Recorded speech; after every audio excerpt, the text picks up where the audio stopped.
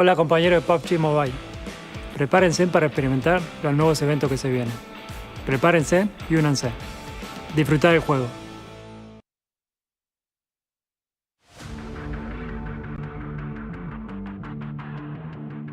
Olá, eu sou o Carrilho da Alpha 7. Nós estamos jogando a Liga de Classificação da PMGC e a sensação é de dever cumprido.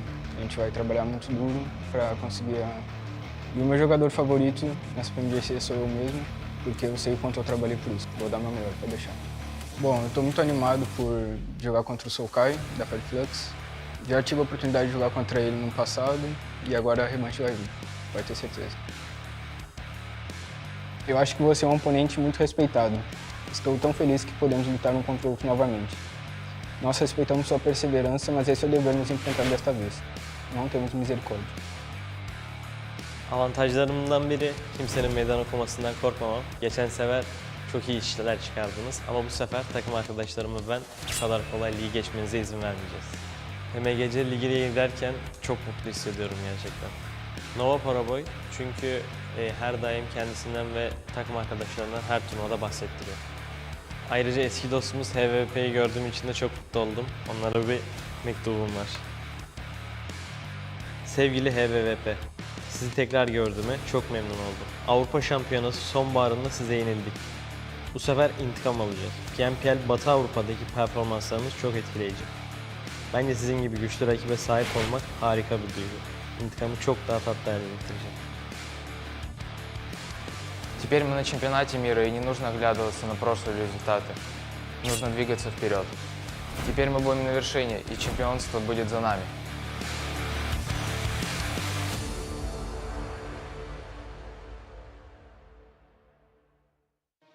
Welcome to the 2022 PUBG Mobile Global Championship.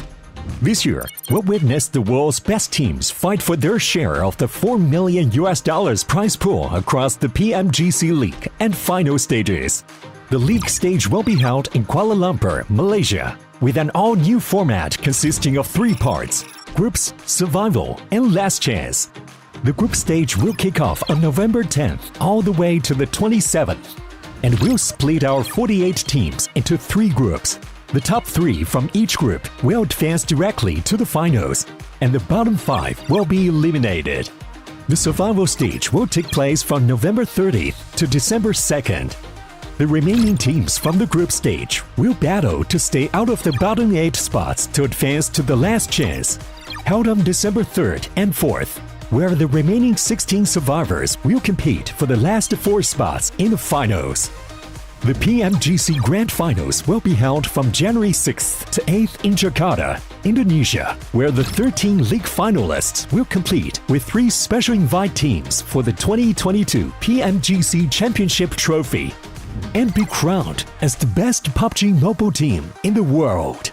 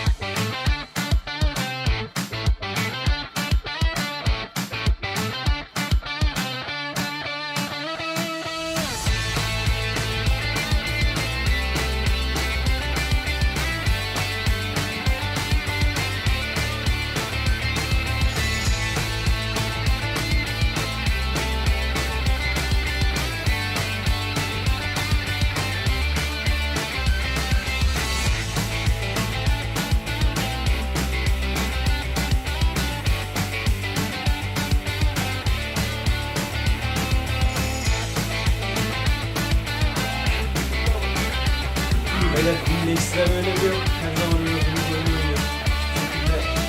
Hiç düşünmeyin. Bugün alıp gideceğiz. 1, 2, 3. Allah yardımcımız olsun!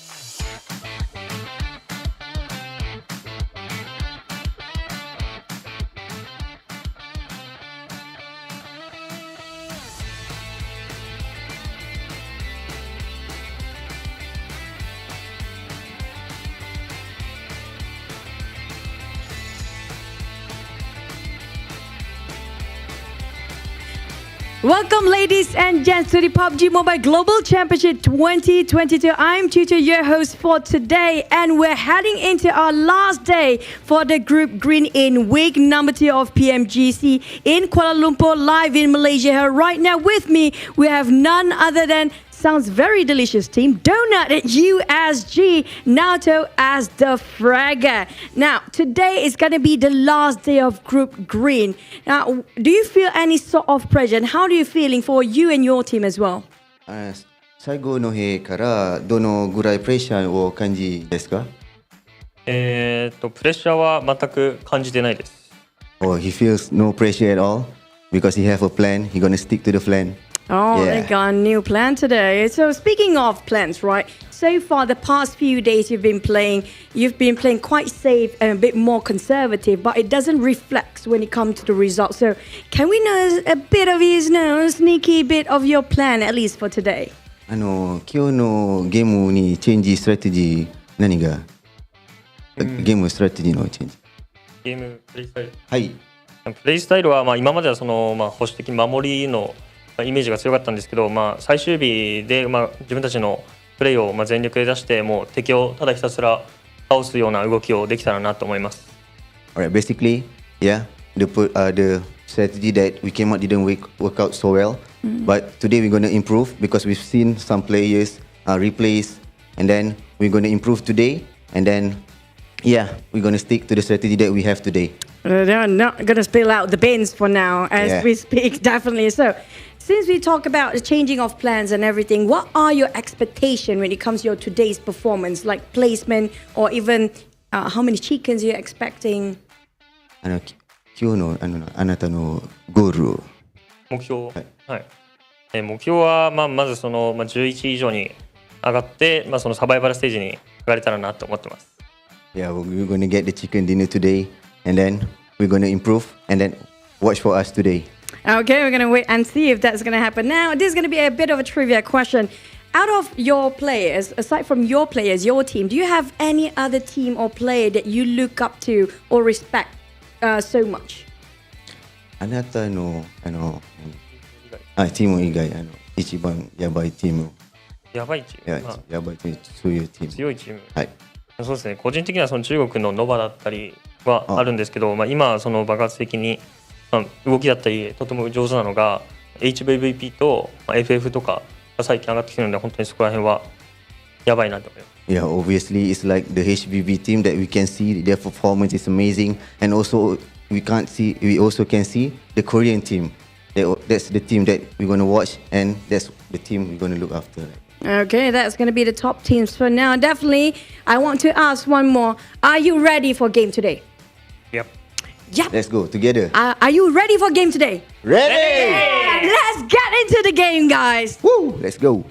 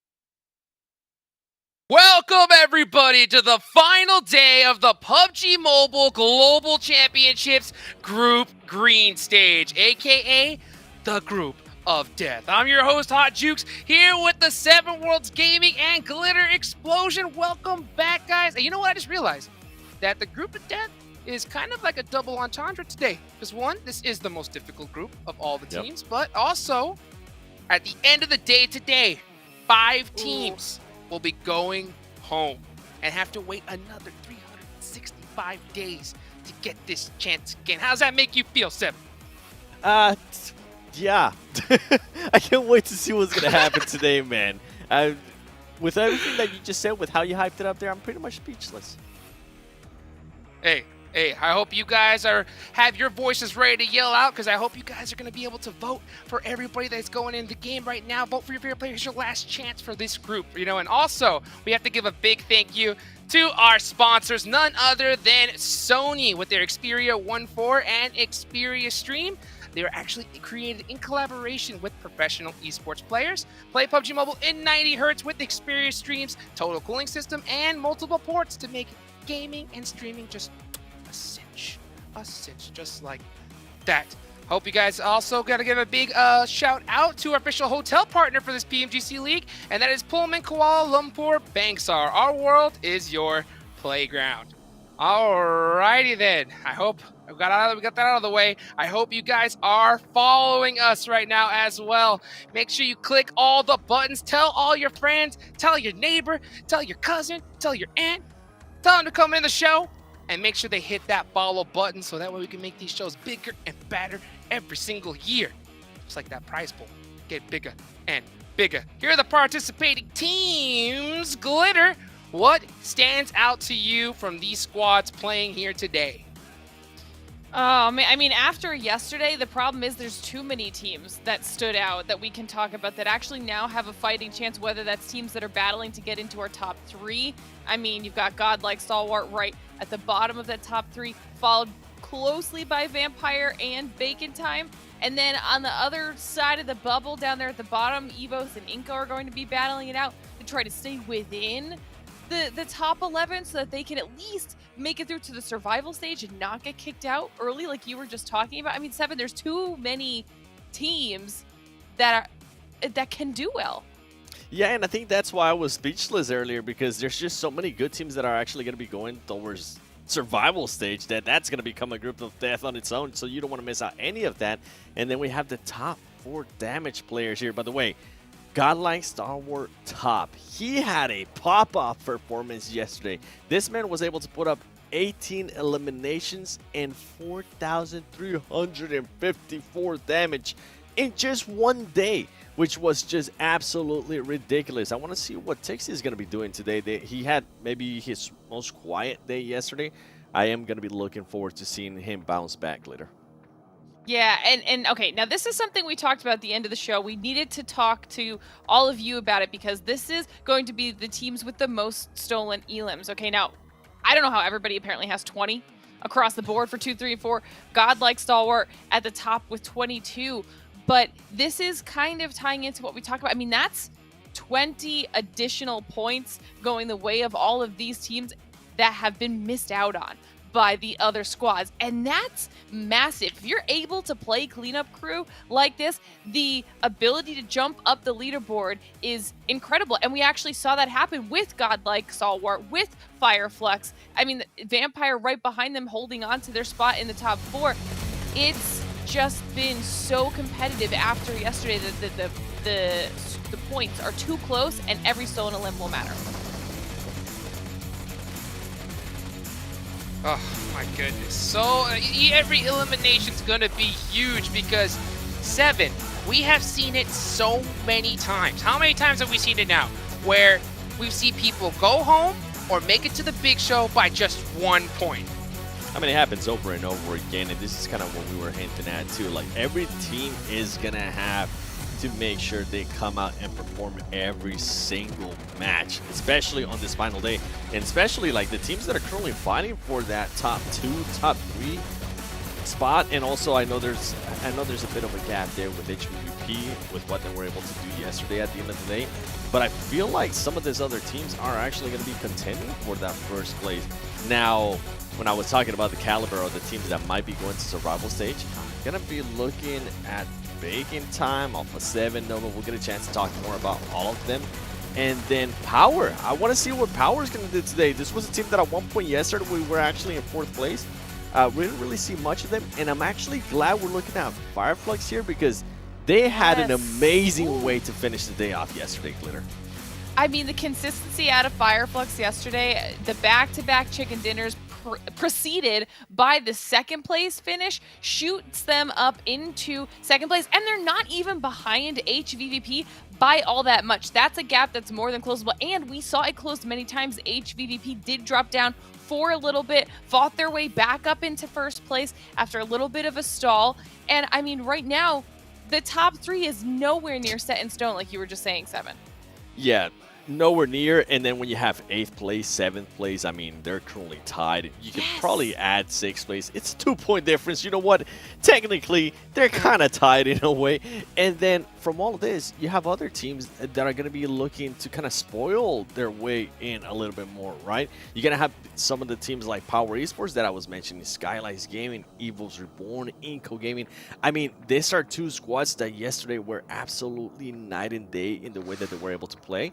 And we just heard it from an interview there from Donuts USG. I would actually like to see Donuts USG showcase more of their skills because they have just been absolutely quiet this whole week. It's not the performance that I expected out of them considering how big their esports scene is over there. And then last but not least, you got Knights. I mean, they're in last place. I saw Coops being able to tweet out using hashtag PMGC 2022 saying we got nothing to lose. So I want to see them play like they got nothing to lose. And Glitter, we talked about them yesterday. We're going to talk about them a lot more, I feel like, today. Evos and Inco Gaming. You can see top 5 rate is tied, right? Dang. But that's not technically true. Because yesterday alone, Inco Gaming, they were averaging about a 7th place finish. Meanwhile, Evos was averaging a 12th place finish, which is, Evos definitely needs to change that. Yeah, and that's why I mentioned it too, because they're going to be fighting to just stay alive in the survival stage. And as we take a look at some of the other squads that were slightly more successful yesterday, you can see just how much Fireflux specifically skyrocketed themselves up.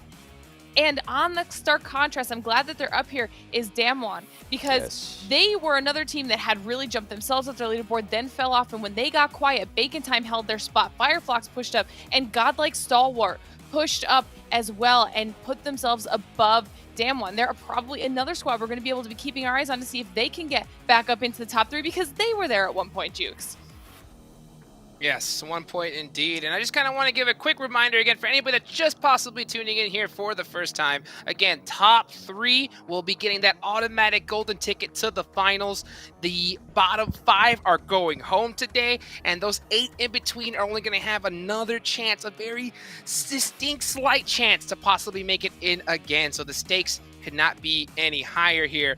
And, you know, for a team like the Knights, who are in last place right now, the only American representatives, you know, they are 27 points behind today. So they have dug a heck of a hole for themselves today. But you know what? Let's talk about the teams that you guys have picked to watch and keep an eye on today. Seven, why don't we start with your picks? Yeah, I'm actually going to go with Damwon. They were super quiet yesterday. This tends to be a team that can be very passive, and I feel like that hurt them in a big, big way. I think they only had one game where they actually ended up with more than 5 eliminations. They need to switch that up. And, I mean, we got to go with Alpha 7. We got to go with Nova 2. These are teams that can put themselves within striking distance, and they have that potential, right? They have that potential that they can have amazing performances. We saw it, especially out of Alpha 7 yesterday. They ended up something with along the lines of 32 points in one game. If they can come in today and do that, it's going to set them up great, Glitter. Yeah, and then, I mean, there's so many teams to talk about. That's the problem with having to pick for the top of the show. Everyone's so close. But Fireflux, like we've said a bunch of times now, I mean, they closed out the day with a second place, a first place, a first place. They are on a massive snowball effect right now with their momentum. So they might be able to carry that into today and at least keep themselves in that top 3, on top of the fact that I would then also kind of looking down towards the bottom. With Inco, obviously, Bacon was on there as well. Bacon has just had a stellar performance, and they got a little bit quiet, fell out of the top 3, but they'll probably bounce back, and then Inco needs to make their way into that bubble, Jukes. Well, let's see if they can here. Let's get game 1 started. I hope you guys are ready. You got your popcorn yesterday. Glitter let you know, so you had to notice in advance. Let's take it on over to our casters. So much on the line for so many of these teams coming into today's games. It is the final day of Group Green, and we are so ready for this first Erangel, Zute. Oh, yeah. Anything can happen at this point. The table spread, it is tight for the top 3, also for the people or for the teams trying to get into the survival stage to continue on. But like Hot Juke said, this is the group of death, and there are going to be some teams meeting their demise and getting their bags packed home, and this is going to be the end of the tournament for them. One of the teams looking like they're about ready to pack it back home would be the Knights. They seem focused, though, on the player cams. Of course, we got godlike stalwarts here looking in much better spirits after their explosive 3 days. Yeah, godlike stalwart now in 3rd place on the overall standings with 189. 9 points ahead of Vampire in 4th place. So they have got that little bit of a buffer, and they're definitely in contest for some of the top spots. So good news for them on yesterday's games, taking control of one of those top 3 spots. And we are off. First map of the day, Erangel. Now this map order, this sequence, right, it is as normal as can be, right? Pretty cut and standard. We've seen it all across the different, tournaments leading up to here. But man, this week, this second week in particular, the circles and the shifts have been anything but normal. Yeah, it's been pretty crazy. We've seen some wild hard shift zone 1. We ended up near Stalber, I think, last time around over on Erangel, so it's really been quite the loop throwing. Yeah, north of Stalber, right? It's very, very unlikely to end up out there. We're on with a plane path, though, that's quite deep cut south here. Going to be struggling potentially to get up to that north side a little bit early on. I imagine this might prompt some hot drops. Yeah. We saw yesterday a very far eastern path, and that led to 2 casualties. Teams stretching towards the west, got caught on parachuting for like a vehicle, and another team got the better of them. So we might see the same thing happen here for teams trying to stretch up to the north. Big change. HVVP, Military Island, normally dropping up in North George. Yeah. That's probably the biggest change that I'm seeing right now, certainly the one that I've noticed. Tournament leaders currently changing their drop spot. Normally they're dropping out for vehicles and heading all the way up north, but I mean, they smelt all the teams dropping out early. Yeah. And seemingly rightly so. I mean, you've got Nova moving up there, You-Do Alliance moving near Gatka, 1 Million and Fireflux all on that west coast. Those vehicles are going to be so hot right now. I love that adjustment, though, because we were just talking about it, right? It's plane path super far south. There might be altercations heading up north, and instantly HVVP, they make an adjustment. They don't want to risk anything. As dominant and as confident as this team is, they don't leave anything to chance or happenstance. Got plenty more to play with moving forwards. It'll be interesting to see how they navigate going for the crossing back to the mainland, because the circle did pop. It goes to the east side, centering south of Yasnaya Fields, near that sort of shelter mansion in between school area on the hillsides. Repo Boy spotted out. That's Paraboy there from Nova. It's Paraboy for you with the DP4X.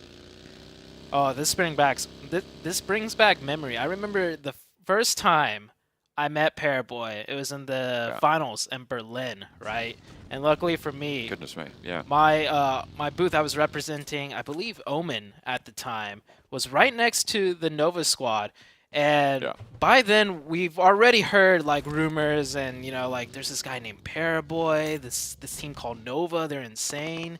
And I want to finish this story real quick because, flashbacks, but Paraboy with the DP in the training room, right? Everyone's warming up on their phones, and all I hear next to me is a DP firing off for the whole hour and a half, and it's Paraboy like zeroing in on his skills, and I mean, you saw it right there.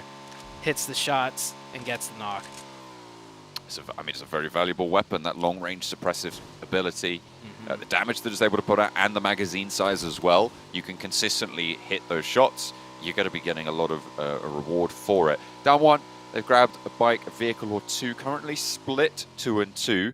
2 players back over towards school and apartments, that sort of area of the map, 2 a little bit further east, but they are just grabbing those vehicles, looking to regroup.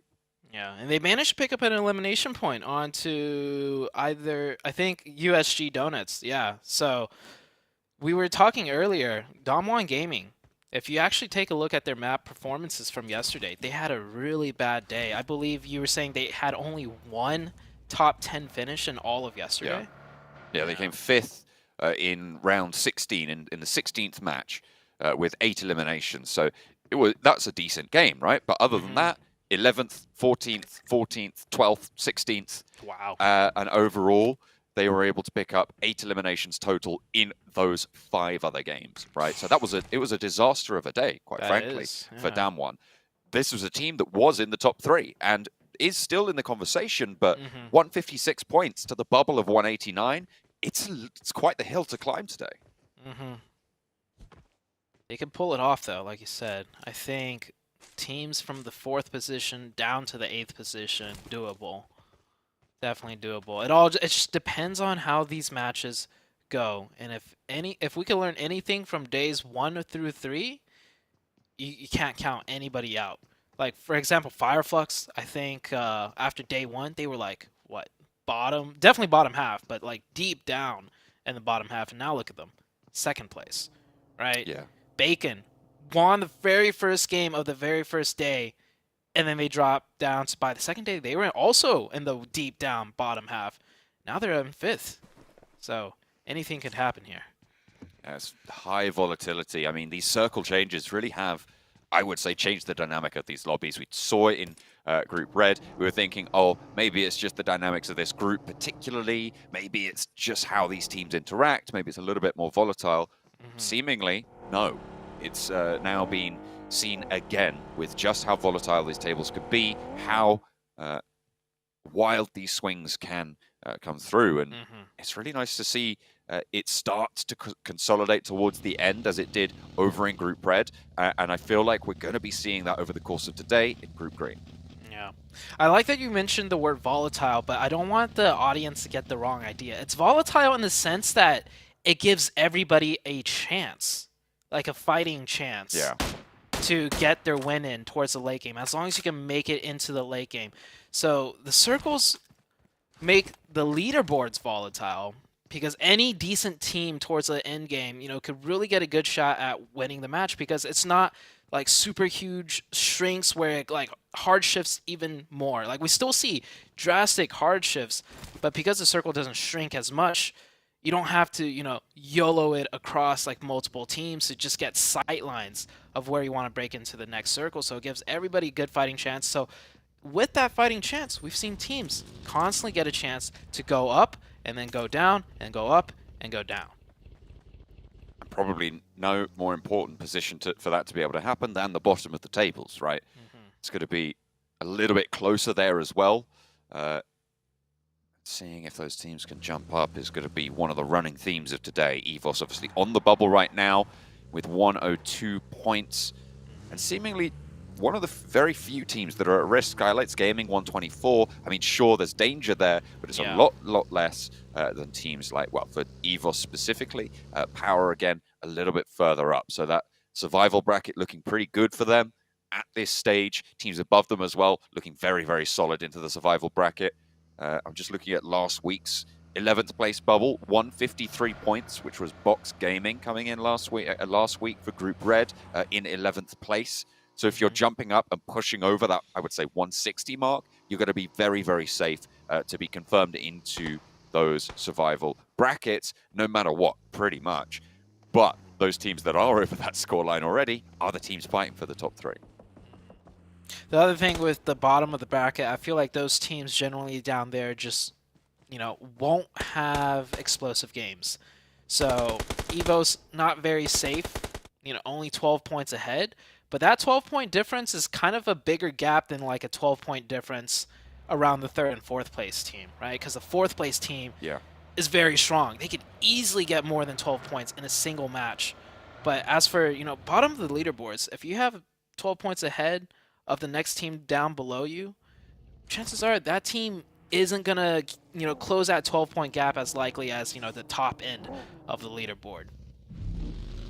The scoring potential and in general the average scoring at the top, you're right, it's just much higher on average.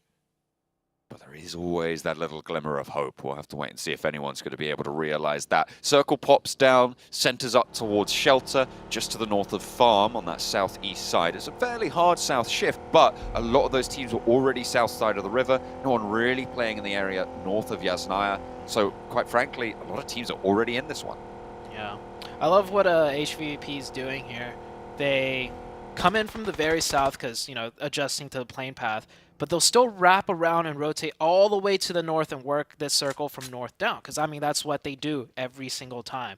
So even though they change up their drop spot, you know, they're going to stick to their game plan, and they just come in from the north once again.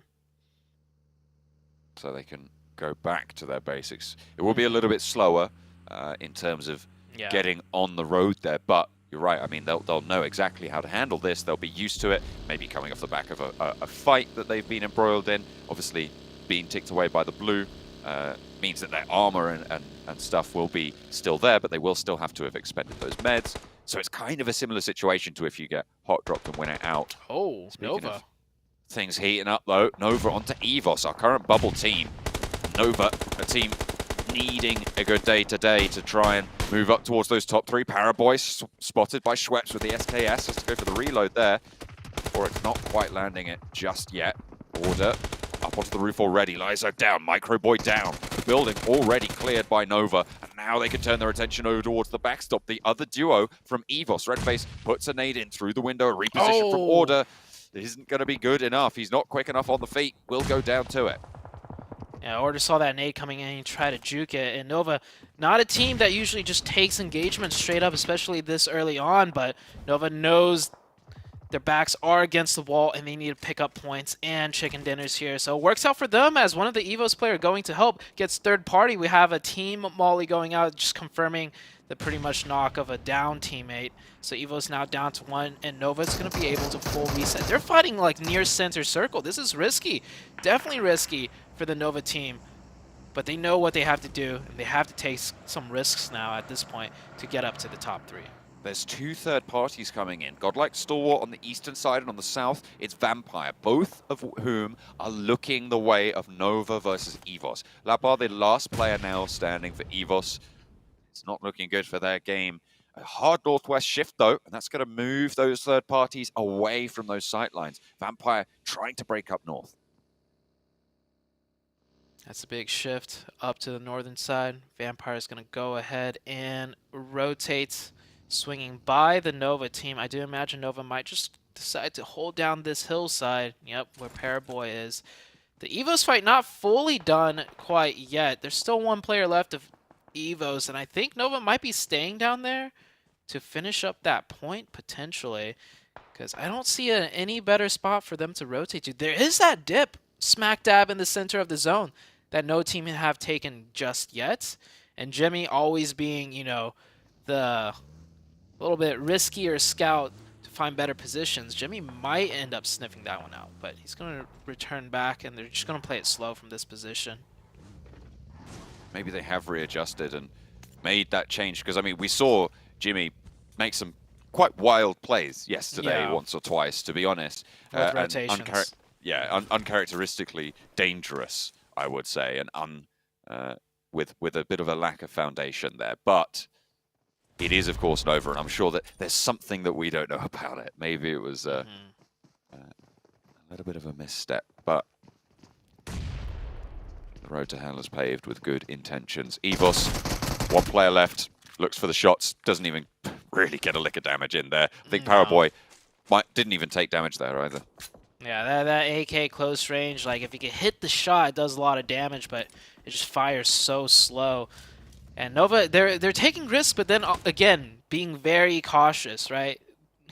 Jimmy went back up the hill to scoop up Paraboy to go down and take the safe compound rather than playing on the hilltop. I do think the hilltop is a strong position as far as vision goes, but maybe Jimmy, you know, thinking better of it, like, hey, it doesn't matter what we could see.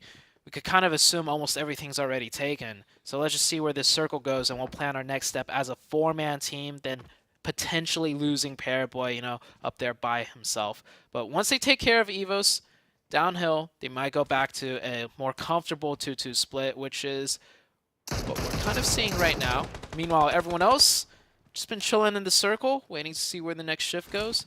That middle gap pocket still open, a very strong position that nobody's taken up just quite yet.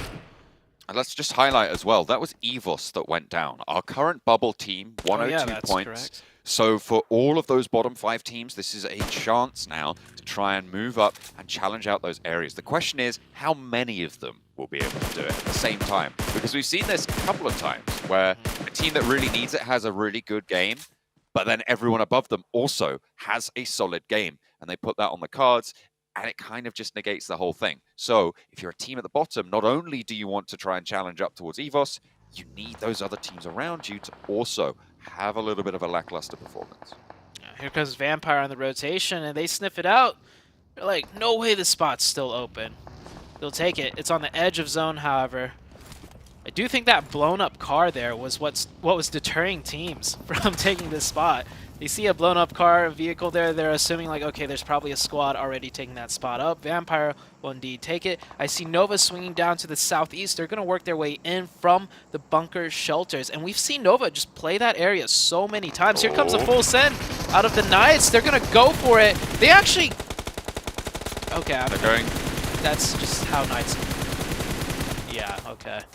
I don't have anything to say about that. That was all 4 people rotating in a vehicle. We say we don't like it. Hang on a minute, hang on, because there's a third-party power moving in, potentially capitalizing on the chaos sown by the Pittsburgh Knights, crashing straight on into the Vampire stronghold, and Vampire are dispatched. Power take a little bit of damage, sure, but with 3 players, they take up this position. Bit of a crazy set of events there.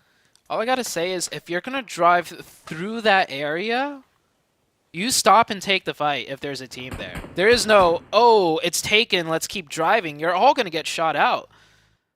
I don't know. Yeah. Like, if they full send crash that is a viable play. I've seen it happen quite a few times. Like Power just did it. Exactly, yeah. Teams are able to full send that and 4v4 and win, even though it does seem like they're at a disadvantage. But for you to full send that and meet a team and then keep driving, that's just certain death. Meanwhile, Nova on the bunker site, like I said, a team that plays this area day in, day out, all the time. They're going to try and take control of this. They will force Bacon Time back down deep into the bunkers and have control of this, but there's still the team of godlike stalwarts just right across to their western side holding down the other bunkers. Order posting up top. Paraboy as well, controlling these sightlines. Wants to cook a nade and put it down the stairs. Force Bacon Time down further into the bunker. They're just checking their angles, they're biding their time. A lot of the bunkers are still in this next circle, so they can chill for a little bit, but they will have to fight out. Northern side starting to get a little bit hotter as HVVP start to engage over onto Udo Alliance. This is to the eastern flank right now, playing a 2-2 split with HVVP. HVVP, I think they had the 2 players in the back to, you know, manage their flanks, the backfill as always. Now that they got 2 openings, they're going to go straight in and go for the kill. Udo Alliance now down to 1. HVVP about to pick it up. I can't fault that. I mean, you even saw they were on a 2-2 split. The 2 who took a fight said, we've got a knock, we've got some damage in. The other 2 around both flanks with the vehicles just came in. A beautiful pincer maneuver to Ballet. And there's that flank that they were worried about. USG Donuts take up that position. Luckily for HVVP, though, USG Donuts is only a 3-man team. Not as much firepower to do what HVVP did to Udo Alliance. And the next circle is about to shift, too. So that leaves less time for them to be aggressive on. The circle goes down to the south. Good news for Nova. They're in zone. Star Wars Esports also in zone. Another team right now trying to hold that top 3 position. Meanwhile, Damwon Gaming on the back foot of things, needing to push past Alpha 7. They're both with the blue to their side right now, so everyone has to move south on this. Alpha 7 have the advantage in that they've got a knock over towards Ocel. And that's going to mean that Damwon Kia have to figure out how to get this one back up. Or if they can at all, or it looks like they aren't. Carrillo puts that nade in. And Ocel will fall. Down 1 on 3 players. They're very close to HVVP as well. Taking shots over towards Donuts USG. Bacon Time. Delusions of grandeur potentially going up against Nova. The buggy in the way. Are they actually fully trapped here? Yeah. I was surprised Bacon Time went all 4 into the bunker, because that's such a standard play. If everyone goes into the bunker, you just park a vehicle in the entrance and you just trap them in.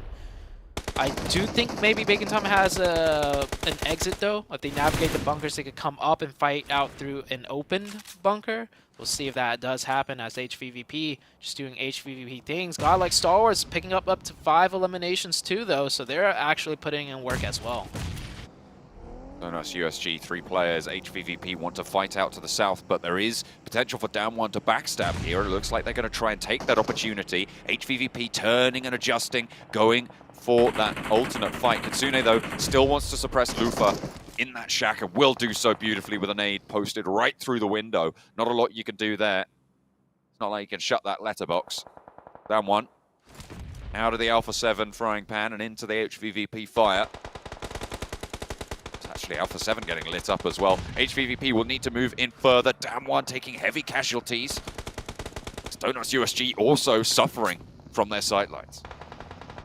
So much chaos right now happening on the northern side. We have 3 teams trying to just make their way slowly creeping into the circle. Another foe will send by USG Donuts here. Forced to try and take this dip when they lost Lupa, and it's not working out for them. Down to just 1 player, and that is Donuts out. Teams on the bottom of the leaderboard, not really making much, leeway into the Evos going out early. There is still Inko and 1 million, however. Bacon Time did find an exit strategy, and they found their exit strategy right into the jaws of godlike Star Wars. Seems like it's going all right for now. They have managed to get out. None of them are fully flushed just yet. It's like Isis is going to stick this res. Oxstar caught. Top not answered on towards. One of the top damage dealers in the lobby right now. And he's fragging out with the rest of his team at the backup as well. Pika swings out wide. Top does finally get fallen. And there we will see actually Godlike Stalwart backing it on up into the entrance because there will be other teams looking this way. Nice nade coming through from Action to seal the deal. There's actually HVVP on the northern side going to be trying to move on through. Alpha 7 giving them hell for it. Kitsune will be one of the 2 players remaining. Flush is actually going out towards HVVP. This is a brilliant game for Inko. The top team in those bottom 5, we're going to try and leapfrog on out of that red zone, of that danger zone, and playing from a really solid central compound. Look at that circle as well for them. HVVP Action taking a beating right now from Alpha 7, but Alpha 7 make a slight mistake. We'll lose a player unnecessarily. It is a 3v1. Alpha 7 should be able to finish this up. Kitsune, the IGL, last man standing, goes for the run over, and there we go. They do knock their own teammate with that. Luckily for them, he is only knocked. Sometimes vehicle explosions will finish a teammate out completely, so they'll get that revive. Alpha 7 with 7 eliminations and 3 up. They have a good vantage point to see the rest of the playing field, but everything is taken, as we can tell here. Well, that's not only good news now for Inko, but good news for Godlike Stalwart. 189 with 8 eliminations. Nova is able to pick up a power player. But 189 with 8 eliminations, that puts them on 197. So they are within striking distance of HVVP this game. And they can put themselves in that conversation. Unfortunately, they are kind of trapped out in the cold on the south side. Nova right now with 6 eliminations, doing very well for themselves as well. Oh, taking the 4v4 now with Godlike Star Wars. They're making that full committal push. Top is down. Top is finished. That was actually stolen away by Inko, so huge for Inko to try and break through the bubble. Star Wars, this is a 3v3 because we do have order down in the shack. Scry and Action both fall as well. Just Pika now tries to move past Jimmy. And with an M249, it feels like Jimmy is just a beast with this gun. It is so impactful when it's in his hands. We saw it yesterday over on Miramar. Seems like Erangel will feel its wrath too. Yeah, he's been rocking that M249 a lot. Last game on Erangel in that Wizard Tower, he was nailing shots with it. Speaking about getting pinned down though, Alpha 7 getting pinned, but a good nade right back. Skylights Gaming, they only have 2 players up. This could be the chance for Alpha 7 to go in and take this position over, this fortress of a position. Only the 1 player up now as Mythic leads the charge on into the building, looking for the flushes. See if they can pick up the rest of it. Just Nima on the outside, actually, by the wall, by the vehicle. They know he's there, spots the ankles, and in comes the swing. Revo does go down, but Carrillo's there for the backup. Revo again, the only casualty here for Alpha 7. They'll have to res him one more time. What a takeover. Skylights Gaming was here first, and Alpha 7 down to 3-man was able to successfully make that push and take the position over. Inko still with 4 up, 1 million, crashed, playing on the walls, just laying prone, laying quiet. And Nova, we've seen them funneling players back and forth. They're setting up for their potential next move. Still got quite a few teams left in here, quite a few players. 5 teams left. Fireflux, Solke, last one up. Still hanging in there, this team. Just so resilient right now the longer this tournament goes on. Nova, 4 players, 10 eliminations. We said today needed to be good for them. This is how you start it out. Look at the split that they're going for right now. This is a statement. Beautiful positioning. Alpha 7, Lord Nades going back and forth. That's right on the windowsill. Does not go in though. How did that not hit him? Goodness me. Just finds the edge, but I don't think I've ever seen it so perfectly placed with the camera right there and the nade just landing right on the windowsill. I love it. A nade never looks so big on camera, right? I know, right? It's crazy. It's right in front of your face. Oh, new zone has shifted. It will go up north, giving Nova partial zone. The fortress right here, though. However, Alpha 7, 1 million will be sitting cozy. Inko looking to edge in. I think they won't go for the full push, and that's a good nade for Alpha 7. Alpha 7 up to 11. All the teams that need to start popping off are really picking it up already in terms of eliminations. And wow, this one. So close. Inko spotted by Order. Nova moving in from that south side. 1 million really struggling. They're just trying to hold out, but a 5th place finish is great for their chances. Over towards the bottom side of the table. Inko as well looking to strike out. Or rather the opposite, not strike out on the tournament with this performance. Every team jockeying for positioning right now. Inko's trying to see where they're going to play next. And if the pressure out of Nova is strong enough, they might end up just crashing the wall side.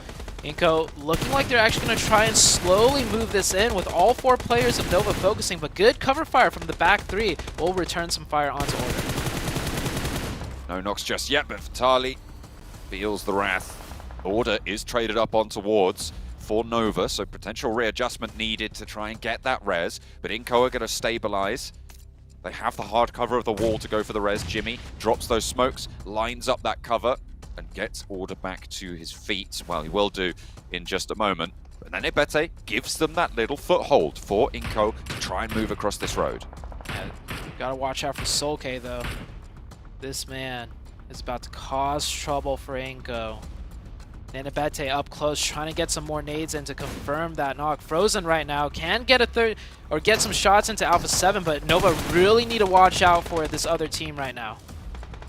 Ooh, it is really dicey here as the circle again shrinks onto the fortress. 5th place, 1 elimination for 1 million. It's not much, but it'll do. It will put them, well, rather it will keep them towards the top of that elimination bracket. Not be happy about it. Inko with a little bit more impact here. 5 eliminations and 4th place guaranteed, but Order lands the nade onto Nanobete. Can't volley it back.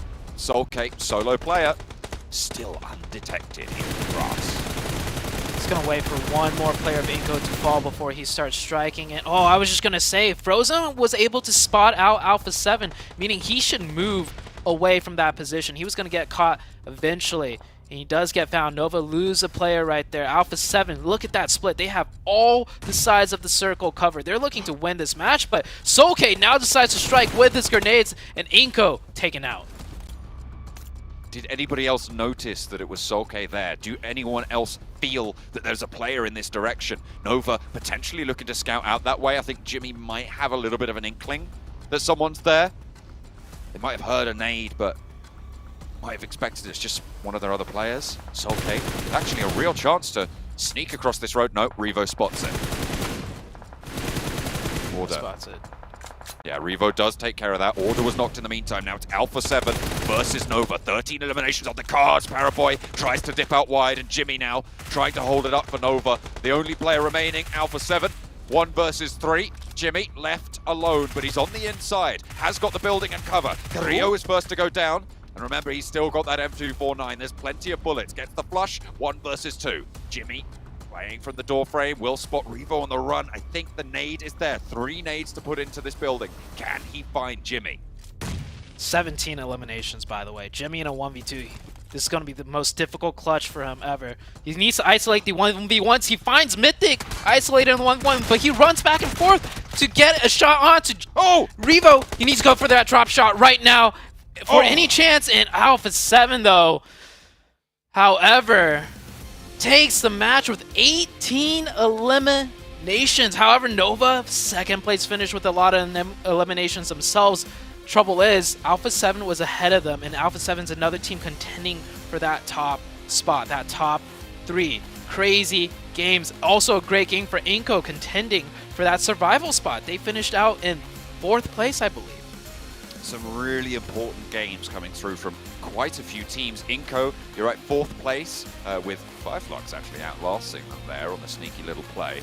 But getting in there, getting a whole heap of points for it as well. Great news at the bottom of the tables, 1 million as well. Pretty deep into that game, a 5th place, 1 elimination. So great news on that front, but it's Alpha 7 to take that chicken dinner, coming in with an 18 elimination point game as well. That is going to be really, really good news for the squad, as well as Nova, both of whom were sat on 154 at the start of today. So this was a really important fight to see who was going to take that lead, but both of them get a whole heap of points. Yeah, just like we said, the leaderboards are starting to change. Once again, teams are setting themselves up for that position. Evos on the bubble go out extremely early with 0 points. Vampire Esports as well kind of went down to the Pittsburgh Knights crash that was questionable at best. They will be dropping down even further. Alpha 7 on their tail and on the tail of the top 3 as well.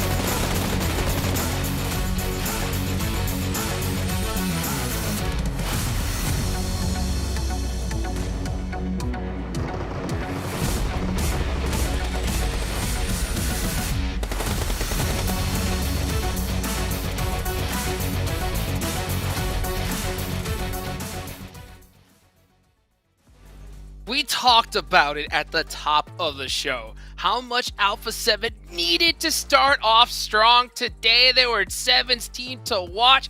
33 total points. The most so far in this tournament in game number 1. And then Nova pops off as well. Glitter, what's going on? I love it. This is what we were here for. We knew the last day of this group was going to be pure insanity. Alpha 7 and Nova, probably 2 of the heaviest hitters that weren't really where we thought they were going to be in the overall standings. And now after this performance, I mean, Nova almost hits a 30-point mark as well. And then to be fair, though, the performances followed up very closely by Fireflux, who was in 2nd, Godlike, who was in 3rd, and Inco, who was all the way down at the bottom, 7. Oh, I'm happy, okay? And can we talk about Mythic? 8 eliminations when your team needed the most, 1100 damage, and then you go to Jimmy. For a second there, we thought he might be able to clutch it up 1v3 against Alpha 7. That is ridiculous that I'm saying that, but it could have happened. He ended up with 6 elims, Order 2 with 6 elims, and then Revo. I mean, the teams that we were talking about, like Hot Juke said, the teams that needed to have those pop-off performances, they just did. And this is why we were picking them at the beginning of the day. I mean, these teams have that potential. They have that potential to break the record of Group Green in regards to points, and Alpha 7 just did that. Absolutely insane. And you know what? I missed it at the top of the show. I wanted to say it. But you know what? Before we do that, of course, guys, make sure you guys go vote right now. Get inside the game, get your PMGC tokens, and hopefully you get all the right picks and you're able to get some of those sweet rewards. But you know, one thing I missed at the top of the show was like, hey, the teams, the clutch factor, right? You have to have that in order to get a great performance here on the last day. And it doesn't hurt to have an insane amount of experience at this stage already. Nova, 2 champions, previous champions twice in a row, you know, Alpha 7 having tons of belts on their thing. The only thing they're missing is a PMGC belt. And just look at how it started off. Alpha 7 first, Nova second. Yeah, and I mean, the aggressiveness out of Nova right from the get-go. You even mentioned, I mean, it seems like they did their homework yesterday. Yeah. They were looking to see what they were going to be able to cut off, maybe get some easy points. They were able to do that right off the bat with getting one of the players from Euro Alliance. And then on top of that, they just kept wanting to get into fights. When we saw the fight between Nova and Evos, we saw Paraboy being able to hold the off angle, and that ultimately ended up helping out the team. So you can see this teams definitely came to play, and the teams that are at the top, the teams that were in that top 3, need to watch out. But something that you did mention though, Glitter, is Fireflux consistency continues into today. Literally, like if we are taking their performance from yesterday, they're now 4 games in a row where they don't finish outside of the top 3, and that was coming off of the back-to-back chickens. Now they have a 3rd place finish to start today off. I mean, Jukes, they're looking very strong. Oh, they're looking so strong. I mean, it's ridiculous to see how they're doing so far. And guys, if you always think there's always room for improvement, right? Go ahead and take out the survey and just leave some comments, you know, what you think we could do better, what more you want to see, you know, or what we're doing right. You know, all that kind of good stuff here.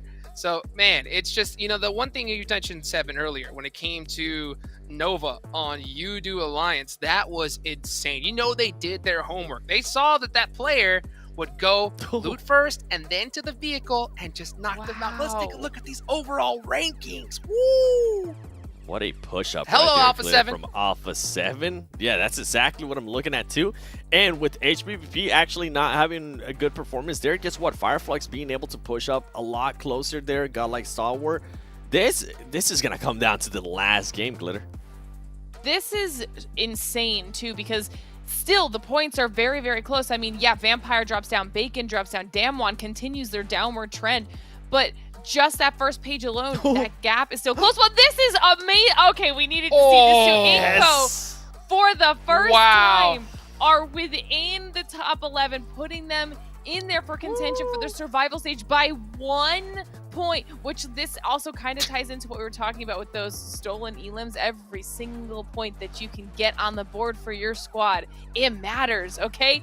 They are literally, they're neck and neck. They're almost identical in where they have their points distributed as well, Seven. Inco deserves it too. We saw them not being too passive at the end of that game. We saw them being able to try to get those easy eliminations here and there. So you can tell that they felt the urgency. Now it becomes a question of, can they maintain that kind of urgency? Can they maintain that position? Because we have seen it go back and forth yesterday. As soon as Evos dropped out of the top 11, we saw an urgency out of Evos, and then they started stepping up their play. Going into Miramar, though, I am happy that Alpha 7 got a chicken dinner out of the way before the Miramar. I feel like they have been waiting always for the Miramar match to kickstart their day. That's not the case, and you can see going into Miramar, Glitter, Alpha 7 is one of the top performers. Yeah, I was going to say, now we've got the Miramar specialists already hot off of the first match, and this could be really massive for Alpha 7. We saw how close they got after that first match when it comes to the top 3, and this is now their specialty. I mean, clearly they've got the best stats, but to be fair, every other top squad around them, Nova, HVVP, and Vampire Esports, all also doing well on Miramar. Looks like they're going to have to start taking out some of their competition. Yep, it's about that time. I mean, it's so crazy just to see how Alpha 7 dominated that first match. I mean, they're just going to be big chillin' here in Miramar. Hopefully they just don't get a little too overconfident. Still got some work to do, but man, are they in a good position. Let's take a look at y'all's teams to watch. Of course, 7, you had to pick that Alpha 7 pick. That makes total sense here. But hey, I also see you pick 1 million. I did pick 1 million because what we saw there on their overall, guess what? They, with the performance out of Evos, with the performance out of Inco, now is a 3-team race for that 11th spot. And I also pick Evos because of what I mentioned earlier. Now they're not in the top 11. Now they're going to feel that urgency that they felt yesterday. And we know what they were capable of. And I do see that you have Inco on your teams to watch, Glitter? Because for the exact same reason. Now Inco's in the top 11. You know they don't want to let that go. And like you said, they're playing more aggressively than we've seen them play so far, and it looks good on them. So if they can keep this up, they might be able to continue at least giving themselves a little bit of breathing room when it comes to their back and forth with EVOS, focus on some of those teams above them. And then I want to see what we can do with the consistency out of Fireflux, and then obviously Nova. Looking good. Yep. Something to keep an eye on, by the way, going into this Miramar. What's up? Vampire Esports needs to watch out for Knights. Knights got nothing to lose, so we might end up actually seeing some fights there early. Do it. Well, hey, let's take a look right now. We're ready to go. The players are loaded and ready. Let's go ahead and take it on over to John Allen and Zute for some Miramar action. It's time for Miramar, an Alpha 7 special, potentially, on the cards coming through for this squad. And it couldn't be at a more vital time in the tournament. We are starting to see the teams that are willing to go that extra mile start to step up. Yeah, I think everybody has been just stepping up constantly, besides the teams towards the bottom, right? But even teams that started out in the bottom have found their way near the top, or at least in the mid-pack at some point. Now, this is the very last day for this group. First game's done and out of the way. That sometimes does set the tone and pacing for a lot of these teams. And some teams that really needed the points, you know, they kind of fluffed it. EVOS in particular, they were on that bubble and they got knocked out. 0 points gained, taken out early, and a team also just passed them up. That could do a lot of, you know, mental stress for a team like EVOS. And these are all champion teams in their own right, from their own regions, right? So you cannot give those opportunities to these players, even the teams towards the bottom of the tables, right? They absolutely have that caliber of play that they can seize those opportunities should they present themselves. So you cannot give an inch, otherwise that mile might be taken and it might not be your choice. Playing path, not too bad. Coming in from the east, stretching to the northwest. Might be some altercations, but any team stretching down to the southwest, there shouldn't be too many, right? Maybe you'll get a Chuma team and a Vile de Mar team, and then some trash loot south of Las Leonas. We've seen some teams elect to go there. But otherwise, I don't think we'll see any big altercations here. Nova dropping out right over Minas Generalis. That is their typical loot location. Picado being taken up by the Knights, and everything does look pretty normal to start off this Miramar match.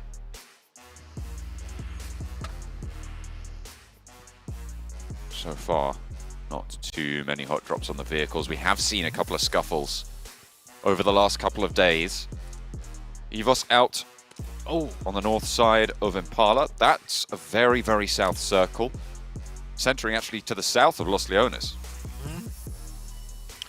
You know, the trend continues, right? Like, yeah, I was gonna say I sound like a broken record, but we have not seen this circle before on Miramar. We haven't. It's yeah. I mean, we just have not. That's fair. In certainly not in Group Green. I mean, we've had. Yeah. I think we had a south-leaning finish. We had a circle that had a lot of the water near Los Higos still in it for a long time over in Group Red. That was one. That was quite an interesting game.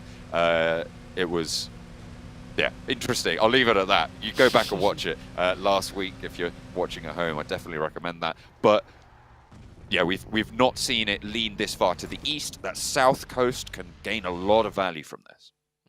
And the playing path also, you know, stretching to the north. So for teams to navigate Miramar from north to south, I would say it's more difficult. If you take a look at the way the roads are laid out on the map and Miramar in general, a lot of the roads run east to west.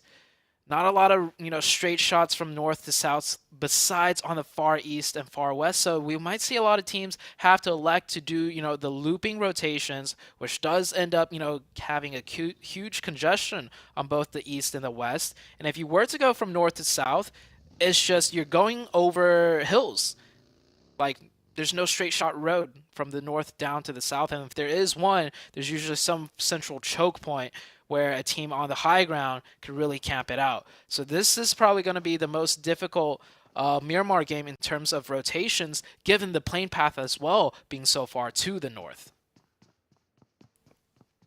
So potentially that direct approach route is going to be tricky. So teams like Damwon could have a better time of it. You could see them moving down that west coast and coming in from the side, right? Moving past Bahia de Mar and playing that south coast road to come in from the side. So I imagine that we might see a couple more teams follow suit. I'm looking at Bacon Time and El Pozo and even HVVP up north. Although, to be fair, you can't count them out. Just sort of slowly moving in with the circle from that north side. I think depending on how fast they rotate, they might just go for the straight shot, like straight down the middle. I've noticed this before in competitive matches with circles exactly like this. So many teams try to do the wrap that one oddball team that just goes straight down the middle, they actually find a better, chance at, navigating the zones as compared to everyone else. So it's kind of like, do what everybody else is not doing, and it ends up being better. It's like mind games pretty much. But we'll see what happens here as the Knights rotating very early out of Picado, sub 5 minutes. Once again, Xenox taking a little snooze in his car right there, just chilling. He has tipped it a little bit, seemingly irrecoverable. We'll have to run a little bit further forward. Solar spotted by Coops. Engaging with Fireflux at this stage might be dangerous given that they've got a player out in the open, but it looks like Fireflux just want nothing to do with it. They are going to completely disengage. Solus not going to catch too much flak. Might spin out there. I think they might have caught a tire, but Coops gives up the ghost. Doesn't want to shed any more ammo. Here comes the save. Gets the car untipped. The Knights just having a lot of vehicle problems today. We saw in the last game a very interesting vehicle problem that led to the death of all 4 players. Once again, vehicle getting tipped. But yeah, Fireflux, everyone should be prioritizing fair, rotations. I don't think the issue is with the vehicle on that one. I think it's... yeah. Anyway, we'll leave it at that. Because at this point, I am just being mean. So we'll move on. Yeah, as poor as the Knights' performance are, though, you mentioned something earlier. Like all of these teams that are here competing in this group are champions in their own right, and that's the same for the Knights. It just goes to show how much the competition skill level ramps up once you hit the global stage and you take the best of the best from all around the globe. It can make some regions look like they don't even know what they're doing. Yeah, which is odd, right? It's kind of crazy, and I mean, those microcosmic metas do develop over time. It seems like maybe Pittsburgh Knights are finding out all about that, but you're going to be watching other regions, or well, certainly you should be if you're playing at this level. You should be watching all of those other regions. It's just necessary to do that, to research, how do I think those dynamics are going to impact into the games that we play, or the play style that we generally try and implement for teams that are coming in from a region that haven't done that. They will just be blindsided by it. Yeah. You got to keep in mind, though, no matter what lobby you play in, there's always got to be one team that's last, right? It's true. It's true. Yeah. There's always got to be one team that's last, one team that's in 15th. Saw some risky rotations coming out. That player from 1 million almost getting taken down by Evos. I'm surprised he did not go down. He was like, there's 4 players of Evos really close by. And he managed to just, drive right by and not get taken out. Star Wars Esports coming in, doing the straight shot approach, I believe, from the north, coming in very slow. Same with Inko. Inko actually just playing on the edge of this first circle. They're in Graveyard, like right next to them. Star Wars going to rotate right on by. Do see a few teams doing that wrap. Bacon Time, Damwon Gaming, Skylights, Alpha 7 coming in from the eastern side. HVVP looking like they're going to do not a straight shot, but they're just going to edge in near the top and see where the first circle shifts before deciding on what to do. 8 teams so far have made that south rotation. Power probably the team that is most likely to move a little bit closer. They're all the way on the east side. Inko over in Graveyard might spot Godlike Stalwart on their march south. Scry Under pressure from Becker, but has to go for the reload. Top is there as well, a little bit on the broadside, but none of those bullets really landing on the damage. Might have done a little bit to the vehicles, but nothing more than that. Yeah, just a little bit. Here comes the next circle shift. You see how fast teams... Oh. It's Los Leones. Oh, yeah. What better way to have the first game of Miramar be in Los Leones? I mean, it could still shift off, but with how well the circles have blessed us as casters, maybe not for the players, it might very well be a Los Leones finish. Urban environments are such an interesting dynamic for looking to place in those sort of 3rd through 7th positions, right? Because at certain points you do know that your game isn't going to be a win, so you just try and maximize, right? You try and optimize for point gain, and you're thinking, you know, I think we can get a 4th place. But when you go into an urban environment, that dynamic really, really changes. You all of a sudden have a situation as the Pittsburgh Knights get spotted. Repo Boy up the top. Sorry, I'll come back to that because Pittsburgh Knights now on the ridgeline in a fight against the Udo Alliance team. Teams both at the bottom of the tables. Pittsburgh Knights 16th place, 15th place for Udo Alliance.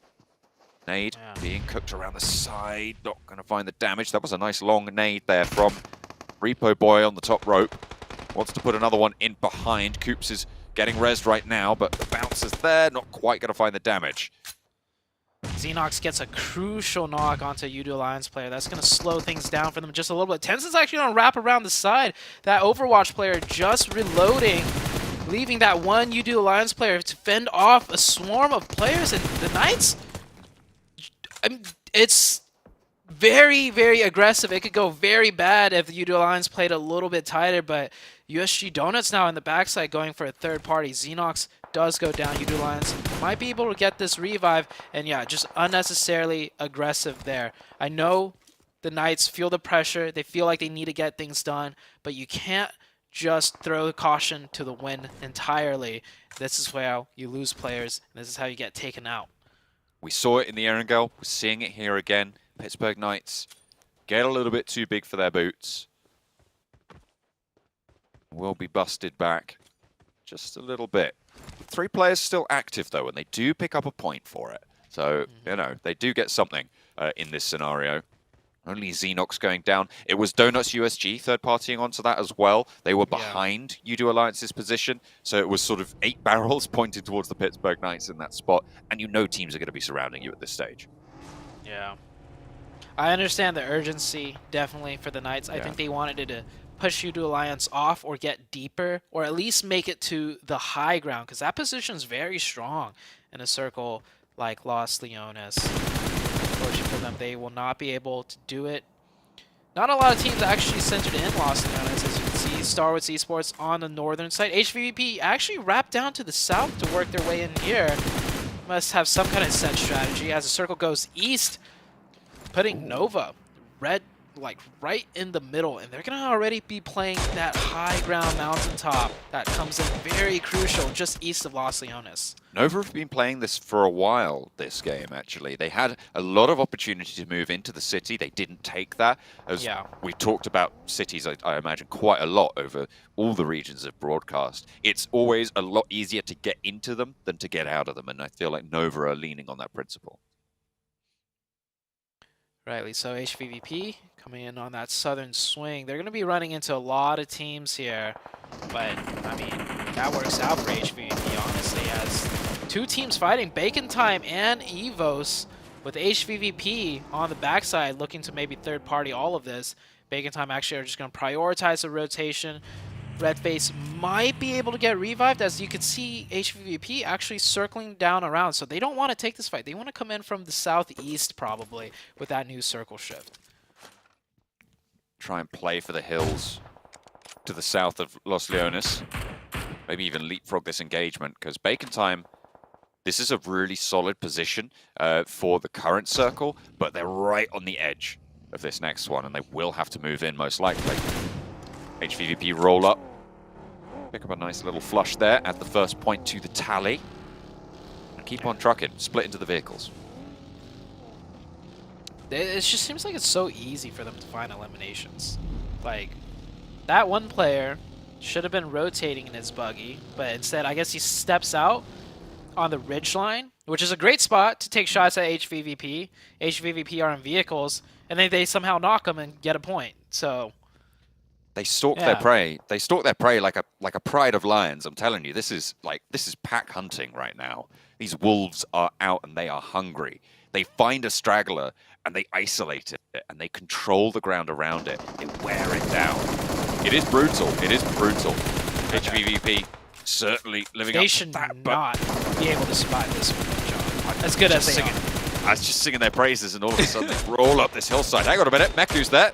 Oh, Blinked of course. Away. Red face. Of course. Flushed out. Only Kitsune down. I mean, it's HVVP. You can doubt them all you like, but sometimes it is just going to go their way. Kitsune does get flushed, however, and they're down to 3 on the south side. They have got a little bit of an opening.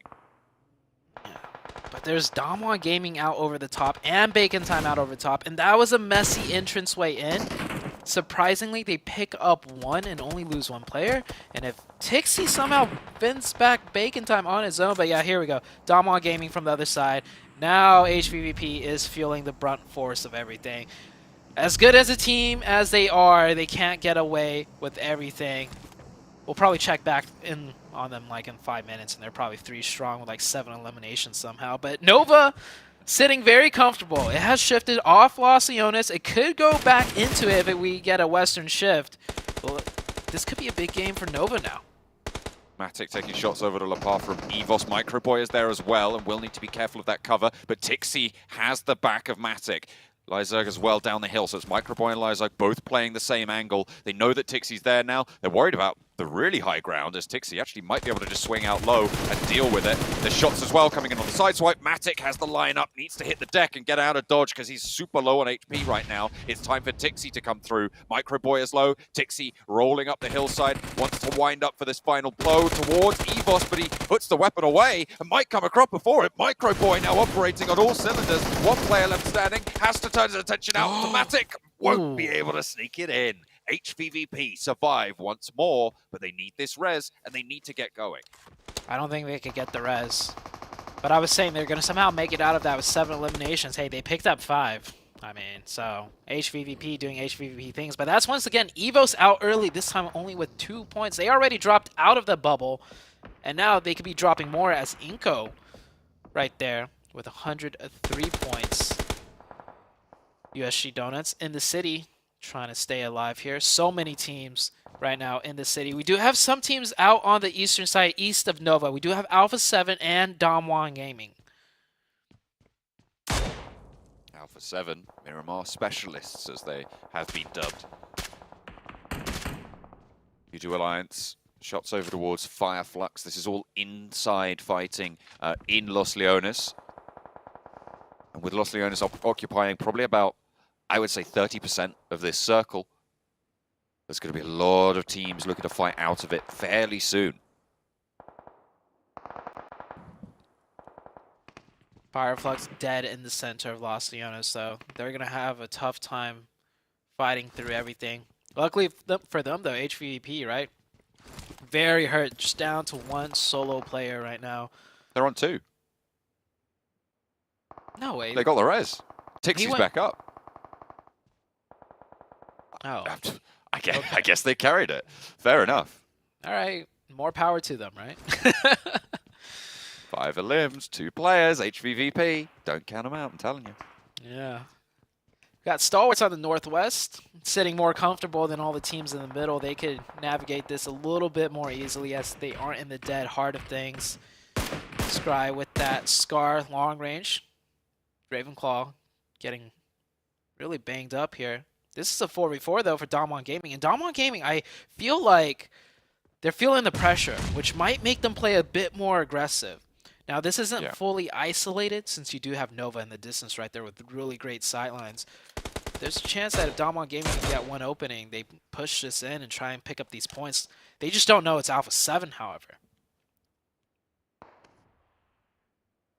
Alpha 7 Nova is a real big roadblock. It's a very big problem. Next circle, just about to pop. It goes north, keeps a little bit of Los Leones in, but it cuts out 3 teams from those Los Leones positions that they currently hold. That's Fireflux, you do Alliance, actually 4 teams as well, because you've got the Pittsburgh Knights on the southwest there, and Skylights Gaming coming on that south side as well.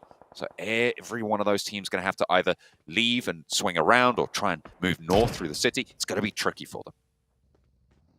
Yeah, definitely tricky. Nova right now, the biggest thing on their mind is what is their exit strategy once it shifts off of them, and then also they need to be able to pick up some points. Very difficult. This is almost HVVP. What? They just rolled straight in, and they're going straight into the middle. Power are right there. Tixie's super low, and they're just going right through everybody. Somehow, they've managed to stay alive for it. Tixie, sliver of HP, managed to get cover. They're in the circle. I like how you ended that with, they're in the circle. I mean, that's the amazing thing about it. They are indeed in the circle. What? Like, as center as they can get without driving into a 4-man team of Inco also, right? Or 3-man team. This? What is this? HVVP, you can't be doing this. This is PMGC. They're playing the game. You can't just do that and get away with it. They're playing the game on easy mode. Power is applying pressure, though. On? Power are applying pressure. All they heard was 1 buggy, so they know it's 2 players at the very most. And Power, right now, in a comfortable enough spot in the leaderboards, like safety-wise in the group of survival, to be playing a little bit bigger and louder. So they're throwing those nades, trying to get something done. One of their players is knocked, though, on the other side of the road. I think they were trying to finish this fight before going for the revive, but none of the nades are connecting, and they will send one over after applying pressure. But this could work out for HVVP if they get that next knock. Grenades coming through, though. Maddox's going to hit this. I just have a feeling. There's no way he doesn't, just because it's HVVP, right? To the window, launches it. Is it going to be on target? Doesn't quite find it, but does give the vehicle a little bit of jip. You do Alliance in the meantime, taking a fight with the Pittsburgh Knights. Pittsburgh Knights, 3 players strong. 3 versus 3 for the bottom of the table spot. Will be going all guns a-blazing. It's Pittsburgh Knights to win that one out. Maybe with this game.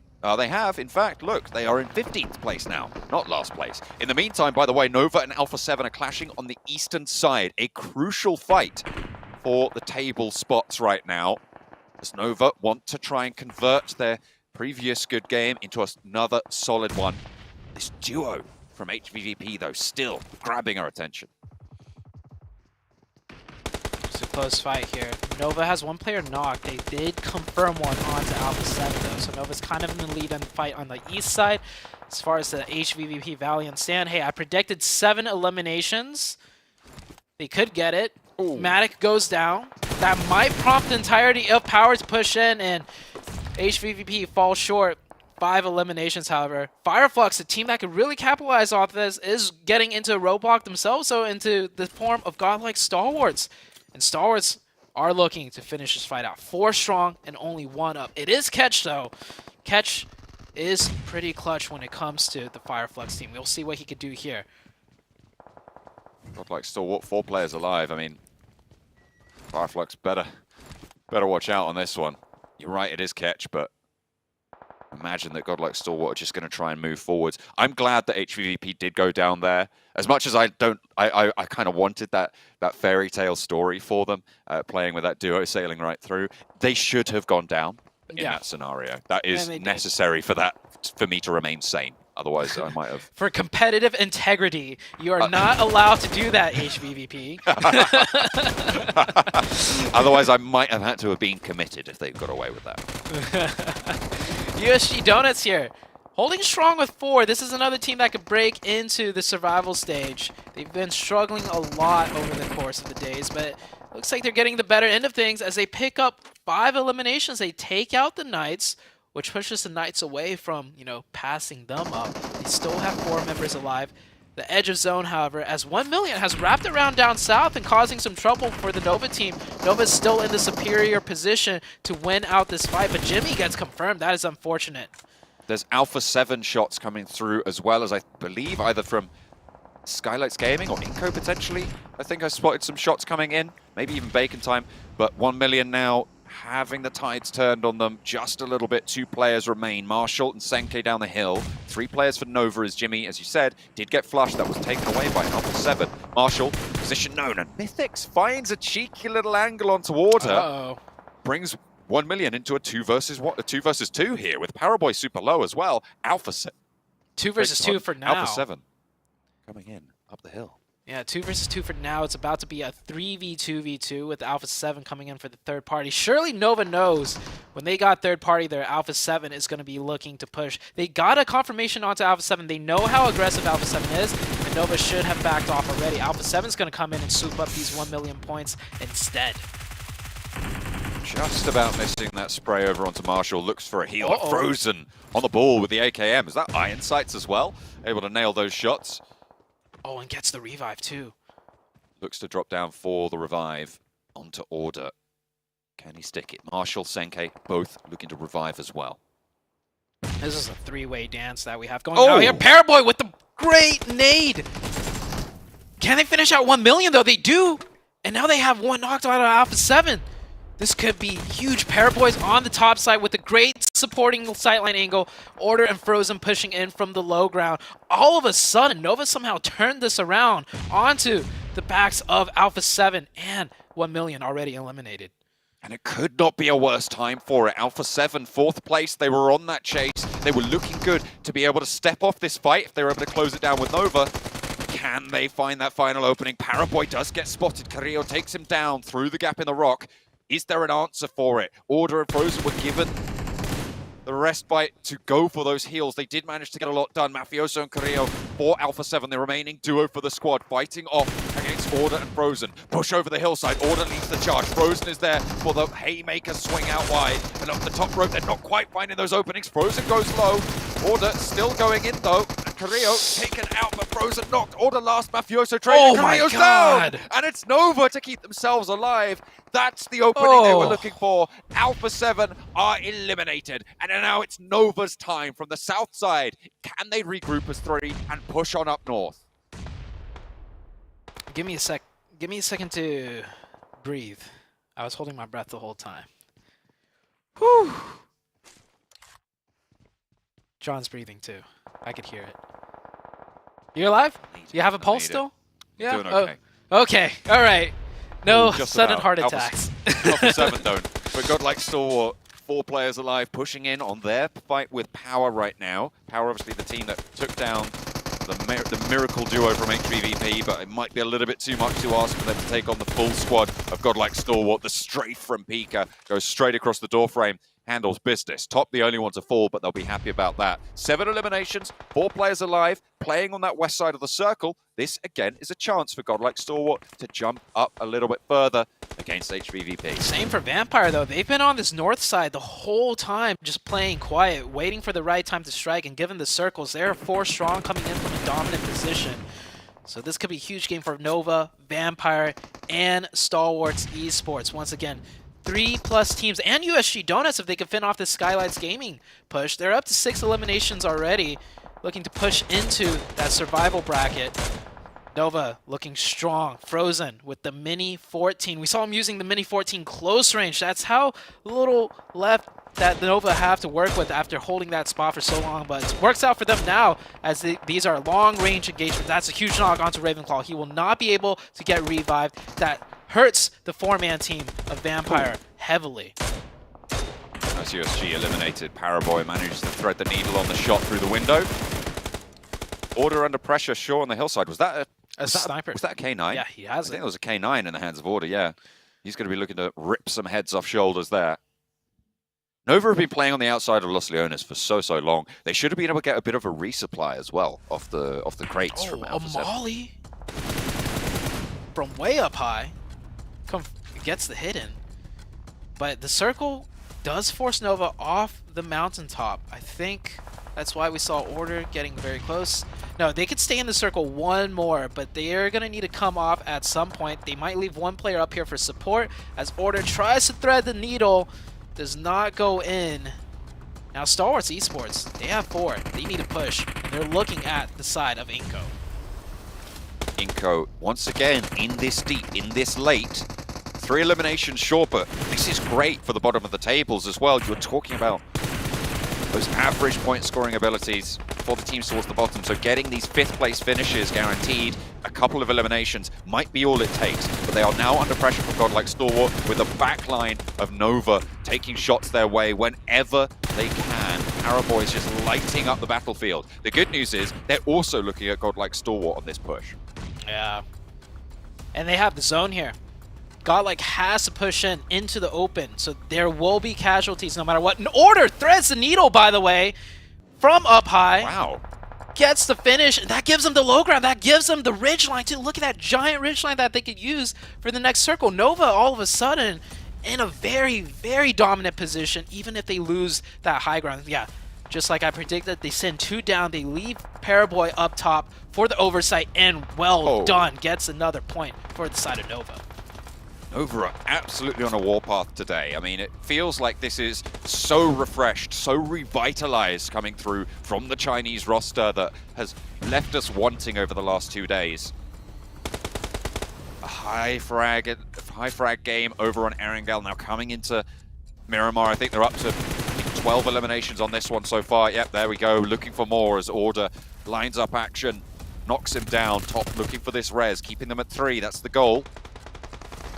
Like Stalwart, Scry to Paraboy up the top rope, but Scry gets flushed out immediately. Oh, and more eliminations. Inko spotted, moving through 14 eliminations now. They are just punching hard, and nobody can stomach it. It is all-out warfare. Nova burning down the competition. Give me another one. I think the last 6 knocks, maybe even 7, were all done by Nova here. They are looking so... And Frozen's got the MG3. Inko will pick up 1, though. And, of course, now we're down to the last 2. 3 versus 2, Stalwarts versus Nova. 4th place 5 elims is good, but Paraboy just finds top somehow. A sliver steps out and immediately is capitalized on. Order rushes forwards, in with the UMP. Once the spray around the side goes down, but it's not going to matter because you step out into the open and you get ripped apart. It is Nova dominating on Miramar with an excellent performance. Alpha 7 thought they could do it.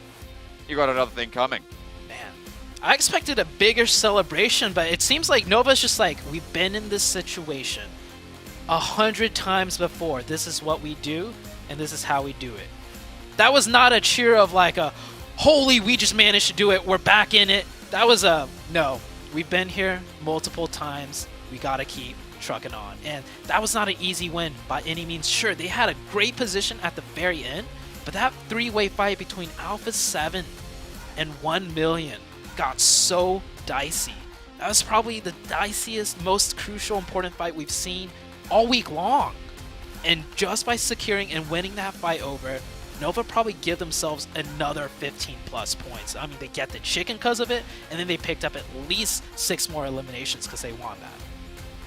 That is kind of exactly what we talk about when we say it's easier to get into a city than to get out of it. All of those teams who went in early, sure they survived late, but you don't have that chicken dinner punch potential, right?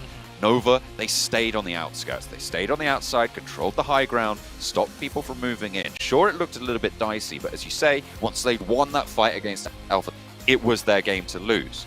They played it perfectly. They left Paraboy in the best position for Paraboy to be able to play from in that scenario. They gave him long-range angles. They gave him no contest. There is nobody who can do that better than Paraboy. He was dominating from that high ground. Order, this absolute cruise missile that exploded anyone that stepped up to them.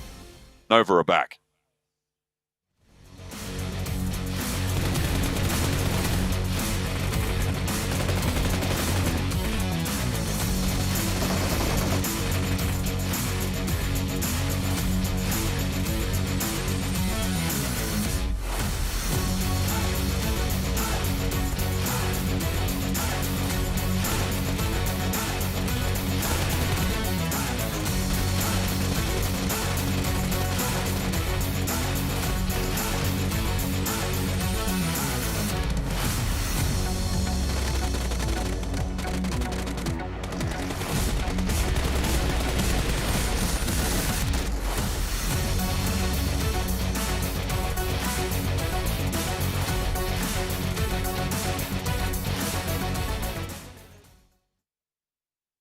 And here comes Nova. Alpha 7 having one of the best performances we see in game number 1. And Nova said, you know what? We're going to put a stop to that right there. Take them out and then have an insane elimination chicken dinner right in the next match. I mean, this team did their homework and they came to play today, 7.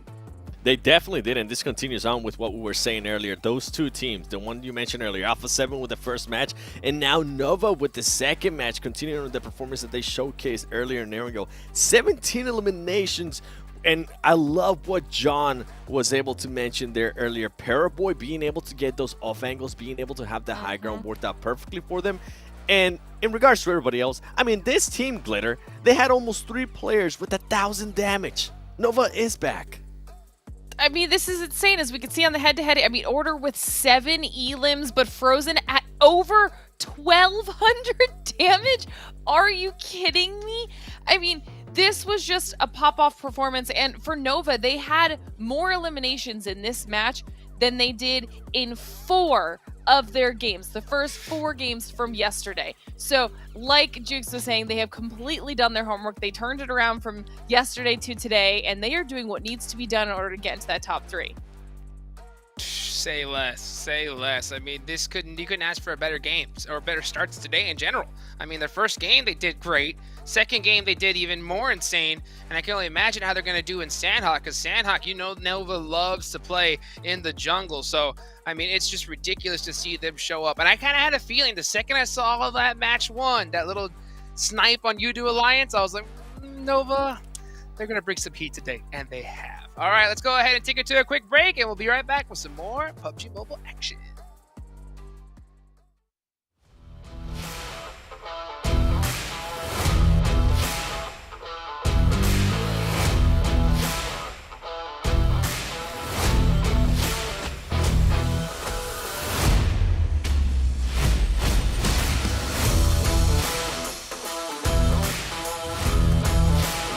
PUBG Mobile.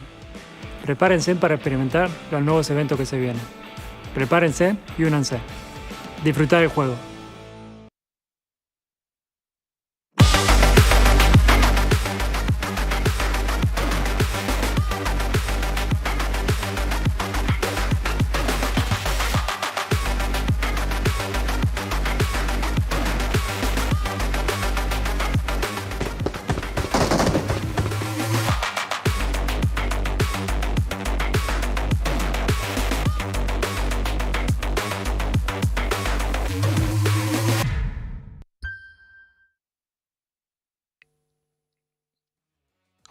And we are back just like that. Oh my goodness, I am so pumped up for this. I'm your host Jukes. I'm here with 7WG and Glitter Explosion. We're about to reach the second half of the day here, and we always like that sandwich of Sandhawk right in the middle to keep things extra hype. Speaking of hype, of course, I gotta give a big thank you to Sony, our sponsor here for this tournament. Gotta give a bit, just to let you know, Sony Xperia 1.4 and the Xperia Stream allow you guys to play PUBG Mobile in 90 hertz. It was created in collaboration with professional esports players, and with Xperia Stream's multiple ports and cooling system allows you to play PUBG Mobile just like that.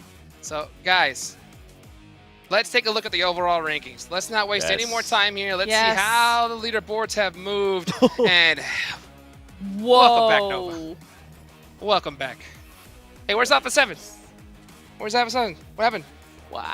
Forget okay, Alpha 7. Yeah. Sheesh.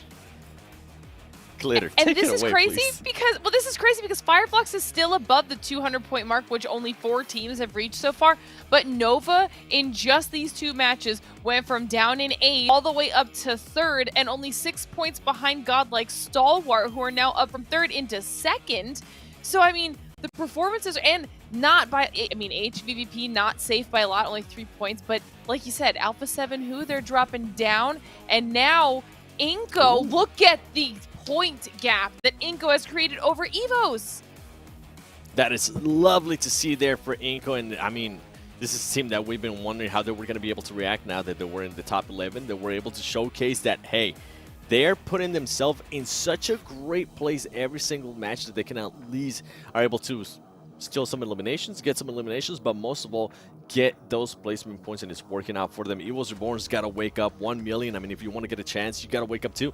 And a big surprise to it, and a team that might be looking to snipe that 11th place is going to be Donuts USG. We actually saw a little bit more of them on that last Miramar. I wonder if any of those teams are going to be able to step it up here in the upcoming Sandhawk. It's got to start now. It has to start now. Like, literally, this is chicken dinner time for any of those teams at the bottom, because it's really only 11th place that's in contention at this point. I think 10th on up are pretty much safe with that little gap that they have. But, you know, if you are a team at the bottom, you really, really need a monster performance here. And to be honest with you, none of their names are here on this list when it comes to top performers, Glitter. So they got their work cut out for them. Facts, 100%. But obviously, we've got Nova up here for top Sandhawk performers, and we actually have the entire top 3. So you've got HVVP, Godlike Stalwart, and Nova. So the entire top 3 are going to be top performers on Sandhawk. And then Vampire, though, is the one with the best performance, and they're a team that needs to make their way back up into that spot 7. Once again, we're watching teams have to take each other out. I'm so glad you mentioned Vampires there, and I'm so glad that they're actually one of the top performing teams in Sandhawk. That's why they're actually one of my teams to watch for this next match, because they need to do something to be able to react to what the likes of Nova's doing, and also to what the likes of Alpha 7 is going to be looking to do here in Sandhawk 2. We know that Alpha 7 can sometimes perform really well, even though they might not be there on the top teams. Now, the reason why I put HVBP on my teams to watch is because they don't have that comfort lead anymore. They could be looking in some crazy scenario to drop out of top 3, depending on how some of the second place, third place, and fourth place finishes off. And I noticed that you still have a Nova there. You also have Godlike Stalwart. Okay, good picks, Glitter. They're just so close, and they're both performing so well. Like you're saying, that there is the potential to overtake HVVP even, because there's no more big point gap for HVVP at the top. But also, I'm still watching Inco, all right? They have been like a brand new team today. I don't even know what's going on. They now have a double-digit point lead on EVOS in just these first 2 matches. So, I mean, that feels good for Inco, right? That's strong. And I mean, something to keep in mind there with what you're saying with Incos is, yeah, they might have right now a, 12-point lead, but that's not enough. We saw what happened to Evils Reborn when they actually had some kind of lead. We're still going to have 4 games left. After this one, it's going to be 3. Quick little math there for you. And you can see Evos is feeling the heat. They have made a switch in their roster, and I'm wondering how they're going to be able to react here in Sandhawk. We're not seeing those smiley faces. We're not seeing that relaxation anymore. They're going to be feeling the pressure. You can see Euro Alliance. They're maybe going to be looking to do some kind of a switch here. Samil, remember the guy that was always looking and smiling at the camera? That's not the case anymore. These teams are trying to make some kind of miracle happen here. Well, let's see if they can have a miracle coming up right now. Let's take it on over to our casters for some action in the jungle. It is so close. It is all down to the final couple of games, and I mean, I thought it was a one-time thing back in Group Red, but I'm so glad to see it again here in Group Green, that there are so many teams fighting for it, and definitely in with a chance. We are starting to see a couple of teams in the middle, those Ute, who do have not really too much to worry about, but also not much to gain in these scenarios. I'm looking at Damwon Kia, Power Esports, and Skylights Gaming. Yeah, it's also sad for me that you mentioned Damwon Kia, right? That was a team that we were talking about all throughout the week. And now, by this point, I gotta kind of agree with you. It feels like they've just don't have any gas left in the tank. And they've had just consistently, not even bad well, I guess it is bad if they're not getting any points to go up the leaderboards. But they're just, slipping down. See Paraboy there, doing a quick little neck stretch before he gets into the start of this game. And by the way, this is like typical Nova fashion. They always show up towards the very end when they really need to get it done, but I don't want to jinx it just yet. They could still easily not make it in the top 3. Anybody near that, 4th, 5th place area could still break into the top 3. So things are still wire tight right now. Yeah, we're looking at, I would say, 7 teams that can make it into the top 3 at this stage, with only 4 maps left to play, including this one. That is really, really close. Bacon time, 182. Probably an outside chance at this stage, but still very much within striking range of Nova in 212 on the third place bubble at the top. It is quite the gap there. It's a 30-point gap, but I mean, these are the teams that can do incredible things, right? They're the top of the table performers. They can make those things happen. Taking a look at the map right now. There is a little bit of congestion towards the southern side, but everybody should be okay. Paraboy, I think Nova are trying to, split and get more control. Starting off, not just everyone landing on Painan, and teams are kind of altering their drops here and there, around this south of bootcamp area. So that's why we saw Paraboy parachuting and then deciding better than to take a 1v1 and come back and land with, I do believe that was Frozen. Yeah, Frozen that picked him up. Bacon time here, all the way down in the south. I'm looking at the split from HVVP and Pittsburgh Knights right now. This is 2 adjustments that we're seeing come through. Tixie dropped down to the compound on the west side of the river, down south. So that's on the southwest island, just to the east of Ruins. Coops is with him there, though. And Spec is on that northwestern island. Matic dropped all the way up northwest. This is something that we've seen from HVVP back in the European region. They dropped 2 on the mainland and 2 down towards the compounds on the river that Tixie is currently towards. But this is something a little bit new, right? Leaving 1 player out there and Matic being so far north. And HVVP might get punished here because of it. Coming in. Tixie is spotted out. Taking a 1v2 here. Yeah, Tixie's gonna go down here. As strong as HVVP is, Tixie. Said it. Yeah, he can't manage the 1v3. Tixie will go down. Yeah, a lot of adjustments being made on the very last game of Sandhog. I think teams are like trying to pull a quick one, almost, right? Last game of Sandhog, no more being played. They've done the VOD review. They're thinking like, okay, imagine if we could also get a foothold in Trifecta, plus the Northwestern Island. No one drops there. The Knights have been changing their drop here and there every now and then. But unfortunately for them, they will get punished for HVVP down to 3. Very good news for Godlike Stalwarts. They're only 3 points behind HVVP. I have to feel like maybe a little bit of a misstep there. I mean, maybe you don't expect the Pittsburgh Knights to do something like that. Maybe you're not reading too deep into it, but before, when we've seen HVVP have success with this sort of a drop, they've left 2 players down towards the south, and they just didn't have that backup. With 2 players, I think HVVP could probably take on the Pittsburgh Knights at this stage. They are just that good. But they just don't have that sort of prowess. Inco move in fast onto the south side. This is the east shoreline that they've managed to take up in Trifecta. Xenox will be the only player from the Pittsburgh Knights on this side of the river. This could play in big for the Knights. They don't know Xenox's position. So if one player... I almost want to say if one player of the Knights gets knocked on the other side of the river, it might actually work out in favor for them.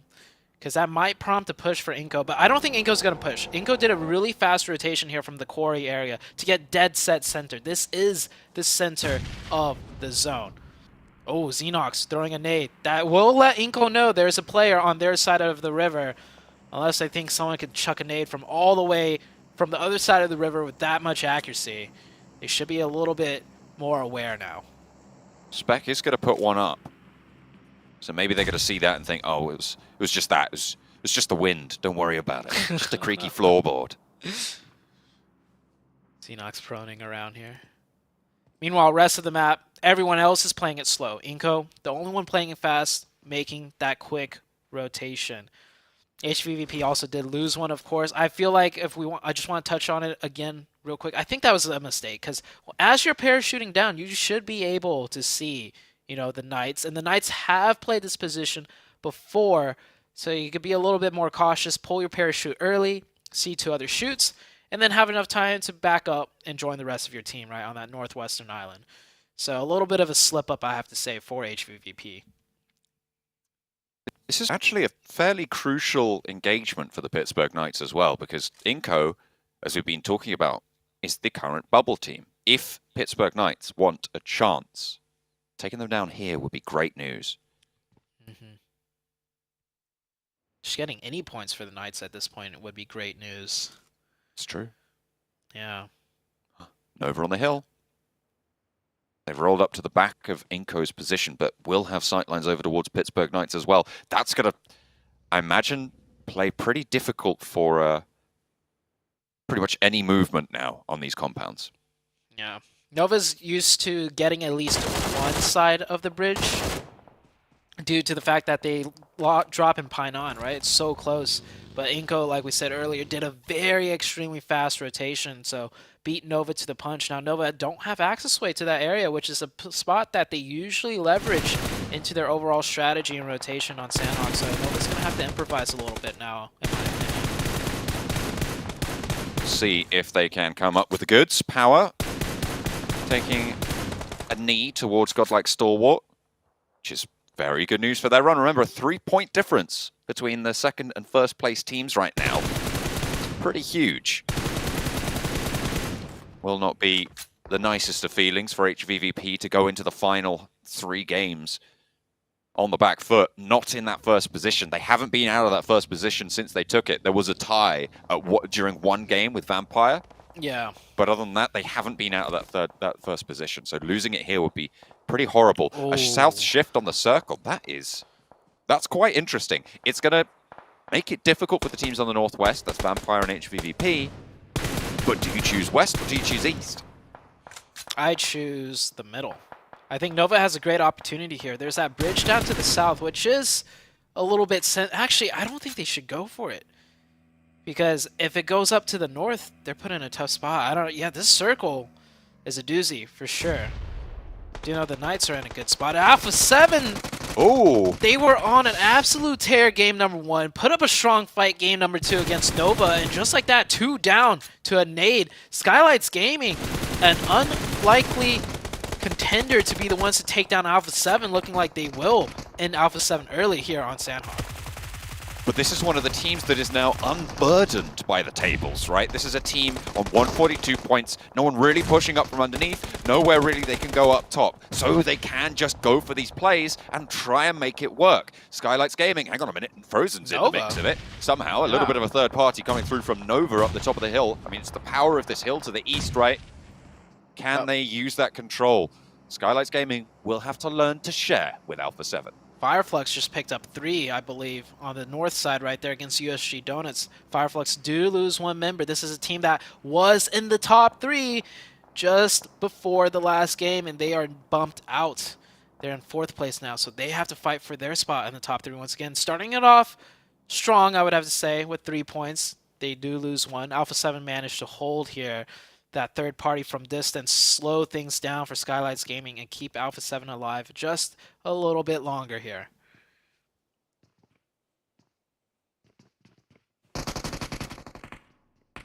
We'll be locked into this engagement. It's not ideal. I feel like Skylights would have gone for this push. Oh, wow. Had nothing happen. A nade through from Carrillo actually keeps them going. 2 players from Alpha 7. Another one to try and get the flush. Doesn't expose too much. Turns their attention over towards the duo across the way. Doesn't get that flush with the nade. Carrillo steps out. No sightlines from Nova right now. Carrillo. I thought that was going to hit. Nearly landing that nade, but Mafia Boy stays tucked in. This went from a 4v2 where 2 of Alpha 7 got naded down to a 2v2. Alpha 7 showing what they're made of here on Sandhawk. There's a chance that they might even just push this straight up 2v2, get some smokes down, and just win the fight. I'm looking at some rotations coming through now as well. Ooh, Carrillo gets spotted. That might be it for Alpha 7. We'll have to wait and see. Vampire have left that northwest island. They've managed to get over to the coast near boot camp. A little bit of a pre-fire. Takes down Alpha 7.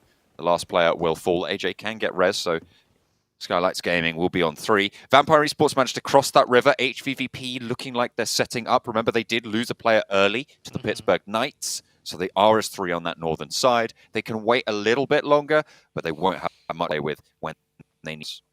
Yeah, and the Knights are well aware where the HVVP team is going to be coming in from as a 3-man team. So the Knights should be a little bit prepared for that. Next circle about to shift. Power on the east side with Evos taking shots back at one another. Next circle comes out and it centers right on up. It will be the eastern side. That giant hill that Nova has control of will come in huge here. They will be taking it. Meanwhile, teams on the south, Udo Alliance, Bacon Time, and Damwon Gaming, and 1 million will have to move in a bit more. The question for me on HVVP's side is, do they go and cross and try and sweep through Pittsburgh Knights with Damwon Gaming coming in, as you say, from that western edge, or do they try and move to the north of boot camp? I mean, it'd be bold, but they could even swing up to the north bridge and come in that way. It's difficult for HVVP no matter how you cut it, because they can get an easy rotation into the north side, but moving from the north down south through boot camp, right, is really difficult. I mean, every option that they have here is not an easy one to make, especially being a three-man team. So losing Tixie early on, I think, especially on Sandhawk, really impacts your punching power and your maneuverability on the rest of the map. We've seen stranger things happen, though. Godlike Stalwart now 1 point behind when you add in the eliminations from second place. This is a team that we not necessarily had discounted earlier in the week, but hadn't seen what we wanted to from the squad, and they have since impressed. They have been here to play. They had their step up yesterday, and they seem to be continuing it today. Nova, though, obviously the new addition to that heavy hitters. Today has been mental for them. And with the position they have, it's a potential for yet another really good game. Yeah. Weren't they 8th at the start of the day? 7th or 8th? They might have been. Yeah, somewhere down there, like barely hovering in the first page. And after 2 massive games, they're in first. Another knock coming through.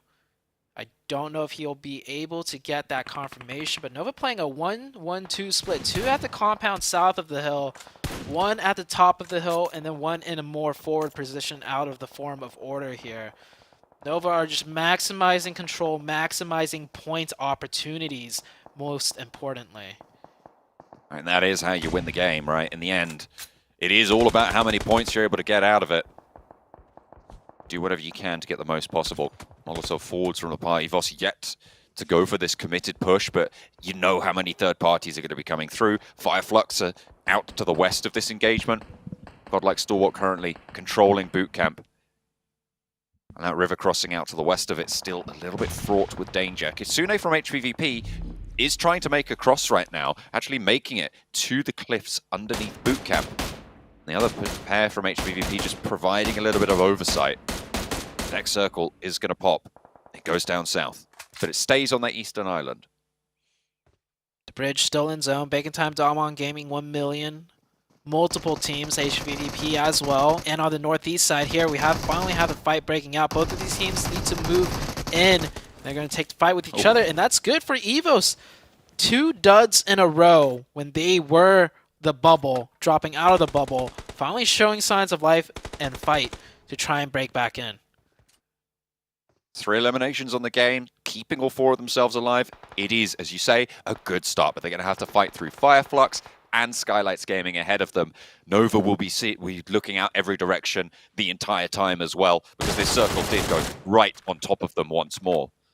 Maybe not a super high frag game. They can just suppress everyone back, but it is going to be a lot of pressure to push through. Man, just look at the different sightlines Nova has everywhere. You have Order on the north side peeking into boot camp and that ridge line where they got a knock onto Vampire. You have Frozen watching the trifecta compound. And then even from that position, you just saw Paraboy taking sightlines on the southern bridge. Here comes the push now for the Knights. They have to push in as they do lose some of the circle. They know they got to make this push eventually, and to do it now. It's a 3v3, I believe, as one of Inko is down. Xenox gets the heal off. If they could get this revive onto Spec, it'll be a 4v3. They need to do this quick, though, because Damwon Gaming coming in on their backside. This is a very important fight for Inko to try and hold out on. They've lost a player. That'll take the wind out of their sails a little bit. Shot through the window from Coops, but takes a lot of damage, and the final blow from a nade from Squash. Inko are moving in, looking good. Damwon, as you say, they are pressuring in this entire time, but there is still a lot to do. Squash falls down, gets flushed, and the Pittsburgh Knights playing with these shotguns. This meta is so brutal in these close-range engagements. They just need to try and hold it on, but with 2 players left, they might have EVOS biting at their heels, falling down here. Damwon Gaming pushing across the river now, getting involved. The Knights feel the pressure. They're just going to go ahead and go forwards and take the 2v2 instead of worrying about Damwon down to the 1v1. Oh, no. They'll clutch it up, but Damwon Gaming coming in strong here. Unless if Tensa pulls out some insane clutch, this should be the end for the Knights. The Knights will pick up 4 elimination points, however. Nades raining in, multiple angles being taken. It is not looking good for the Knights. Damwon Gaming coming in strong here, picking up 3 eliminations. If they get the chicken, maybe they could get a shot back in top 3, but highly doubtful. HVVP, however, yeah, difficult zone. They're just down to 1, I believe, and not even showing much, capabilities of being able to fight back. New circle right on to the likes of Nova. This could get tricky for them as multiple teams will be looking their way now. I mean, this is a chance for Nova to jump up. This is a chance for Godlike Stalwart. Currently, Godlike Stalwart only that 1 point behind. They just need another elimination to draw level, and they lose. And HVVP lose the tiebreaker. They've only had 1 chicken dinner this tournament. Godlike Stalwart looking to push in. Nova looking to push in as well. Fireflux down to 1, unlikely that they can take that push. But Vampire with 3 eliminations on the north side. They also have a little bit of potential, as you say. Nova has readjusted to this new zone, but still playing split as always. It seems like Nova just understand the map dynamics so well, and just understanding other teams, what they could get away with in terms of playing split. Evo's taking the fight with Godlike Stalwarts. One of them is knocked. That nade might knock a player or at least do some massive damage. Microboy tosses it. Will he get it? No, throws it towards the wrong tree. Lappart is down. Only 2 of Evos is up. Stalwarts Esports can get the full reset and then take the fight to Evos once again and eliminate them here with numbers advantage. That is an if, though. They have to make sure that they can execute on this. And such a tentative position, especially with Nova still alive. You do not want to be losing out and dropping down to that 3rd place. Although potentially it's even HVVP that drops down to 3rd after this game. Oh yeah, imagine. Yeah, Nova's in a great spot to get a lot of points. Stalwarts only need, like you said, or Stalwarts actually did pass them up. They've done it. Yeah, with the tiebreaker and chicken dinner. Nova can't lose Jimmy here, though. Lutz, if he goes for this, he can get the confirmation point as well pretty easily. But with the circle being so centered on them, I think he's going to do that a little bit later and pick up some more placement points first just by surviving. Fireflux seem to always have just a lone survivor going on. And it's keeping them in the top of the tables, to be fair. I mean, come on. As if Nova weren't having a good enough day already. Look at that circle. So the Northwest is their weak point right now. Vampire have an isolated push. All the other teams have to fight each other on the way in. Hopefully Nova is able to recognize that with the way the circle shifted. It could get dicey, though. That hilltop, just one little slip up, one little, angle that you're not cautious of from distance because everybody's looking your way, and the whole defense can fall apart. Bacon time, 2 knocks. Damwon want to try and move over that way. Bring it home, but 1 knock will stick over towards Bacon time. Damage being found, nade being thrown on in at the moment. Damwon have the inside trap, but Forrest gets knocked to a nice nade being thrown back in from Bacon time. They've been sticking this res the whole time. Shots aren't quite landing. Hang on a minute, there's something going on the bottom left of my screen as well as Godlike Stalwart taking on Evos will be able to pick it up, and with that they are fully in the lead now. HVVP have been dethroned. 5 eliminations on the cards. They should be able to look for that res, but they're right on the outside. We'll have to move up the east ridge. Yeah, just like that, because Evos was taken out, Nova have to worry about an isolated team on the east pushing in and Vampire now on the northwest. So Nova gets the zones, but it's going to be difficult for them for multiple teams pushing in. And Stalwarts Esports, they're going to pick up more eliminations from down the sightlines onto 1 million. 7 eliminations now for Godlike Stalwarts. Nova are taking shots, though, as Jimmy finally gets a sightline onto Godlike Stalwart on the east side of the circle. Damwon still embroiled on this southwest edge. Lutz is just keeping his head down. So close to Jimmy for so long. Jimmy's been taking shots. Lutz is just vibing on the tree. Godlike Stalwart are going to push straight past this, and Lutz is going to go down if Jimmy doesn't hold off Godlike Stalwart. There's a chance Lutz might actually pop up, take Jimmy, confirm the point, and then go out. This is going to be really tricky. Lutz looks over this way. No, neither team knows of Lutz's position. And, gets found out. They have to take a back seat. Down one, going hell for leather against Bacon Time right now. Both teams towards the middle of the tables, and it's bloody all over. Wow.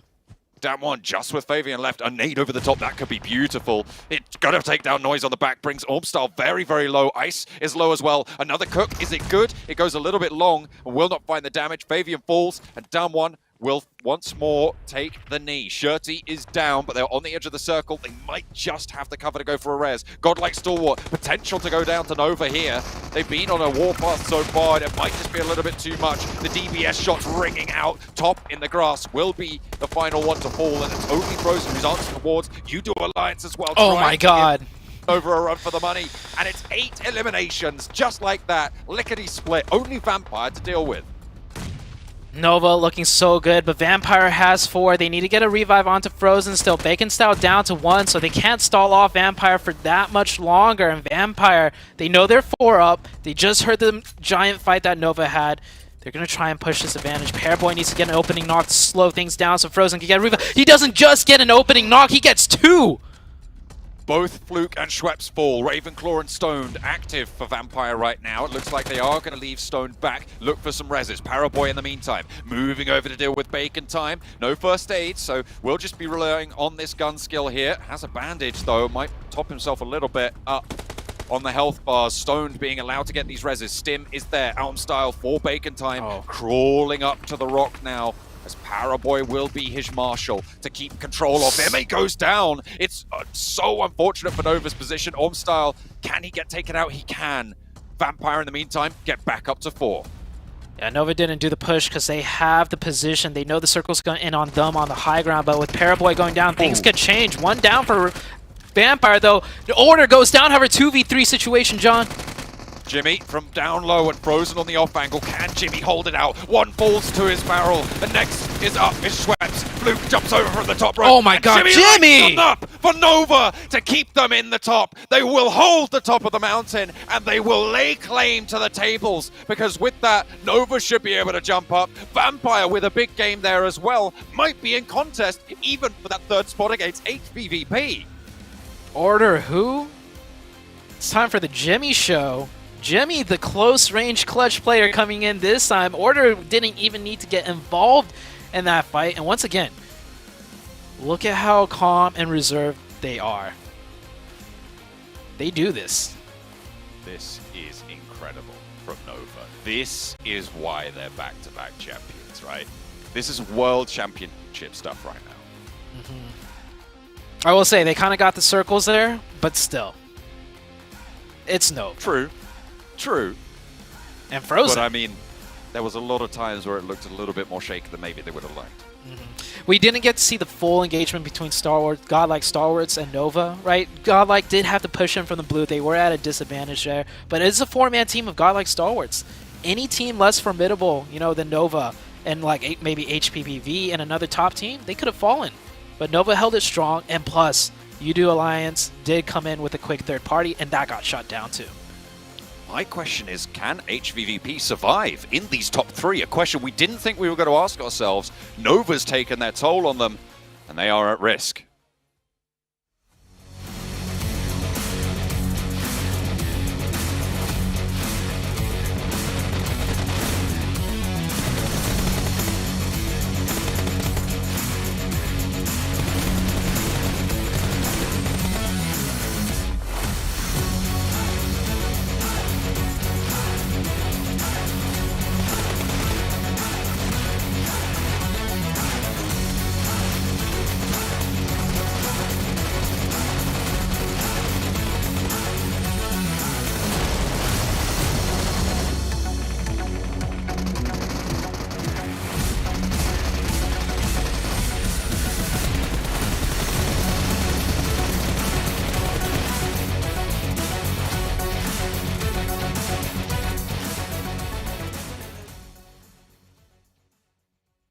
And just like that, the back-to-back champions, when it matters most, get back-to-back chicken dinners. 27 total points on this store. You know that this squad is hunting for that first place 7.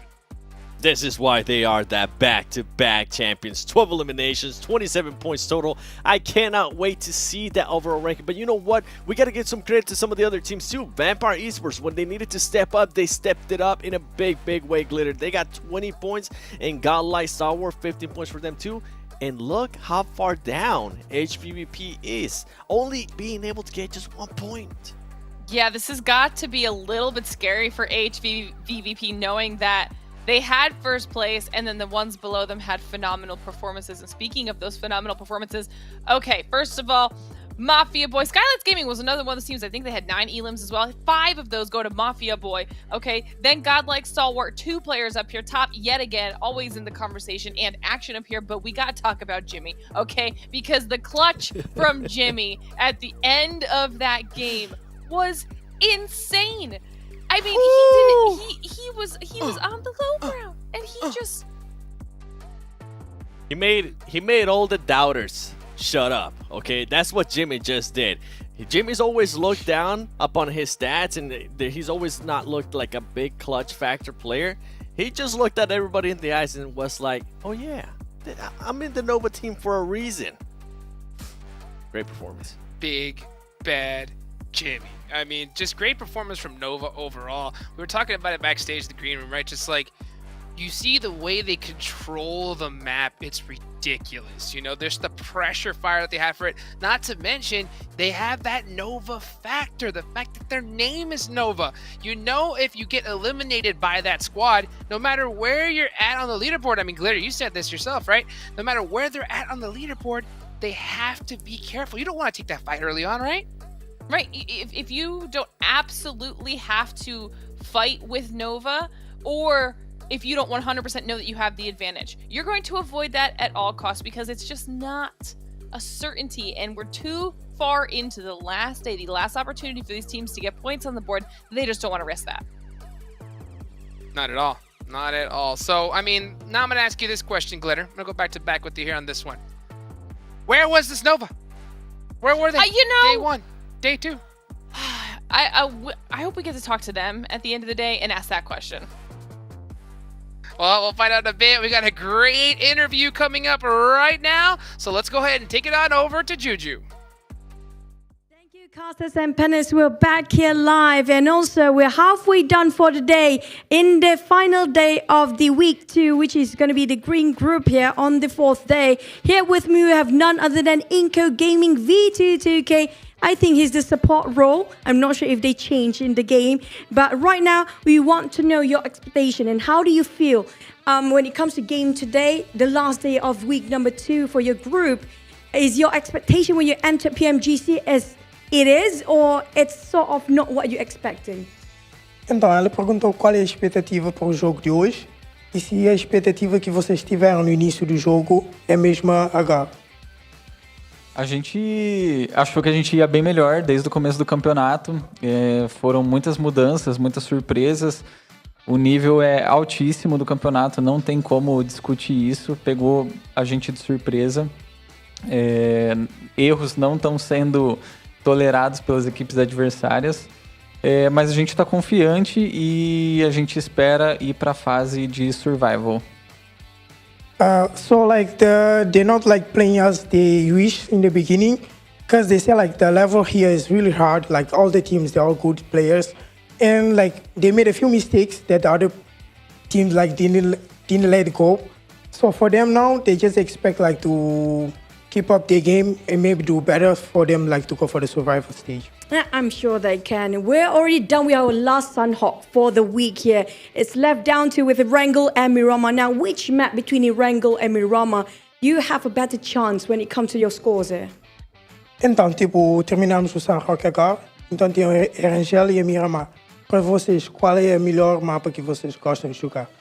Acho que Erangel é o mapa que a gente tem a estratégia mais sólida, que provavelmente vai dar mais certo. So for them, like the Erangel is the map that they better use like to play.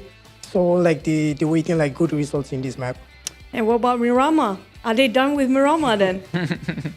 So quanto ao Miramar, você já desistiu ou ainda não? Não, ainda tem uma partida em Miramar. A gente tá com um spot novo e a gente tá treinando nessas estratégias, tá aplicando as estratégias que a gente treinou. E também a gente tem fé que vai dar certo, tem mais 3 partidas e a gente brasileiro não desiste nunca. So they still know they didn't give up. They still have faith for like the Miramar maps too, and they're like Brazilians, so they also have faith like they can do better and they can keep up like for the top 11. Never give up. You can do it. I know you can do it. Go Eco Gaming all the way. And thank you so much, V22K. I think that's it from us. We're going to toss it back to our casters and panelists. Take it away.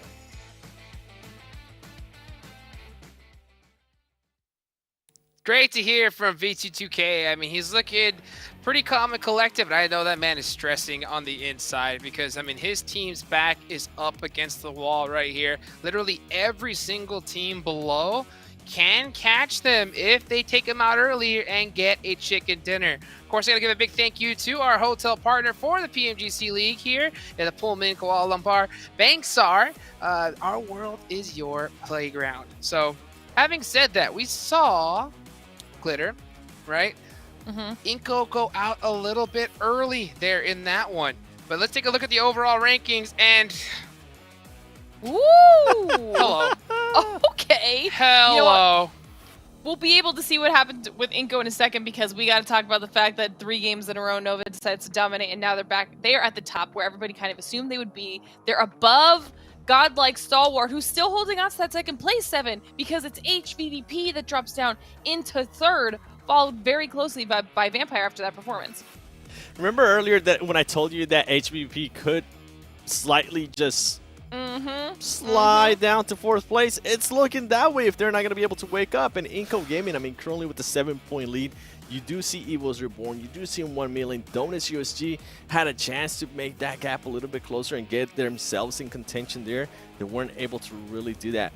I am going to be looking forward to seeing what Inco Gaming is going to be doing in this upcoming Erangel because we've seen them getting very, very stuck down the middle of the circle, putting themselves in a great place, and it's just a completely different team that we have seen, Glitter. This team puts themselves in just such a good place, and then they start trying to frag out. They're not too passive. You can see that they're going for those placement points, but they also want to get the eliminations. Yeah, I think that the come up that we saw from Evos in this last match it wasn't huge. Obviously, after those first 2 matches, so anything was better than going out first in the game. And so they did shrink that lead down with Inco just a tad, Jukes. But I think that like you're saying, Seven, the way Inco's been playing right now, they just look better. This is the hardest part of the entire tournament right here because you have to think about this whole game differently. All these IGLs, their brains are going 100 miles per hour because if you're like Inco, you know that there's this massive target on your back. So are you going to change drop locations because you're in fear people are going to hot drop on you? All this comes into play here, Seven. It definitely does, and that's why I have 1 million in my teams to watch, because this is a team that definitely needs to do something right now in this Erangel. If they don't, their dreams and hopes are pretty much going to be over trying to make it to survival stage. With Nova, I'm going to be hoping that Nova continues showing why they are that back-to-back champion. For whoever doubted them out there, they're showing that they're here to stay. And for Alpha 7, they want to continue on doing with what Nova is currently doing. We saw Alpha 7 start off really hot, but stuff hasn't been working out for them. They need to spark it up, and they need to spark it up now, Glitter. Yeah, I mean, I'm on the Nova train as well. I think that they're just kind of dominating right now. I also wanted to keep my eyes on Godlike and Evo, see if they can continue to claw their way back in. Cool, well that Nova train is on full blast right here. Let's see if it's going to go all the way to the end. And let's take it on over to John Allen and Zute. 3 more matches remain now, and it is so crazy. We didn't think we'd be in a world where HVVP weren't at the top of the tables, but here we are, 3rd place, and they're at risk. Yeah, and then Nova shooting up to 1st place. I remember yesterday, I was thinking like, Nova can make survival stage at least, right? But look, they're in 1st place now after 3 explosive first 3 games. And it's like Nova just does not disappoint. They always put on a show, and it's like other tournaments that they play in. They're not in first place in the beginning, but towards the end, that clutch factor just starts kicking in, and they start shooting their way up there. EVOS continue to chop and change their roster a little bit. Redface is back in full apart. So EVOS gonna see if that will work out for them for the time being. Everybody's just gonna feel the pressure at this stage. It's now that mentality can really save a team. If you have that strong mental game, it can carry you through situations like this, especially for a team like HVVP. Oh yeah, I think HVVP might be a little shooketh. You know, maybe flashbacks of going against Nova before, where Nova just towards the end stages start clutching it up, and they're seeing it happen once again. This time around, though, they're not even, you know, in the grand finals yet. There's a chance that they could drop out of the top 3, and as far as the survival stage goes, sure, there's going to be less strong teams in the survival group because all the top teams in the top 3 move on. But it is still quite scary, in my opinion, to try and make it into the grand finals from the survival, because only 4 out of 24 teams, right, can make it on if you're relegated down to the survival stage. Yeah, it is pretty cruel. Actually a repeat, but in reverse of the first plane path that we had on Erangel today. Was it the first or the second? I can't quite remember. But either way, another south plane path coming through. Are we going to see HVVP repeat their drop on that west military base? I imagine that we might do. See if they do opt to go for that. But I mean, it is crazy. Coming into the day, I was thinking about, you know, how we might tell the story of maybe the Chinese teams aren't as strong as we thought they were, with LGD not making it last week and now Nova not making it this week. But I got completely bamboozled by Nova today. It has been incredible. They have the highest elimination count now by a fairly significant margin over HVVP. 4 chicken dinners as well, more than anybody else in this lobby. And it's all come from today. Yeah. Quite an insane start for them. And HVVP did, in fact, drop down there to the south. I think for good reason, too. We saw in the very first game 2 casualties early on. And is this the exact same circle that we had on the south plane path before? I think it might be. Pretty close. I mean, the center of the circle is kind of where it ended. The Knights not stretching up to Pachinki because they need every point they get. They spot 1 lone player dropping here, and they're going to go for a quick isolation. Redface, smart for him to go up on the rooftop, but quickly caught in the off angle. Down to 1 HP, no first aid kits. This should be the end for Redface here. Very difficult to get anything done there. 2 players move out, actually hops over, but Tenser goes clay pigeon shooting. Will take it down. First blood goes through to the Pittsburgh Knights. Still, I mean, at this stage, I'm kind of counting them out of being even able to get up to that survival stage bracket. Inco 117, EVOS 110. That's the fight we're sort of looking at, with 1 million as that outside chance to maybe be able to drop up into that table with a good point scoring game. But with a couple games left, you do know every team not yet in that bubble is going to be trying their hardest to get every little desperate point they can get. And that could lead to teams like, not necessarily, you know, getting taken out by them, but it could lead to teams taking like hard casualties because they're so point starved and point hungry. There's a cheeky little question there that came through. 57% of the answers were right. It was Buradam coming through to take home the first group red of the league play. That is a team coming from Thailand. They did incredibly well to step up in that first week, and it was really, really cool to see that resurgence. It was also fairly late, comparable to Nova's rise in this week's games. The last day, things always change up in the last day. 1 million doing a little wheelie on the side with that tricycle. Man, the tricycle, such a terrible vehicle. It's just awful. I don't know why they have it in the game still. Like, no one likes it. You can't even have any cool skins with it, in my opinion, right? Like, if PUBG Mobile were to do like a cool collab, they'd like, you know, like we got the Tesla, We got multiple sports cars. Who's gonna settle for? I think there has been one tricycle skin though. So don't get me wrong, but imagine getting a tricycle skin. Oof. I don't want to. Don't make me do that. Maybe maybe Hagrid's bike from Harry Potter, you know? Get a little skin on that. No, that's actually a great idea. There you go. That would be cool. But it makes me think of that one meme. It was like, Mom, can I get a car skin? And it's like, but son, We've got car skins at home. we've got a car skin at home. Oh, man.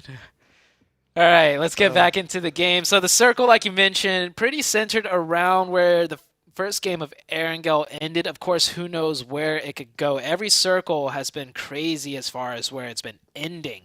This first circle looking very standard. Could end up in school for all we know. But for all the teams, everyone's spread out. Everyone's doing their looting. Nothing really tricky besides that first blood that the Knights got onto Evos, which does hurt Evos quite a bit. That's a team looking to get into that top 11. And just, hard start for them. Another trike coming through from HVVP on this south side. Only one player going down for now, but yeah, you're right. Hard news for Evos to swallow. As well, with Redface just coming in as a substitute. Yeah, they just subbed him in too, yeah. Yeah, it's kind of nasty, really. This might sound mean, but you know, he's getting subbed right back out. I'm joking. Maybe. That's I might not be wrong, but it's like Evos could feel the crunch too, right?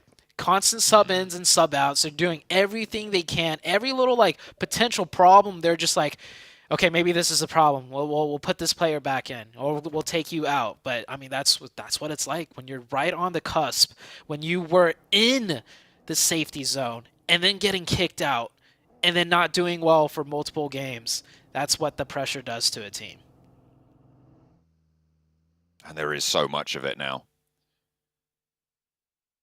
The PMGC, this group green, I mean, we called it before coming into it the group of death. It seems like it might live up to that name. The amount of pressure being exerted is absolutely incredible. I'm looking at those top 3 spots, and you know, we've talked a lot about it in terms of getting that direct qualification to Jakarta later in the new year. And it's going to be really, really good news if you're able to get there. But not only that, there's the money that's involved as well, because the jump up is very, very significant. $85,000 for placing third place in the group stages. You know what fourth place is worth? $22,000.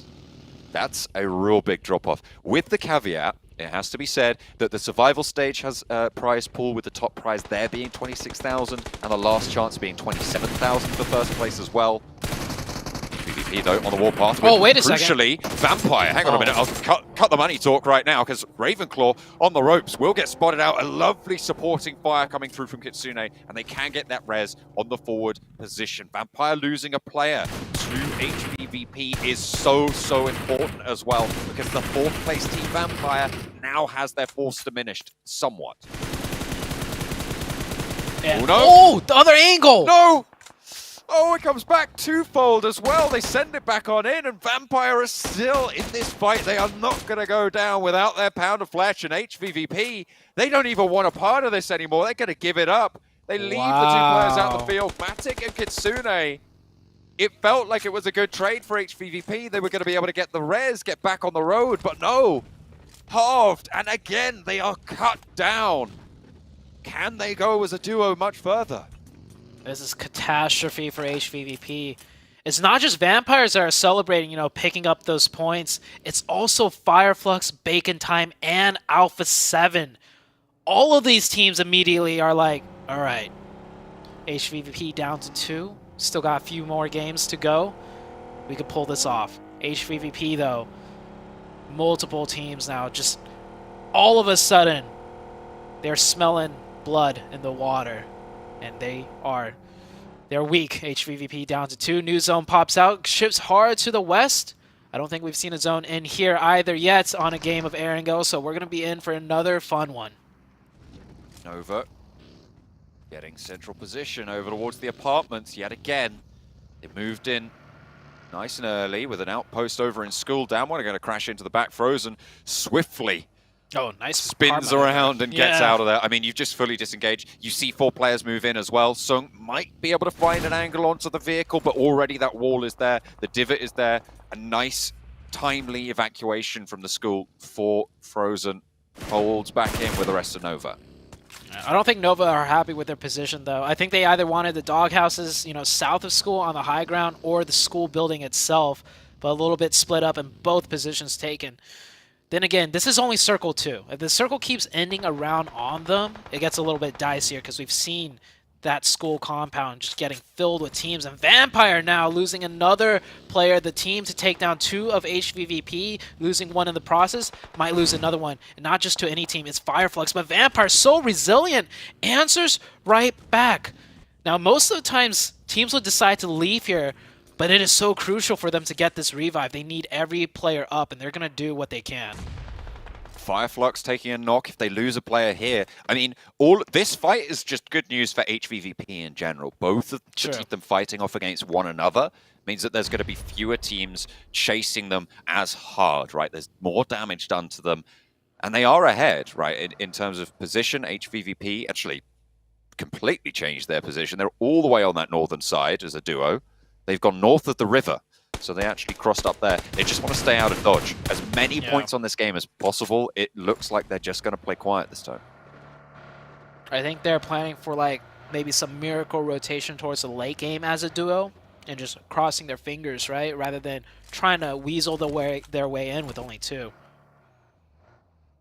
Maybe. Next circle is still quite a little bit of a way out. Got about half a minute before we fully close on this phase. Central, school for Damwon. Apartments, mostly for Nova. Power operating in the hills to the south of those apartments and school. Yeah. Strong shack positions right there south of school. It's on the high ground, and there's 2 of them. They're staggered horizontally. A lot of teams do play split there in the beginning, so we'll see how that plays out for them. And as far as going from 4 players down to 3, that's fine. But if you're going to go from 3 down to 2, you really do want to fight to get that 3rd member up, which is why we saw Vampire do what they can to get that revive. Because once you're down to 2 players, you become so limited in what's possible. But with 3, if you're playing confident and strong, you can almost play as a 4-man team still. Circle hard shifts a little bit to the west, so we're seeing those rotations come out now for everyone else towards the eastern side. Potato Hill for Godlike Stalwart. We'll be able to probably spot out a couple of rotations coming through from this eastern side. Might be a major linchpin to be able to scout that north side of Potato Hill, probably one of the prime rotation areas. But I think a lot of teams are going to know this and head a little bit further south, one of whom, EVOS, close to Bacon Time. Here comes Inko with the full send towards the center of the circle. You were saying it seems like Inko has just been trying to get dead center on the 3rd circle. It has been working out for them, and it looks like it's going to work out here as they get the opening onto the Knights. The Knights playing 2-2 split. Now 3rd circle, it can work, but times are getting desperate for a lot of teams, so this might be a little bit too late to play a 2-2. And Coops also goes down on the other side. That is the Knights now down to 2 players, and Inko picking up 2 elimination points, and we'll get the full reset. The Knights just making mistakes, in my opinion, at this point. Yeah, I mean, they have been making mistakes sort of fairly repeatedly at this stage. Yeah. This is where pressure really does come and get you. You're sat at the bottom of the tables. It's not ideal. Tixi and Meku. Seems like HVVP have been making their fair share of mistakes today. 2 players down. They'll try and careen across the open ground with Olio up the top of the watchtower there. It's going to be pretty tricky to get past 1 million of there. Oh, Meku, no! He hops out. Oh, he draws it just short. I mean, he necessarily needed to find that shot. I think, yeah, Tixi's not even going to stop for this one. Meku is left high and dry against 3 players from 1 million right now. Actually, not doing terribly. No teams at the moment in a position to really take those off angles. Hang on a minute. No, someone's chiming in. Smoke does start to bloom. Is he going to go down? Have to wait and see. Does Bacon Time crash into the position from Inko? Yeah, Bacon Time now with 4 down here. 4v4. Oh, Bacon Time from Damwon Gaming from long range. That is from the school position. I don't know if they'll be able to get confirmation. Oh, gets really close. Actually, they do pick up 1 and got a 2nd knock there. the second knock won't be able to be confirmed, but Tom1 Gaming putting some nice shots in. 2 elimination points for them from this school position. Both Fireflux and Vampire were able to get back to 3 for Vampire and 4 for Fireflux, which was the maximum they could have had possible from those engagements. Vampire currently holding on the northeast side of Pachinki, that's southwest of this circle. Fireflux a little bit further into the circle, same axis. They're playing with 4. They have got a solid position here around the roadside. Next circle comes out. Goes back to the northeast. That keeps a lot of teams in zone. Stalwarts has to make a play. I think they might be able to play that high ground still on the edge for one more zone before they see where they really need to push into. HVVP down to the solo. He's actually playing at one of the shacks that we were talking about. There's 2 of them. Power's at one, Tixie's at the other. There's a good chance he might actually get pushed by Stalwarts here as a solo player. Inko, I don't think they're aware that Bacon Time is down to 2. It looks like they're getting aggressive though, so they might actually have a decent idea. Get a little bit of a spot going. This game, the teams that I'm really watching out for are Vampire and Fireflux, as well as HVVP, but we've already seen them be cut down fairly significantly. But you never can fully count Tixie out. It's very unlikely he's going to be able to get too much further with 16 teams remaining and only a solo. You've got to imagine your luck is not on your side. Alpha 7, if they could end up winning this northern side from this position, it's going to be a difficult fight against... Actually, Donuts is only down to 3. So yeah, if Alpha 7 can take control of the circle on this northern edge, it does prime them for a huge game. I've seen this type of circle multiple times where the team from the north side, from Razak, end up getting a huge chicken dinner in. And Alpha 7, if they get this one in, they could be in that top 3 contention once again. Well, I mean, they currently are in the top 3 contention. That might actually shoot them up to 4th place if they could get a well-executed chicken dinner here. Vampire are notching up the frags. They do lose a player and actually get flushed out. They are down to 2. But every point matters when the tables are this close. Alpha 7 pinching away the final elimination over towards Skylights Gaming, out in 16th place. U2 Alliance on the northwest edge going to struggle to get in, really. With their forward position knocked out as well. Will be very tricky. Vampire further out on the west as well, down to 2. Fluke, Schweppes, actually shots coming through from U2 Alliance. Right down the middle of this valley as well. They can't move up to the hillside. There are teams looking out that way. They just have to keep moving forwards. Mafioso, the off angle for Alpha 7, the one that stopped the first U2 player, gets knocked by USG Donuts actually, and he's out of zone. And it doesn't look like Alpha 7's going to go back for the revive. Unfortunately for them, USG Donuts, they go up there to confirm it, which does expose the rest of the Alpha 7 team to that angle because he was their anchor point in the flank. USG Donuts, though, don't have much time to utilize that position as the circle is closing, so they might be safe for now. As for a guy like Star Wars, taking a fight with Evos, this team cannot catch a break right now. Evos in 12th place. They were on the chase for Inko, who are deeper into this zone. 2 players down, sorry, 1 player down for Evos. No, it is 2, in fact.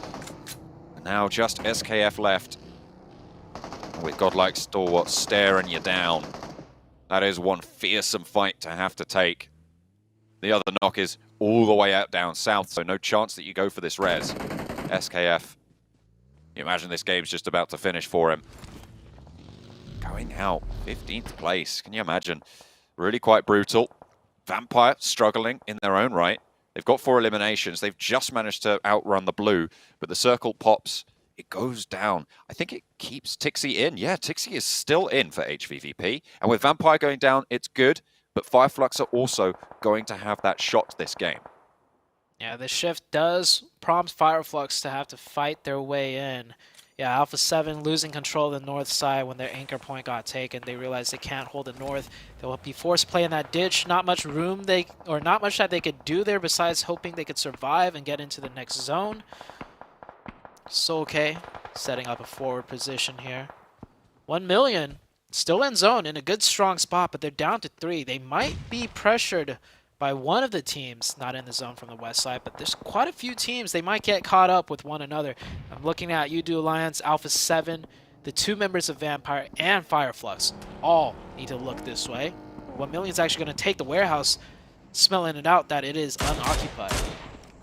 Okay, they managed to cross to cover. I mean, out in the headshot hills, you step over a ridgeline, you're going to need a new helmet. It is so difficult to move in this territory. With this number of teams out there as well, all looking to move, chaos. That's the only thing that's going to happen. Pittsburgh Knights getting crunched in as 1 Million make that cross, and they are going to force their way through. No sightlines really from across the road just yet, but Senke might try and line up a couple. I wonder if they think the Pittsburgh Knights are in that forward position. Alpha 7 will have to move ahead. View to Alliance. Fireflux for me is really a big, big part of this. Vampire did get eliminated, and that's a little bit of a relief for HVVP, but 3 points gained on the elimination total. HVVP just Tixie remaining on that south side. Very interesting rotation for U2 Alliance. They're looking to sweep and control more rather than just going into the zone. Good pressure play by them, though. It forces Fireflux back into a corner. This could have been Fireflux's position, but that small maneuver by U2 Alliance will pressure them away. Meanwhile, Damwon Gaming still just putting in massive amounts of damage everywhere. Already impressive, in my opinion, for them to pick up 2 points from in here. Nova has been in the elimination feed, taking some shots, and yeah, Fireflux forced into this crash, into this push. 4v4 situation. None of them go down on the initial crash, though, but here comes the util, the nades, and I spoke too soon. Let's us find out and confirmed. It's not even a 4v4 as well, because you've got Bacon Time to worry about, playing a little bit further up the road in the garage. You've got shots coming through from across the road. Squash gets spotted, and Solke manages to get a really crucial knock. A nade to follow it up, gets the instant flush. And Fireflux are not done just yet. I mean, they're powerful. In these engagements, they go for the crash. Unfortunately, it might just be too much for them. The knock goes through over to their squad as well on the south of the wall. Ketch is trying to crawl on back through towards the rest of the roster. Might be allowed to do so. That smoke on the windowsill will bloom on out. In the meantime, U2 Alliance are just being forced up to these horrible ridgelines. Just trying to find anything. Look at Tixie, still going, by the way. Still alive and will be in the next circle. Unfortunately, Godlike Stalwart, they've been swimming around for a while, and finally they might jump out the water and snap him away. Nova, I just realized, actually won a crucial fight with Power. They lost the zone in school, but they took over the doghouses up here, which is very strong. They run into Tixie, though, and Tixie takes out one of Nova, but it's actually Godlike Stalwarts that confirms the point. And now Godlike Stalwarts is here with 4 strong. Nova has a really tough fight ahead of them. They do somewhat have the positional advantage as far as this position being a better spot to rein in nades. But this is 4 members of Stalwarts we're talking about, and they're not going to all clump up for free for the Nova team to nade. There are now 3 teams, by the way, on the south side of that compound on the road. They are playing in 3 separate buildings with 3 separate teams. It's really, really chock-a-block. No one wants to make that step. Nades over from Frozen towards Godlike Stalwart. Find that opening knock after losing their player. They do need to try and even those numbers. Over the side, Missile launches the nade. Wants to put the damage in action. Top both fall down, but 2 from Nova are answered towards. Just Pika left for the squad. Lit up, flushed out as well. Coming through, I think. Yep, that is going to come through from Pika, and now Jimmy moves up. The man of the hour for Nova. Last player standing, but Osel is just on such a brilliant sideswipe. Jimmy, however, can get it done. Time and time again today, he has stood up. Even over the course of yesterday, Jimmy has amazed us, and once more, he pulls it out the bag. Keeps Nova the only team now alive in the top 3. Great clutch for Jimmy once again. Jimmy has been absolutely showing up today on the last day of all days. Alpha 7 gets finished out by USG Donuts. Damwon Gaming with their prime spot in school. That's the position that Nova wanted, but we saw them hesitate just for a split second, and they lost it. But now Damwon Gaming with 4 up, full control of the western side. And the only teams up that could contest Damwon Gaming are all caught on each other on the west. Someone may be in for a little bit of a treat here. I'm still paying attention to Fireflux, by the way. One of the teams, well, the only team really now at the moment that has a solid chance, I would say, at overlapping HVVP's 3rd place position. They're currently on 210 points total. So they're 13 points behind HVVP. Inco, in the meantime, will try and make them work for it. Then Ebete giving a lot of damage over. Will be able to find that first knock. Solpe has to leap out the window. Drops down as Vitali's on that off angle. And the chase is on. Catch is actually given the Catch! Oh, he goes for one, goes for two as well. Catch is so good for this roster. He's done so much work and you to fight on out. Vitali's position now given away. Bacon time know where he is. And Catch is still alive. Fireflux with 4 eliminations. Putting themselves really close to that marker. They're still 11 points behind HVVP, and they'll need to clamber up further. The placement points, however, at 7 do start to rack up. That was definitely some drop communication there. Vitali saw Catch run up the stairs there. He needed to be screaming behind you guys, behind you guys. Both players looking away from the stairs when they went down to Catch. That's a mistake for Inco. They'll stay alive with 1. But they should have taken out Fireflux and remained up as 3 in the zone as well. That could have changed everything for Inco. But this is still a good game for them because they pick up 5 points. 1 million still with 3 players alive and 3 elimination points, trying to break into that bubble and take that position away. Jimmy still remaining alive. I think Nova's already done a great job in this game. And I don't know how much more placements points Jimmy could get. But he has his fingers crossed. Knights still trying to fight here. And I don't think they're going to be able to fight for long as Xenox goes down. Pittsburgh Knights have been fighting for a very long time as a duo. And they will finally meet their end in 7th place. 1 elim, still not a very heavy hitting game. 1 million, 5 eliminations. If they can get this res, 3 alive. The circle is moving, however, and we will need to try and outrun it. Finally, Nova do go down. 1 million, a team in the bottom 5. That will have a chance if they get a strong game here, with Inco going very low, with EVOS falling out as well. They have a chance, but it is quite a long shot here. Unless they can get a chicken dinner, they won't be back in the running just yet. Question. What if Damwon wins this game? Do they have a chance? Oh, 1 million. Crossing the road. Definitely not an easy cross to make. Oh, 2 teams with sightlines on them. Gonna pop peek over the wall. That's another player down. It's all down to Marshall. It's a 1v1 though. It's only Catch here for now. And oh, we still got the solo player out of Inco. And Damwon Gaming, with 4 strong, with full control, they should be looking to, I wouldn't say play aggressive, but yeah, peek around a couple more angles, see what you can find, pick up some points. Marshall is bullying Catch right now, has another nade. Oh, he knows the window as well. Catch repositions down the stairs a little bit as well. Really important reposition there. Look at Damwon just stretching their legs. Catch does finally fall, and Fireflux will not have the full pressure to make it up, but I mean, that's a lot of points that they've been able to earn on this game. That 3rd place still so tenuous for HVVP. It's a standoff right now. Everybody's just basically fighting for 2nd, 3rd, and 4th as Damwon Gaming pretty much has secured 1st place outright for this match.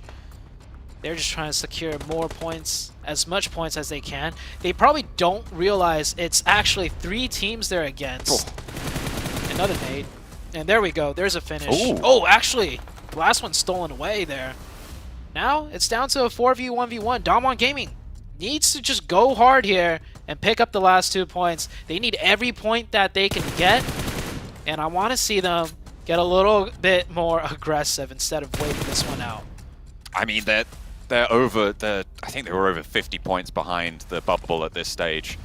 Even with a chicken dinner here, it's, I imagine, too much to ask over the next 2 games for them to be able to make it up to 3rd, but they can definitely ladder up. The team that I'm paying attention to here is Vitali for Inco.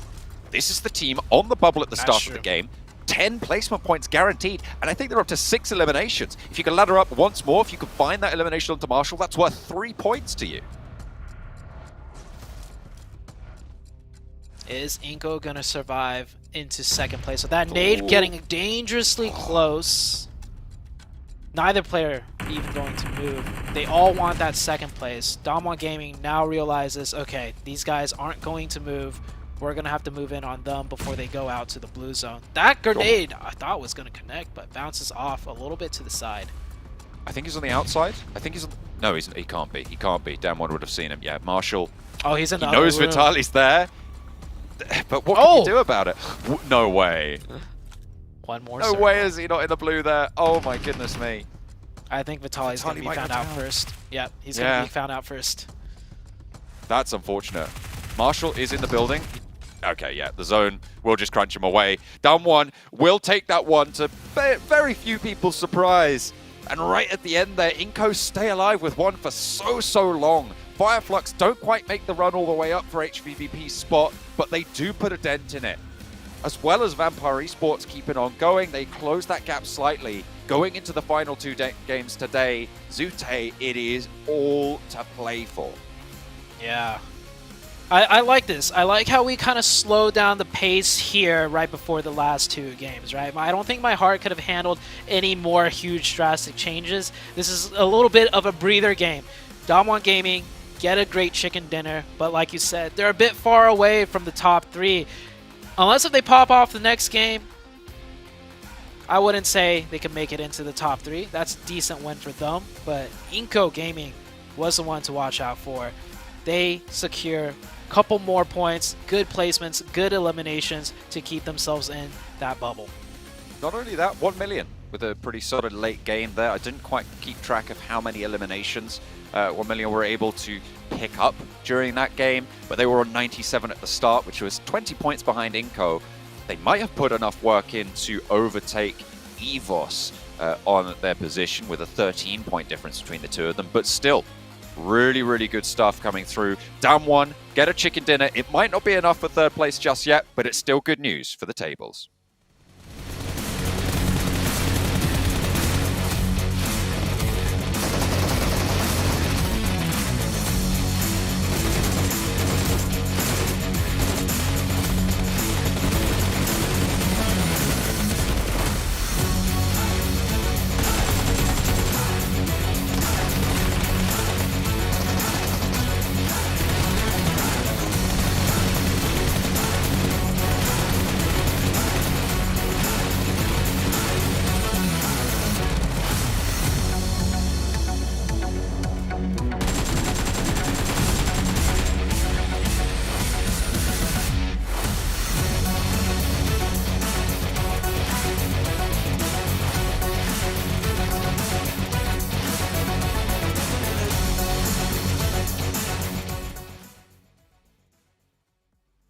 Damwon Kia end up winning that one with 23 points on the board. 1 million end up getting some good points as well. I know 7 Glitter, y'all guys have been keeping an eye on them all day today. And then Inco Gaming, man, the squad that has everything to lose right now put up some good points. I know they got to be feeling really good here, 7.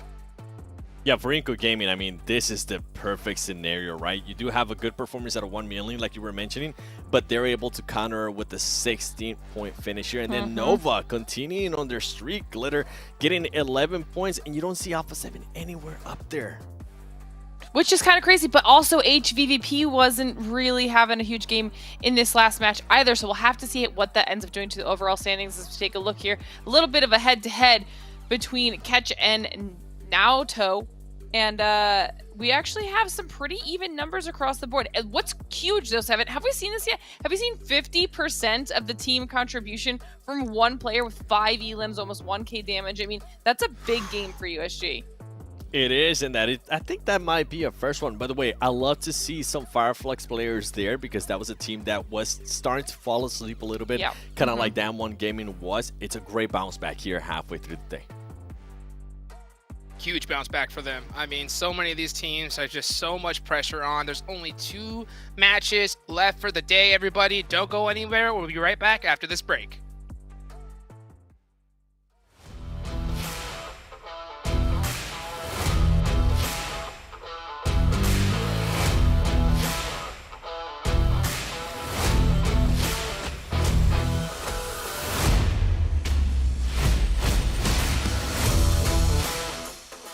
Hola compañeros de PUBG Mobile.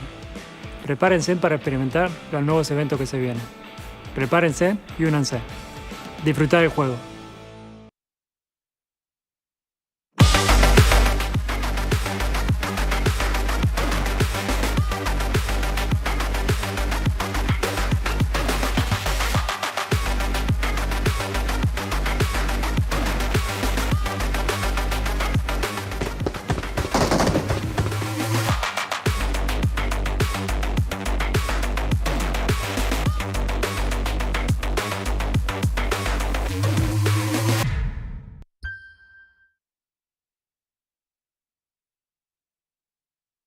And we're back, everybody. Man, 2 more matches left here today. 5 teams going home and have to wait a whole year before they get this chance again.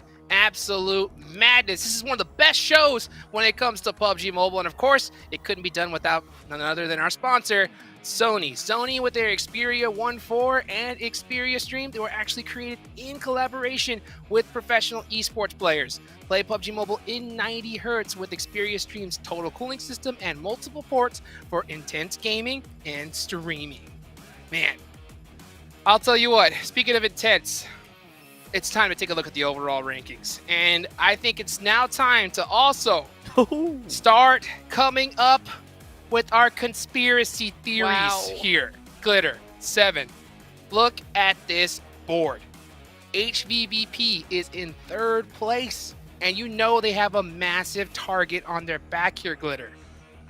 They absolutely do. And after that performance, a little bit of a comeback like you were mentioning earlier, 7, Fireflux is only 6 points behind them. So if I were HVVP, I would be starting to get a little bit nervous here. That forces Vampire Esports down, but only 3 points behind Fireflux. I mean, this is a tight race. You see that Damwon after that performance. They're up here on this first page now. And like the casters were saying, it's still a big gap for them to try to close in 2 more matches, but they can at least shrink it down. Meanwhile, Inko kind of maintaining a decent spot, though, like you would also mention, 7, because of the matching performances. Yeah, the matching performance helped them out in a big way. You can see them being able to keep a little bit of that lead that they do have. We have seen some of the other teams. I mean, Donuts USG, they just have Naoto up there for the top players head-to-head. I wonder if maybe those teams can have a pop-up performances, because that's what 1 million Evos and Donuts is going to need. A pop-up performance. What they have been doing is just not going to cut it. And I honestly don't know, Glitter, if any of those teams can have a pop-up performance. It's probably too late for that, Jukes. I mean, how are you feeling about that? Well, you see, this is the question. Okay, so if you look at the next person down from Inko, they have 18 points in difference, and it only gets bigger from there. So you have to think, what is the strategy coming from these players at this point? At this point, some of the teams at the bottom, they probably feel that they got nothing to lose, and they're just going to have fun. And you'd be surprised, they'll probably do pretty good here. But, you know, my question is this to you, 7. You know, with that 18-point gap minimum, okay, I think that now at this point, right, obviously having a good performance is huge, but I think if you don't, like Inko Gaming, I think you have to take them out early here. What do you think? Yeah, I 100% agree with what you're saying there. This is kind of what I was alluding earlier.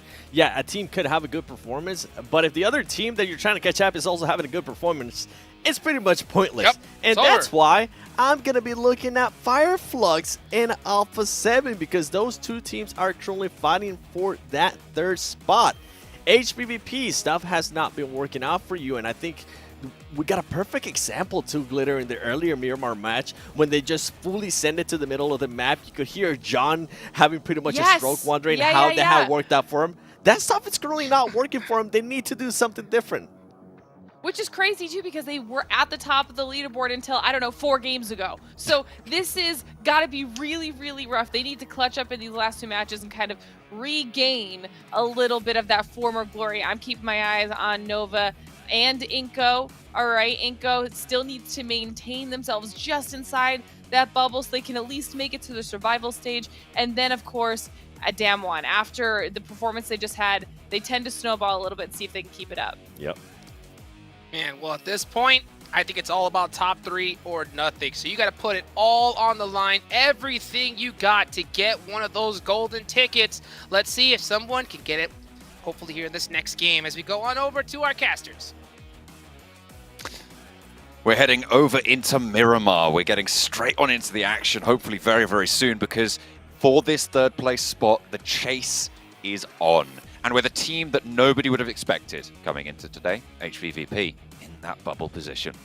Yeah, HVVP going from 1st place the entirety of the week, the entirety of this tournament, all of a sudden looking like they might not even make top 3. That's a huge, drastic drop off. I mean, if you take a look at their performances today, they had an okay game number 1, but game number 2, 3, and 4 just riddled with mistakes and sloppiness, and that has let the other teams really surpass them, that of Nova and Godlike Star Wars Esports, and who knows, maybe even Fireflux or another team below Fireflux will knock them out of the top 3. Definitely possible at this stage. It's still 2 games to go, and in general, profiting more than 10 points a game over someone is going to be very, very tricky, which means that teams like Alpha 7, Damwon Kia at this stage, I don't think have that much of a chance to go through. But for Fireflux, Vampire, and Bacon Time, those are the 3 who I think could knock that spot and take it down. Godlike Stalwart, not out of the woods just yet as well. Remember, they still could be overtaken by a team like Fireflux, but their points total of 239 is so much more to try and jump on over. And as I said, trying to profit more than 10 points a game over someone at the top of those tables is going to be really, really hard. And Fireflux, they're 21 points behind. That would mean a little bit more than 10 per game. Yeah. Worst case scenario for Godlike, it'd be HVVP and Fireflux stepping up, right? Which would essentially knock them out of the top 3. But we'll see what happens. We have this game and just only one more, John. And this is a good circle all the way up in the Northeast for a team like Alpha 7. So if Alpha 7 wins this one, hey, it can come down to the very last game, and Alpha 7 all of a sudden, right, has a chance at that top 3. But this is only the first circle. Who knows what's going to happen? But it looks at least a favorable start for the team of Alpha 7. I'm also looking at what HVVP are going to do. I mean, we keep talking about them because they are in the crucial position. They're going to move up to La Copperia. They can move in along that northern side and take some control there. Miramar is the map where they have their only chicken dinner as well. And playing from this north side, it can give them a little bit of confidence. Hopefully, they can get there without losing a player or making a little bit of a mistake. Hang on a minute, Fireflux. Uh-oh. Having a bit of a scrap with Nova, but I don't think either of them really have the weaponry to go for this engagement. Solke moving forward to the micro Uzi. I like it. Spots the back of the bus. I like it. I like how Order was also so cautious to the point that he didn't even get back on the bike, because then he'd have to drive forwards just a little bit. And if Soke found the gun in that first shack, you know, that could have been the end for him. But both teams just on a scramble for any sort of points they could get. You know, Order, he probably picked up that bike about 500 meters away, found a pistol, saw a player parachuting, stretching a little bit, and just gunned it. Try to get those shots in. I mean, you do go for those. And if Fireflux had lost a player there, that could have essentially cut down their run for this 3rd place as well. Oh, yeah. They're currently 6 points behind HVVP. Absolutely within striking distance. Vampire, 215, 9 points behind HVVP. Oh, it is so, so dangerous. It's kind of all I'm paying attention to, I'll be honest.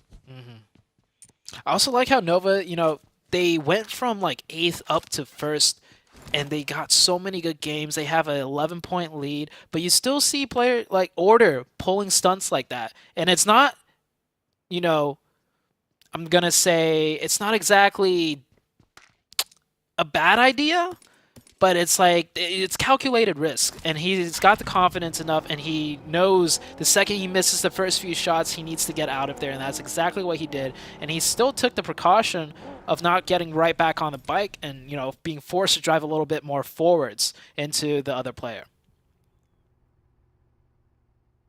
So far today, Nova have earned 96 points. 96 points in 4 matches. 4 matches. That's almost a 25-point average today. That is insane. It is unlike, I think, anything I've ever seen, to be honest, especially at a PMGC level. 6 points. Let's just say they got 100 points in 4 games, right? To make the math simple. That means in 4 games, they have done almost more, like half of what they've done in 3 days. Yeah, that's, I mean, 154 was their total after the first 3 days, right? Uh-huh. So they are currently what is that? You put me on the spot now. 58 points less than they've been able to earn over the 3 days in the first 4 games. There's a lot of percentages and maths that could be further done with that, but I'm gonna leave that to you if you want to. The bottom line is it's really bloody impressive. Is what yes. To put it in simple terms, without all the numbers. But yeah, first circle, teams are starting to rotate. 5 minutes in. This circle we did see the other day, except it ended way, way far in the north in a very familiar area. I'm thinking this one's going to pull back a little bit more central into a spot that teams probably have already played. I can't even remember if we've seen a circle in here. We definitely have a couple in the northern side to start off with, though. Donuts USG currently moving around near water treatment, getting north fairly early, snaking their way through the hills of Miramar. Nova currently just to the west side of Junkyard, moving over their own hills as well. Miracle workers here today. Look at that Paraboy, just stretching it out, just keeping it loose. That's how he lands all his long-range shots. Got to keep it relaxed and loose. Keep the trigger finger ready, but not too tight. That's how you miss your shots. I was saying how Alpha 7 is in a good spot to start off the map with the circle being so far northeast. Another team that I didn't touch on, though, is Vampire Esports. They're coming in from the Campo Militar side, which is even further northeast of Alpha 7. So Vampire will essentially be able to have their backs clear for the entirety of the game, unless if they overextend a little bit, but that could work out really well for them. Certainly could, and especially given their position on the tables, it's going to be nice to have a little bit of a peaceful game to start things off, get towards those top sort of 7 positions without too much of a problem, and then start to light things up. Top 5 rate for the map, notably lacking HVVP, but Vampire Esports are there. Fireflux aren't there either, but still, it's good news for the Vampire squad. Definitely so. Taking a look at the rest of the map here. Nothing too out of the ordinary. Teams are playing it pretty standard. Damwon Gaming might run into Fireflux, so Fireflux taking a very long time to rotate all the way in the southwest here. Yeah, Damwon Gaming driving by. Should be a straight shot for them through, as there's no one in Picado to slow this down. Fireflux, though, we'll see the team of Damwon rotating ahead, so gives Fireflux a little bit of a heads up that there could be a team very close by to them as they come into the circle. I think Fireflux is, I mean, we talked about it a little bit yesterday, but the power that Fireflux have been able to find comes from almost emulating the playstyle of HVVP, and maybe that's a little bit disingenuous to say emulating. I mean, it is still their playstyle as well on Fireflux's side, but that's the sort of style, right? Playing back, playing for those edges, and just crunching, sweeping, controlling. We haven't seen that from HVVP today, and Fireflux were able to capitalize on it yesterday. Yeah. Today, it's really been the story of Nova getting center and fragging out their mind. Speaking about getting center, the circle centers almost perfectly, probably actually perfectly right into the middle. It does make it a little bit tricky, though, with that road cutting the map in half between the north and south side. Teams will have to figure out which way it'll go. It looks like it's going to favor the north slightly more, though, but you can never be too sure with the circles out on Miramar. Vampire on the northeast side do have a slice of this, with 1 million pushing in on their eastern edge. Ravenclaw will be able to hold that off, or certainly gather the info of this location, if nothing else. Further in is Evos ahead, near El Azahar.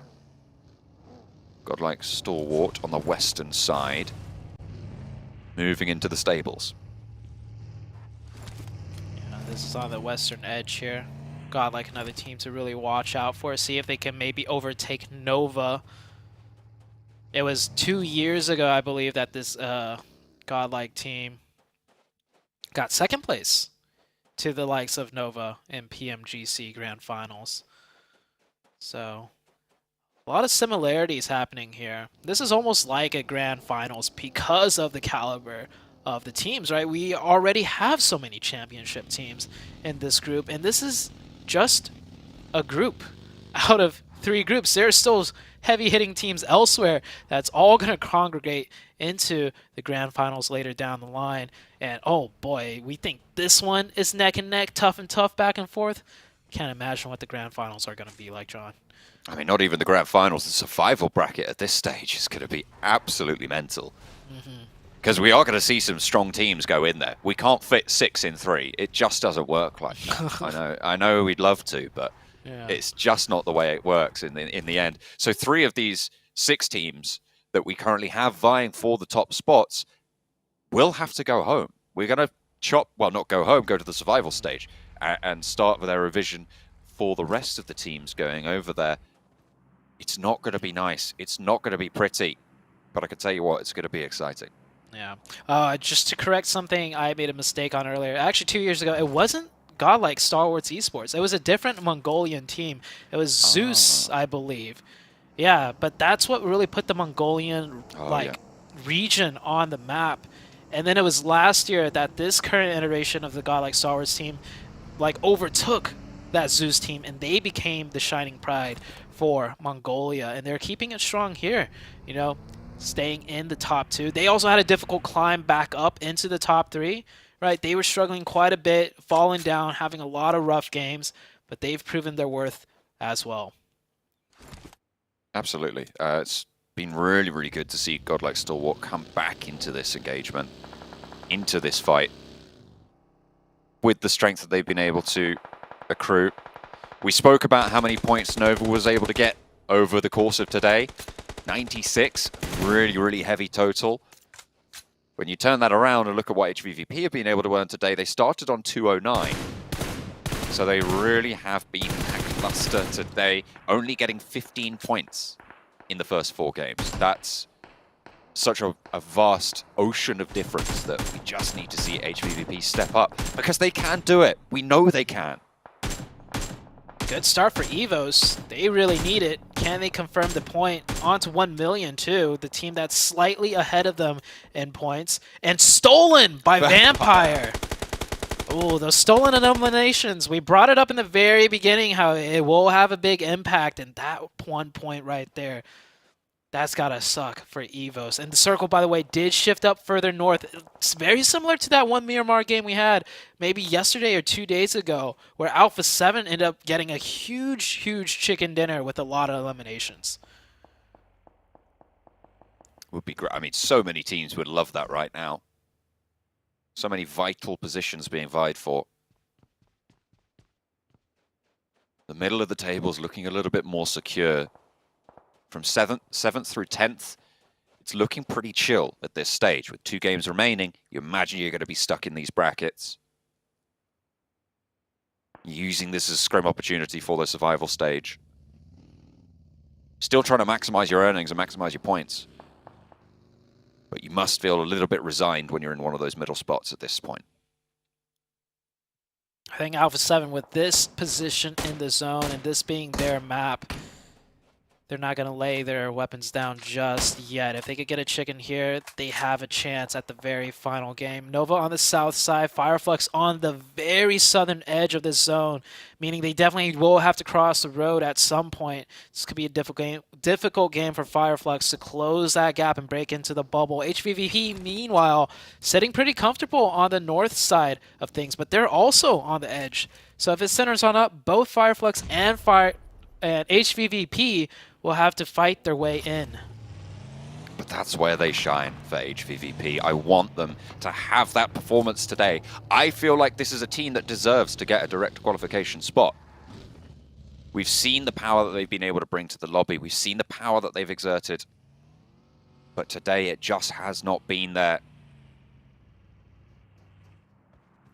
And in the final 2 games, they'll need to pull it out of the bag to keep themselves going, or they'll be bumped down to the survival stage, which would be bad news for them and even worse news for everybody else. Even worse news for everybody else. The amount of teams that HVVP can take advantage of in the survival stage compared to this current group, oh yeah, there's a lot of teams that they could just take fights with. The circle has shifted a little bit more to the north, keeping HVVP in zone. Fireflux, however, do have to cross this road. They do have buggies, at least probably the best vehicle to have in a game of Miramar, but it's going to be a difficult cross either way. Look at this. To their left, Damwon Gaming, the Knights, and Godlike Star Wars all on the edge. To their east side, Udo Alliance, Evos, Vampire Esports, all not in the zone. This rotation for Fireflux might be the last one they make here on Miramar. Into the Valley of Death they ride. They ride strong and pull up on the position. Damwon yet to find an opening knock as Pittsburgh Knights taking shots out this way as well at both of the teams. Solus, Ketch, Lutz, all at the backside of the building. One does go down, but Sung is answered on towards, and Damwon lose the longhouse. Osal there on the hold, sprayed around the corner, and this is the push from Fireflux. That's so smart. They needed it to work, and it has. They've taken control of the building, but they still have to move up north. The disengage comes through from Damwon, and they'll need to push in. In the meantime, Godlike Stalwart from the west side, moving in past Skylights Gaming, trying to take this fight, doing so fairly well. Unfortunately, though, on the south side, Nova have the bead over towards Damwon, and they're going to force them into the push over towards Venom, towards the rest of 1 million as well. Yeah, Damwon with a good chicken, but that was slight mishap, slight mistake in their defense, and they're down to one member suddenly. Such a smart move by Fireflux. So, wait, hold on. Fireflux down to... Oh, yeah, they're not in the zone yet after winning that. They still have to fight past the Knights, and yeah, Fireflux down to 2. One member knocked. Damwon Gaming is out. They are taking a fight against the Knights right now on that southern edge. Here's that fight. Coops is pushing Lutz and the other member of Fireflux. I don't think this is going to work out for them. Coops actually gets run over. Run down. Lutz is still active for Fireflux. It's Xenox and Spec for Pittsburgh Knights. Lutz is getting the heal off. Solke moving on up. Lutz gets the flush. That information was being given back over. Solke not going to be an easy res, to be sure. Damage on the back lines as well for Pittsburgh Knights will slow their aggression, but the zone will push everyone in. Godlike Stalwart in the meantime, finding the remnants of Shockwave, and actually HVVP are looking to try and exert some control here at a crucial time for them. This northern side looking good at the moment. Fireflux will get run down and eliminated.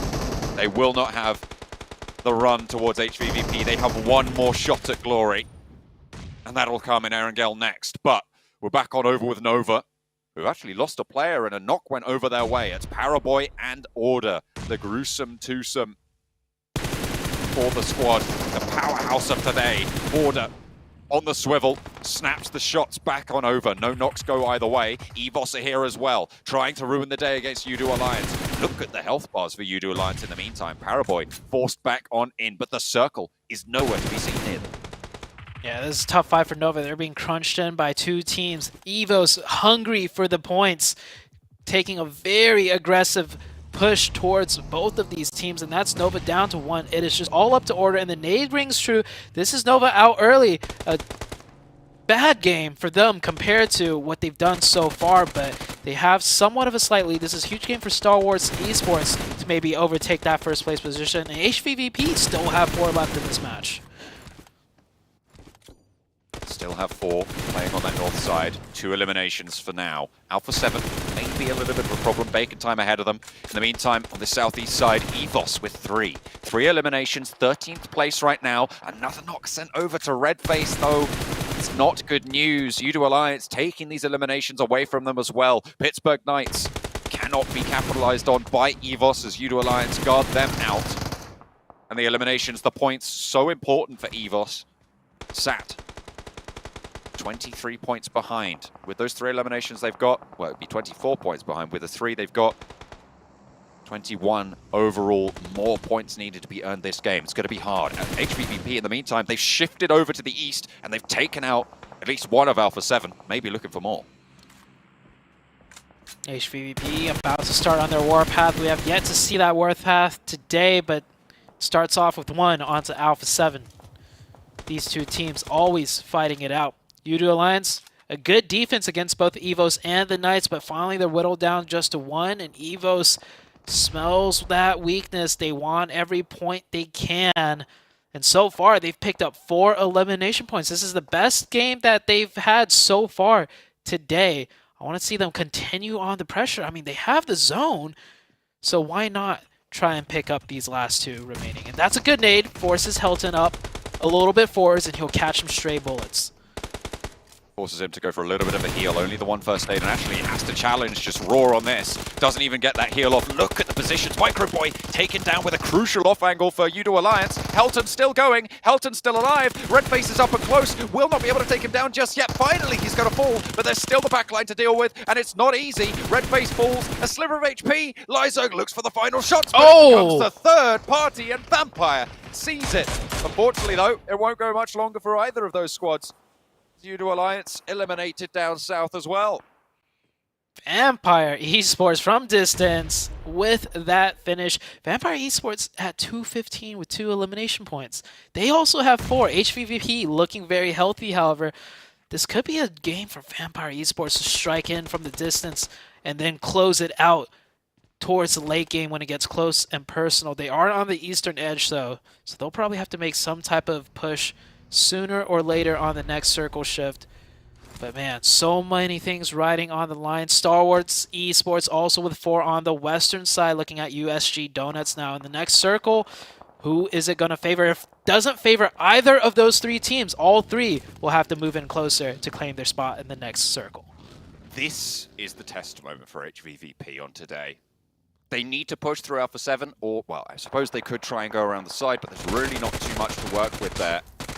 Godlike Stalwart up and to bat against Donuts USG. It's not going well to start off as action does fall. There is an answer from Scry, and in slides Pika. Moves on up in the coop. Looks for more knocks, gets the flush. Missile laying low for now. Stands up and wants to find Scry, but he's knocked back immediately. Top is on the ball. And Lufa now, last standing for the squad from Japan. Cooking a nade. Puts it out a little bit wide. The push-up has come further. And Godlike Stalwart will stay in for now. Godlike smells that position out. They hear the nade. They assume it's from some sort of enclosed position. And they know it's here. And yep, that nade will catch Lufa. That is USG out. More importantly for Godlike, though, they pick up more points. And instantly scoping out into the blue zone. Spotting out another player. I don't know if they managed to get that knock, but Vampire Esports continue to pick up points, getting a nade knock on to Spec. The Knights down to 1. Xenox last up, and Vampire has the read on him. Xenox probably going to be going down here. Certainly not safe by any stretch, but Vampire will need to move further north. Power are looking their way. In the meantime, though, HVVP, the crucial push made from Mafioso, tries to launch it out, doesn't quite find Tixie, so no opening knock for Alpha 7. Still 4 players from HVVP to deal with, and they will pause, go for a little bit of a heal. Xenox will fall in the meantime, and HVVP do get that heal off. Mafioso now in danger on the floor in the separate building. Meku lighting up through the door frames. Mafioso still split from the rest of the roster, and look at HVVP, they're tentative, they're back and forth, they are not committing just yet, they're looking for a little bit of an opening. Carrillo tries to sneak it through, but won't find any shots there. Tixie around the corner, but he goes down first, and it's so poor. The second follows. Mafioso is finding the shots that he needs, and Mythic now plays with Carrillo across the way. It's 2 versus 2, HVVP, and down again is Matic. Meku last standing for the squad from CIS, coming through, top qualifier from the European Championship, and again, they fumble the ball. HVVP fall. Down in 9, 3 eliminations. Vampire staying up with 2. They have 3 eliminations themselves in hand, but they are in a dangerous spot. Meanwhile, Godlike with 2 up might be able to get the revive up to 6 eliminations. Vampire could still do this. Bacon Time has a full 4-man squad. Where has Bacon Time been in the map though? They've been on the north, just chilling and relaxing. If Bacon Time decides to swoop into this late game, they could also jump up on the rankings. There's so many heavy-hitting teams still. Godlike Stalwart's down to 1 player. They could get that close revive. I don't know. Yeah, the 3rd player does go down. Power here. Finishing off 1 player of Vampire, and that is Vampire eliminated and gone from the lobby. Not that many eliminations. Not as much as they would have liked. That is crazy. Going into the final game, all 3 of 3, 4, and 5 position have 3 eliminations. The placement points are not big either. It is so close on that bubble. Zute, none of those teams had an impact here. If HVVP had won that fight with Alpha 7, if they hadn't fumbled That'd it, if they be hadn't such lost a big difference Tixie, maker. it would be Yeah. such a big difference here. We would be having a completely different conversation. And I feel like, yeah, fumble was the right word. It was a 4 versus 3. We don't see HVVP ever kind of lose those. Close range fight. Alpha 7 was just pretty much trapped in. Maybe a few more usage of util. Maybe they ran out. I don't know. But either way, Alpha 7 win that one. Now, our eyes are set onto Bacon Time and Godlike Star Wars. Bacon Time losing 1 player, however, might be able to get that revive. But Bacon Time strikes in huge here. Doesn't look like it. They're down to 3 now. This is the chance for Godlike Stalwart to actually jump up and potentially, as you say, take that spot at the top. 8 eliminations right now. Will put them up at 247 total. So very, very close. With the placement points they've guaranteed already, they might have done it at this stage without any more effort needed. But if you want to take that top spot, you're going to have to put a little bit more of a gap between you and Nova, because despite a poor game today, well, not today, this game, they are still Nova and they are still on fire. Almost a 100-point day team. Alpha 7 getting cut down. Yeah, they're getting cut down from 1 million and Bacon Time, and that is Alpha 7 out. Very valiant stand against HPVV, but they can't make the push into the next circle. Godlike Star Wars still alive, and we're in the top 5. That's a good amount of placement points once you break that top 5 spot. So very good news for Godlike Star Wars. Very bad news for the likes of Nova. Bacon Time still have 3. They could still do something here. Only 2 eliminations though, however, so far. The only team that doesn't really have a massively important position on the tables is Power at this stage with 4 players alive. 1 million chasing Inko. Vitali going low, going out here could give 1 million that little bit of an opening that they need. If Shirty can tag the shin, there it is, finally finding the shots around the broken door. But 1 million out. Well, Inko out with 2 elims. 1 million now have a chance. With 2 players, it's going to be tricky, but they can close that gap for the bottom bubble as well. How is Pika still alive here? He smoked his way down through that? Man, Godlike, just getting every little point they can. Now they go from top 5 to top 4. If he gets the next circle blessed over to his side, he can maybe get another placement higher too. 1 million go down. Yeah. Even Power could struggle against Bacon Time's lineup. Oh, is Power not in zone here? Do they have to leave the hard cover?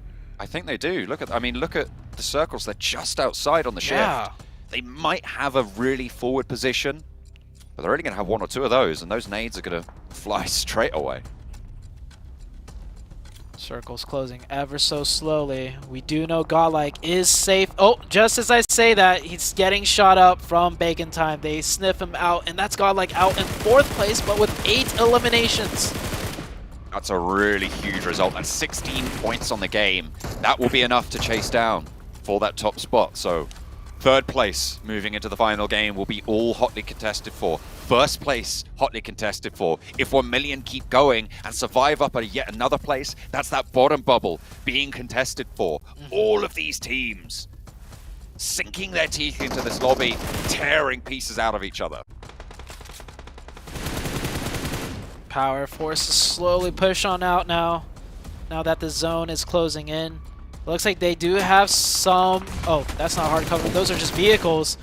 1 million. I respect it. Send 1 player out. No point in just keeping 2 stuck in the shack. See if 1 player could get something done. Not able to, though. It's Bacon Time pretty much versus Power now. Power with 4 players. Bacon Time with only 3. There goes the last player of 1 million. 3rd place, 3 eliminations, 13 points on the game. Oh! A nade over the top, double knock over towards Power, and the numbers are now in the advantage of Bacon Time. Shirty leads the charge, moves around the side. We'll probably look for a flush here over onto Aziz if they aren't going to push forwards for Power to try and take it back. Oh, Kante though, gets faded. 2nd answer from it. Bacon Time now playing against 1. The nade over the top to try and keep them alive. There was one answer. Shimmies around the rock. Aziz will fall. 2 players alive for Bacon Time and active. With 5 eliminations total. Picking up a chicken dinner could add a 4th contender to that 3rd place chase. And the nades start to fly over towards the back lines. Might just do it there as it rolls through the smoke. Burning at the back as well, and they will shut it down. It's Bacon Time with a crucially timed chicken dinner. That does give them a chance at top 3 as well. Especially with HVVP fumbling there, not being able to create that much needed point gap between them and everyone else looking to take their 3rd spot to directly qualify. It all comes down to the last game as we all predicted, but I don't think anyone could predict what's gonna happen in the very last game today. I think with that game, Bacon Time might be in the top 3. They No might way. I think they might have just overtaken HVVP. Do you think so? I think they get at least. Oh, we'll have to wait and see, John. I think they get. Yeah, I think they get a couple of eliminations. All down to how many eliminations they were able to get. No Bacon Time way. from 6th place could have jumped up into 3rd with that. We'll see. But oh man, John, we got one game left. So much riding on the line. The top 3, the survival, the top 1 even. I can't wait. It's all to play for now. One more chance to shine through the lobby, to take control, to get those direct qualification spots, or even stay alive. It's all coming down to the last. Make sure you stay tuned.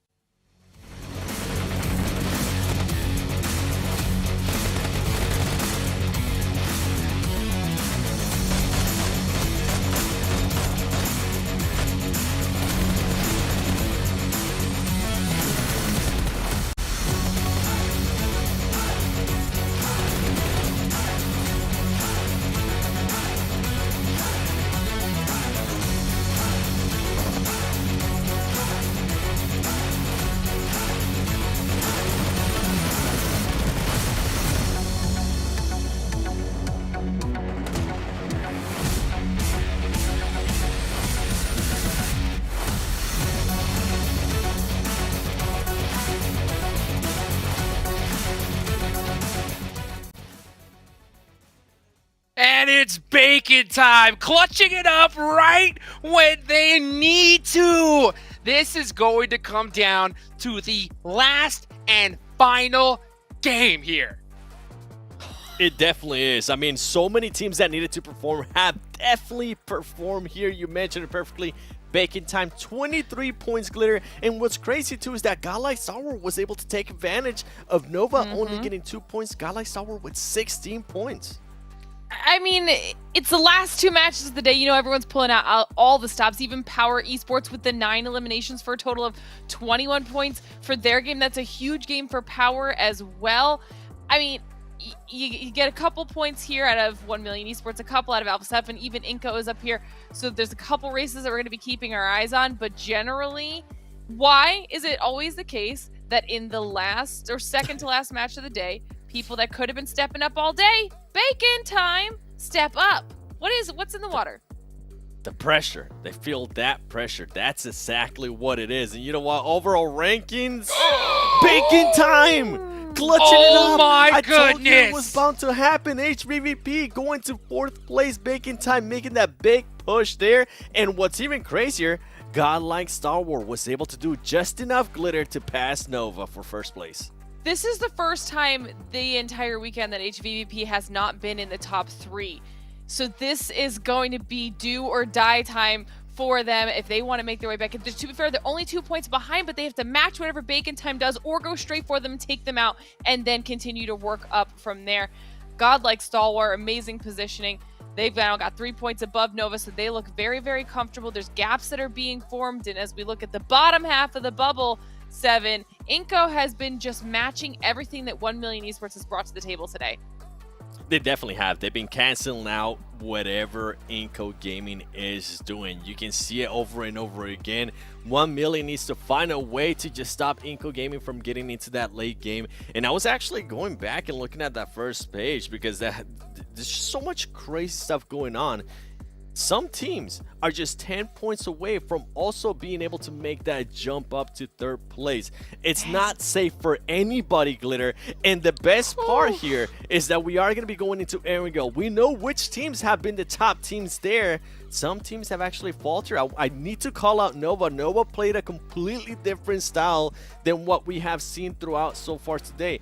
Whenever Nova is actually split and they have their players kind of doing their own thing, they do so much better. In this last game, they were all together and it was just a completely different Nova. I'm hoping that we see a Nova that is going to be split. And talking about top Erangel performance, Fireflux. That is great to see because that's a team that can definitely jump to third place. I was just going to say that that's another team that is 1,000,000% in the running. If Fireflux have a pop-off performance, they are skyrocketing right back up the leaderboard. So you know that Nova, Godlike Stalwart, and now Bacon Time, who apparently is also a top Erangel performer, is going to be keeping their eyes on them.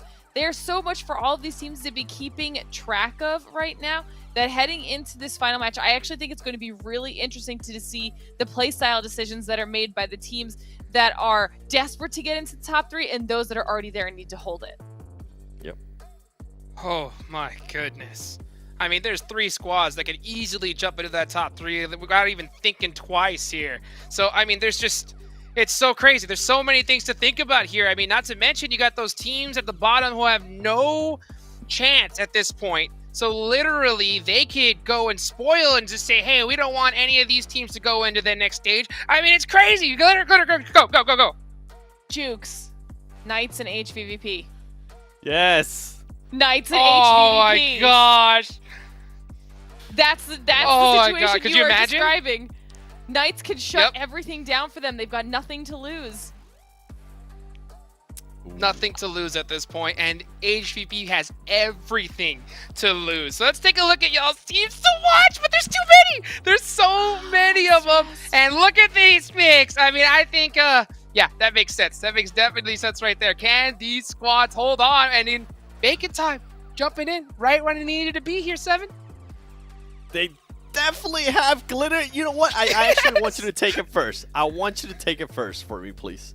I'm just really stressed out right now. Okay, now that I realized the potential that Knights have to play that spoiler role for HVVP, who is obviously both of a pick for both of us, that could be just the most insane opportunity. I hope we're able to kind of follow that and see how that turns out. You know that Godlike Stalwart and Nova want to be holding those spots. They don't even have a big gap separating the two of them, let alone them from third and everybody else below them.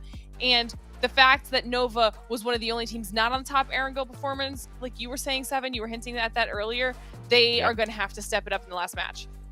And for me with HVVP, I'm going to be looking at the urgency that now they're going to have, right? They've been this top team for 3 days.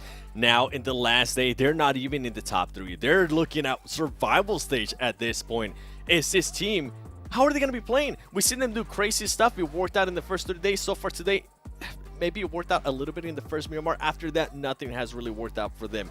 Are they going to be trying to be the aggressive team that we have seen in the first 3 days? Or are they not going to be seeing that aggressive team? With Godlike Stalwart, are we going to be seeing that patient, right? Waiting for the right moment to strike and being able to third party because they do currently have the lead. And with Nova, you heard me mention it earlier, if they are going to be playing split, that is when we end up seeing the best Nova. That is when we end up seeing the likes of Jimmy, Order, Paraboy, and everybody else being able to just clutch up and put up those performances.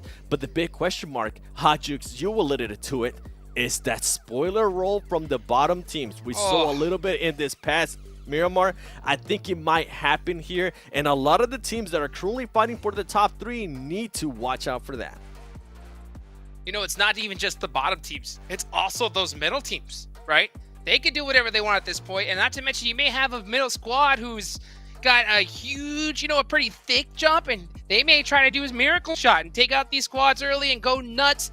I don't know what's going to happen, but here it comes down to this, the final match here of this group. Let's take it on over to our casters for one last time. I'm so jealous of y'all. Oh, it was crazy in Group Red, and it's getting crazier by the moment here in Group Green, the group of death. We're at 24 out of 24. We have reached that 100% mark, and we're about to go psycho. Imagine the story, the tragic story of HPVV. First place the entire tournament, and then on the last day, not even making the top 3. That could be non-fiction very soon, not just a story, depending on how this last match goes. And as a joke, I was saying, John, and it's all because of bacon time. It is. It really is. They're in that third place now. The fact that they're in that third place by, I think, what was it, 2 points? Yeah. In the overall rankings. That is insane. That they are so close to it. But going into our final Erangel, it's a south plane again, Zute. It's a little bit further north this time. But could it be yet another instance of HVVP being denied their primary drop?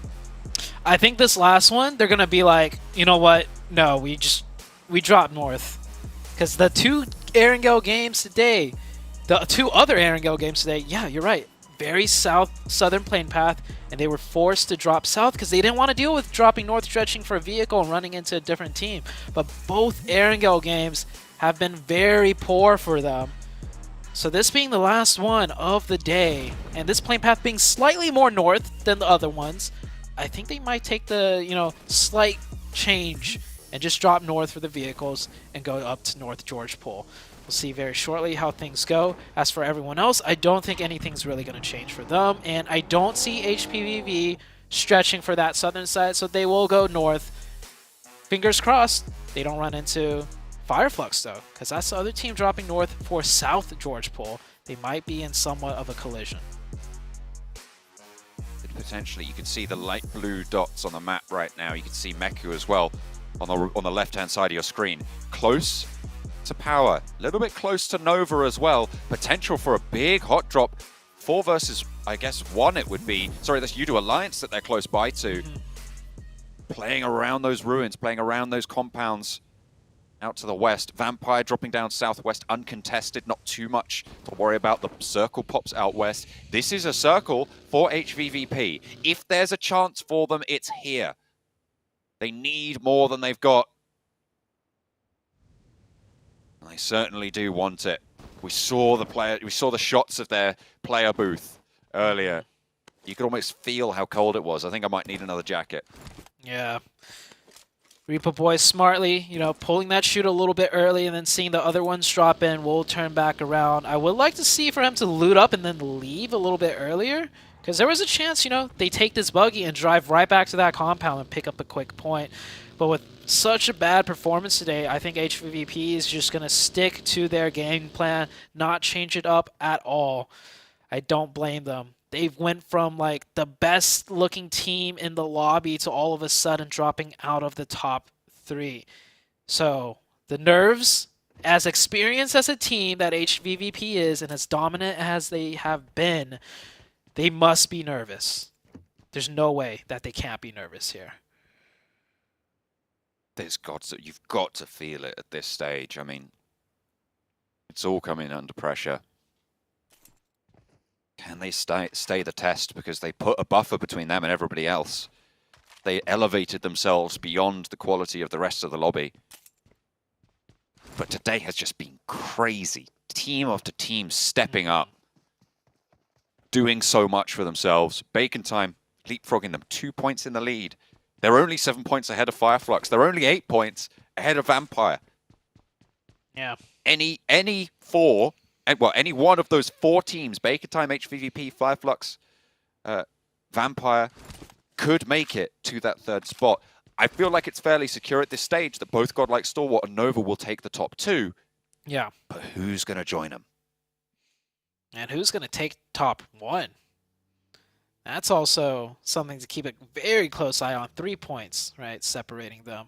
And then on the bottom half, right, you need to make that top 11 in Inco with 141 looking comfortable to a degree against the likes of 1 million. We were saying the desk was talking about hot drops and everything. We were talking about maybe 1 million could hot drop Inco, but that is not the case. Inco's going to try and play their game and just get a lot of points and hope, or 1 million's going to play their game and hope Inco falls out early. I'm wondering how long HVVP are going to be looting in North George. Their general rotation on a circle like this, I'd imagine, would be to go to the compounds just to the southeast of Everest, or maybe even try and play on Everest after they've looted up in North George. So the quicker they can get there, the better, because teams will start to be moving now. We are reaching that 5-minute mark, so the early movers will be on the road. Yeah, they'll be on Everest, or I think they will stay on Everest. Some teams will come behind them, but they'll continue to stay on Everest to clear their backfill. That's most likely the situation. Or they'll play that cube compound, just right on the bridge to cut off rotations, and then move on later. But the first circle being so big, there's a lot of options. HVVP might even just stay in North George Pole potentially for the first circle and play for the second shift. The Knights, however, will rotate early. Nova playing the compound that they really wanted that one game that Power took over. But with Knights rotating so early, Jimmy might get caught out here if the Knights chase this lone player down, but the Knights instead will just make their rotation center and play from this compound here. I mean, we said that the top two are likely to be Godlike, Stalwart, and Nova, but I mean, it's not outside of the realms of possibility that one of the teams could jump up over Nova, because at the moment, Bacon Time, they sit 22 points behind, HVVP 20 points behind. Those are big chicken dinners. Sure, absolutely, they are, but that's a big chicken dinner. You're there already, right? If you get 10 eliminations on a chicken dinner, that is 25 points. And that's enough for either of those two teams to jump up over Nova. So if Nova go down early, they are in danger of not only not getting that top spot, but also dropping out a little bit lower. CHVVP up on the north, just looting up. Damwon Gaming, we saw in that stat screen, they actually had the most amount of eliminations on Erenco. Damwon Gaming has started off so strong, and then yesterday and today have just simply fizzled out into non-existence. But just as I say that, supporting Firelines from the rest of the teams gets a second. And it's looking like a good fight for Damwon Gaming here. Fabian pushes to the back of the building, wants to challenge, but denied that luxury. In through the window, ground floor, Tommy Gunn wants to roll up. There's a nade being cooked by Fabian. Drops it down the stairs. Osal's there as well. The knock on the outside towards Sung is kind of weighing on them quite heavy, and another nade over towards Fabian. Power, they might have lost one, but they are still trucking.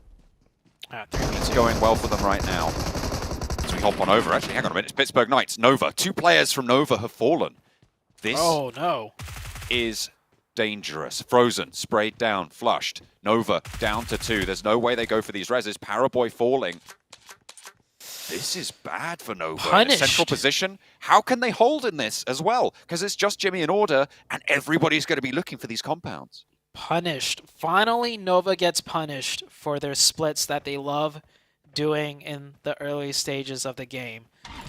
And that's pretty much their first place chance, in my opinion, out the window. Because Godlike Stalwarts, C2 of Nova fell down. So now Godlike, all they need to do is essentially stay alive.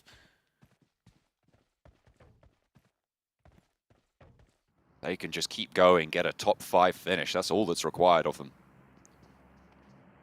But then again, Jimmy is still alive, and he has been dynamite for the team of Nova today, and out of yesterday as well. Spec rolling straight on up to EVOS, who are currently in 13th place, but with a massive game could charge on up, and if you want to do that, you have to start fragging early. So picking up a point now, good news.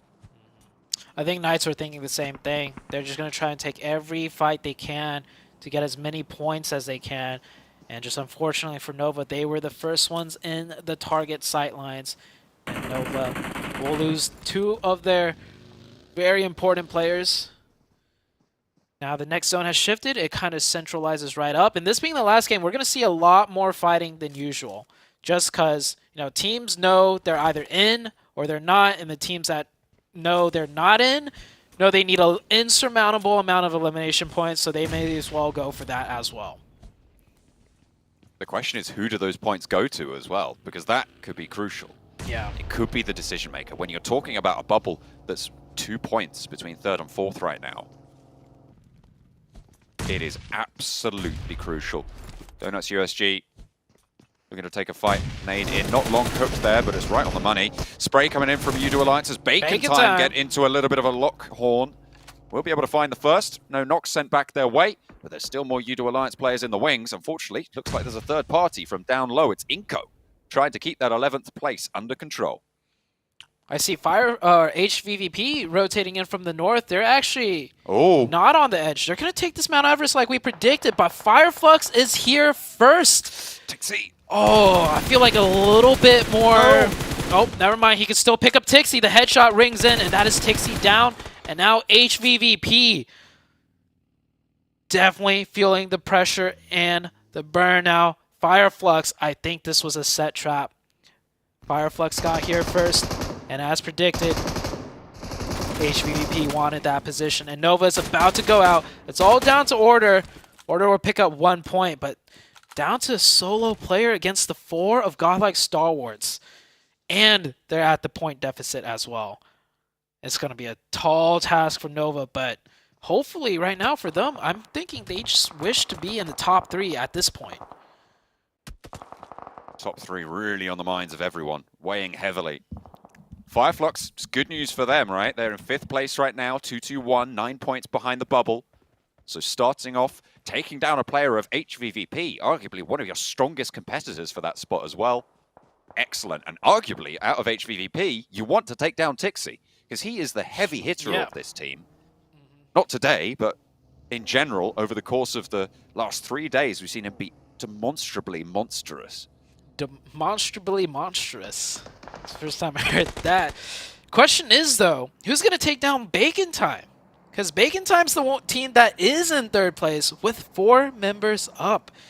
This is the team that's technically the gatekeeper of the top 3. And Circle goes up north. Once again, this could be a big one for the Fireflux team.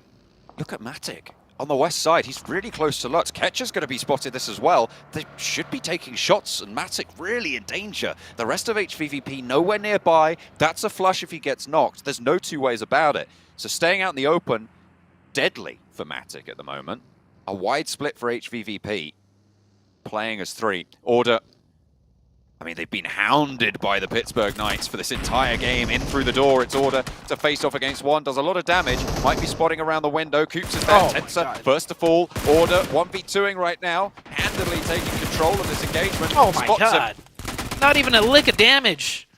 Look at that. Oh. He's mad that the Pittsburgh Knights are ruining their chances. He's shooting the magazine. He's emptying it down into the crate.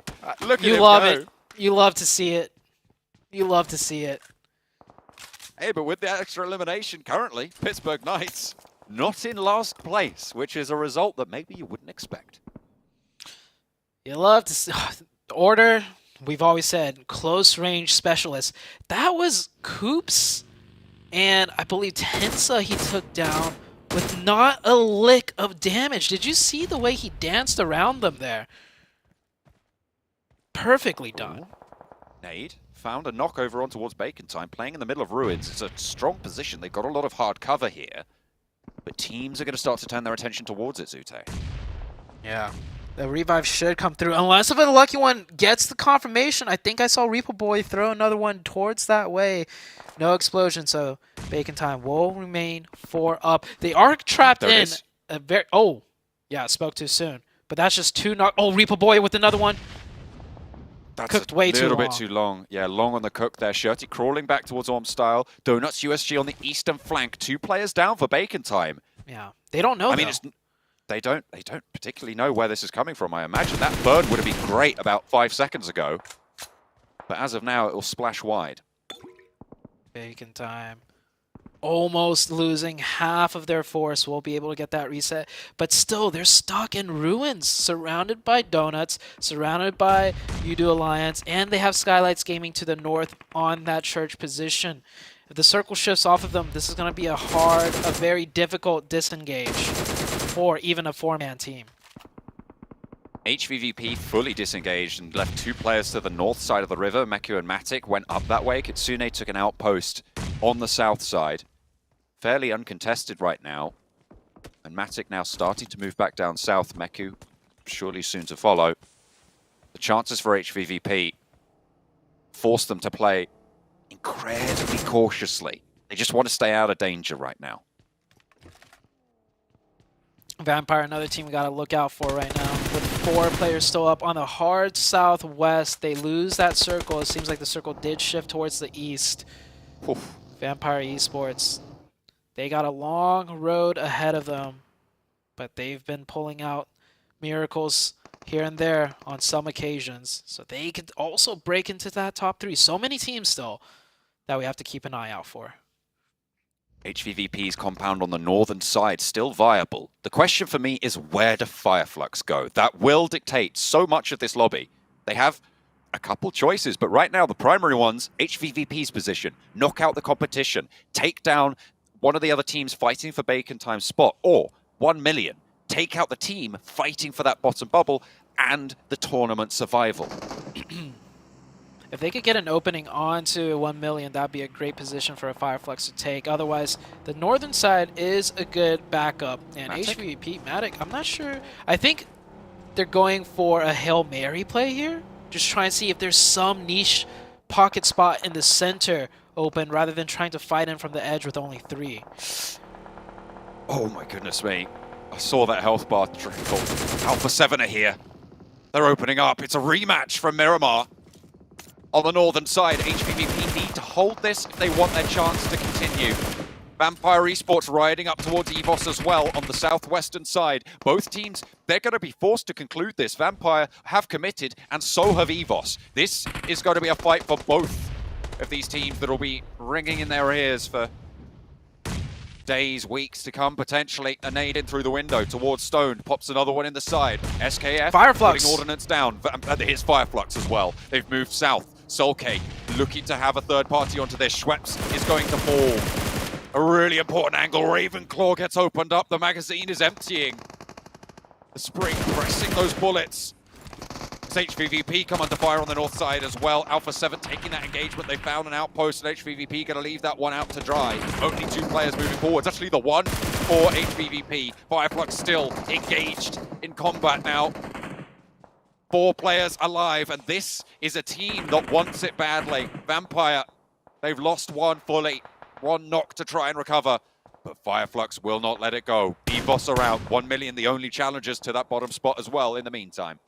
Yeah, they pick up to 3 eliminations there. They picked up 2 more, so that was a good third-party peek out by Fireflux. They play it tight. They don't fully engage on it for fear of losing players, because they don't just need elimination points. They need whatever elimination points they could get and a strong finish towards the end, so they'll decide to keep all 4 members alive and play a bit safer.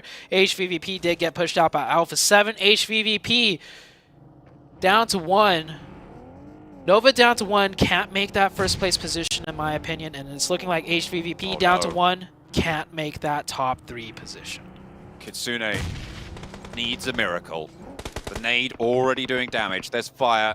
There's flames. And there's riches to ruin with a nade from Mythic. That puts the final nail in the coffin. HVVP from first place, pretty much all tournament, down in 4th. Potential to be leapfrogged as well, but we'll be seeing them in the survival stages coming through in 2 weeks' time. It's a result that nobody expected, but it's the one that we're seeing, and this is the group of death. It's Group Green. That's wild. Who would have thought? We will see them in the survival stages. They'll have another chance as Order gets taken out as well. That is Stalwarts Esports sitting very comfortably in first place. Only Bacon Time has somewhat of a chance to take that first place. But Stalwarts Esports, they have 4 up. They just saw Nova go out. They are chilling right now and might even be celebrating just a little bit in their booths. They should be, yeah, they absolutely should be okay here. I mean, to be fair though, there are 2 teams beneath them. They could have massive games, but it's going to be very, very unlikely that Fireflux can stretch out that far, even with a big chicken dinner. 4 players alive. They managed to snake their way on into this circle. Alpha 7, the spoilers on the north side for HVVP. We'll be playing from that northern side. We'll need to crunch in down south just a little bit. Seems like it's going to slow down to a stalemate. 1 million's position very hard to crack open. And not a position that they necessarily want to take over, as most of it's actually not in zone. So yeah, Fireflux is actually going to wait for the zone to choke that position out. There's no need for them to push whatsoever. The blue zone will do it for them. And yeah, 1 million forced to kind of see where else they could play. They'll swing down further south into the likes of Vampire. Vampire very, or not very weak, but just down to 3. They're out in the open though as well. Ravenclaw really going to struggle here. 1 million looking to just take control of this south side. If Vampire go down, it'll be only Fireflux and Bacon Time looking for a contest. Fireflux spots towards Alpha 7, looking for the flush catch, not going to be able to nail it, but a lot of damage. Doesn't want to over-peak, doesn't want to give the game away just yet. They play as 4, they need it to keep going if they want a chance at taking on Bacon Time. Very cautious play out of catch right there. Seemed like he had every opportunity to continue spraying, but always got to play disciplined here. Pop off a few shots, wait a couple of seconds before peeking again, because Alpha 7 is looking up there. And maybe on the next zone shift, if they feel comfortable, they'll get a little bit closer and pick up these points. There is 4 points to be had down there. And Fireflux can easily take it if they wanted to. They desperately need those points as well. Vampire playing with 3. Moving on in, you can see in the picture-in-picture against 1 million, neither team wanting to go too far because both of them are in crucial spots on the tables. There is only one way for them to ladder up, and that's staying alive. You do need to grab those points in, but one thing first. Follow it up with the second. Fireflux move down to the lower plateau. Trying to maintain control over this high ground near ruins. Bacon Time, I feel like they've been given an easier ride than maybe it would have been entertaining to see in this game. They've just held in the same position in ruins for so long now. Nobody's moved in past it. Yeah, Bacon Time do get blessed with that circle. However, Fireflux is in a great position to dominate the rest of the game. Everyone's stuck in ruins. Fireflux is the only one with free reign and free control. So this could set up Fireflux potentially catching up to Bacon Time in eliminations, and Bacon Time just holding out with 4 for as long as they can. This is a showdown that's starting to shape up here. Meanwhile, Vampire, they're only like 1 or 2 points behind Fireflux. They are, however, down to 3 players, so much more difficult for Fireflux to pull something off. Here comes 1 million circling back around to the top. Is Fireflux going to be able to fend this off? And they indeed will. Alpha 7 moving up actually towards Skylights Gaming. In towards the church around the side, catches a nade being cooked, but Mythic doesn't get the knock. Teammates are falling, Mythic goes down first. Nades answering with a little bit of damage, but only Mr. Board has been traded off in terms of those knocks. Revo, Mafioso both low. Carrillo still not going to be stymied by that. Gets taken down, moves into the sightlines of 3. It's not going to go well. Revo out wide for 1 with the Groza. Gets taken low, but stays alive for now. Mafia Boy up top and Nima, the 2 active for Skylights Gaming. Revo and Mafioso on the flip side coming through for Alpha 7. Nades being cooked. And in the meantime, Vampire are taking names. 3 players alive for them still. They're still going in the picture-in-picture. Alpha 7 still continuing this fight, continuing this pressure. Fireflux also rolling down the hill in towards Inco. Inco currently 11th place. If they go down, 1 million stay alive. There's potential for a little bit of a chop and a change there at the bottom of the tables, but it's Fireflux really with the important frags. 5 already on the cards. You talked about them dominating the lobby, Zute. They might have just been able to do it here. 5 already racked up with 10 teams remaining. All they got to do is take out Inco and they'll get that whole western side for themselves. That's Alpha 7 eliminated, down and out. Vampire with a very, very ballsy rotation right dead into the center, and it is open for them. They'll manage to stick in there for now, but they have a 4-man team. Let's not forget, there's a 4-man team of the Godlike Star Wars esports team still in this lobby, just playing as patient as ever, knowing they pretty much secured that first place. Soulcake cannot go down. Nice trade back by the team of Fireflux. That's Vampire. That was Vampire, I think, who got that knock. Oh. taking down top. I mean, look at the third-party position that they have on them. They're just a little bit further to the north. Vampire central right now. 4 eliminations for them, 5 for Fireflux. There's 2 points in it right now, Zute, between these two. And Bacon Time are still going. We have 3 of our challenging teams right now, all in different kinds of spots. Like went down to just 1 player, but they're gonna get the full reset. Zone slightly shifts off of them, so they will need all 4 to press further in. Good zone shift for the team of Fireflux. So I mean, they control this whole western side. This will just give them more room to play with as more teams get choked out. Fireflux in a even better position to overtake that top 3 and rip it away from Bacon Time. However, Bacon Time still have 4 up. Enko dispatched. No further will they go. They're in 11th. 141 is the mark for 1 million to try and hit. They might have added a placement point or 2 onto that actually for going out in 8th. So it will be a little bit higher than that, but 1 million. They started the game 13 points behind. If they can make it to 3rd place, grab a couple of eliminations, that might be enough to take that spot away. Bacon Time need these points. They get 1. They need to create as much buffer as they can against the dominating force of Fireflux right now on the high ground. And if they pick up 2, those will be 2 very crucial more points that they just pick up here. Like Star Wars coming in from the south, hammering in onto Vampire's position now. 3 players still active for Vampire, 4 eliminations. They want to keep this one in pocket. Godlike Stalwart, they've risen to the top. They will be taking that 1st place position here. But the shots are answered back over from Fireflux. 7 elimination points now for Fireflux, bringing them up to 228 total. Without the placement points, which puts them 6 points behind Bacon Time at this stage. But Solke's in the sidelines. Mini 14 is there, waits for him to stop, but he's not gonna. The jitters are in. And he's all a quiver.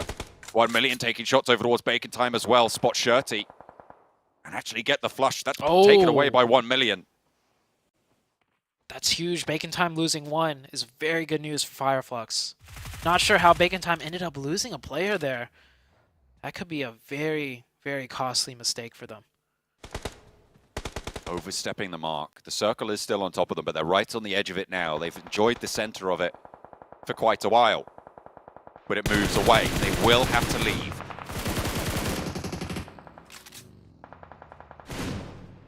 Another picked up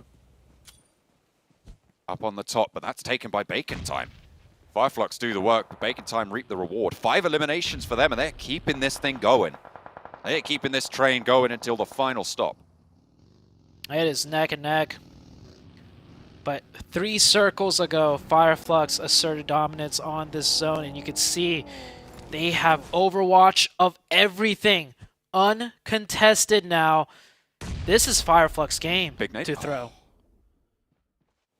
Fireflux, they took the top of Everest. It was the position that HVVP could have taken if they'd have moved earlier from North George, but they waited too long. They played slow and back and weren't able to do it. Picking up another point. Ooh, Fireflux, you just saw them jump up over on the tables against HVVP. 8 eliminations now. 229 total. Still 6 points behind, though, because Bacon Time pinched 1 away. Bacon Time loses another player. Down to 2. They can make it into zone, at least. As Vampire and Stalwarts Esports finally get into a committed engagement, Pika will drop down. That might actually keep him safe, as it's very scary to peek over the edge into the open, especially with Fireflux down here. But look at how many point opportunities Fireflux has.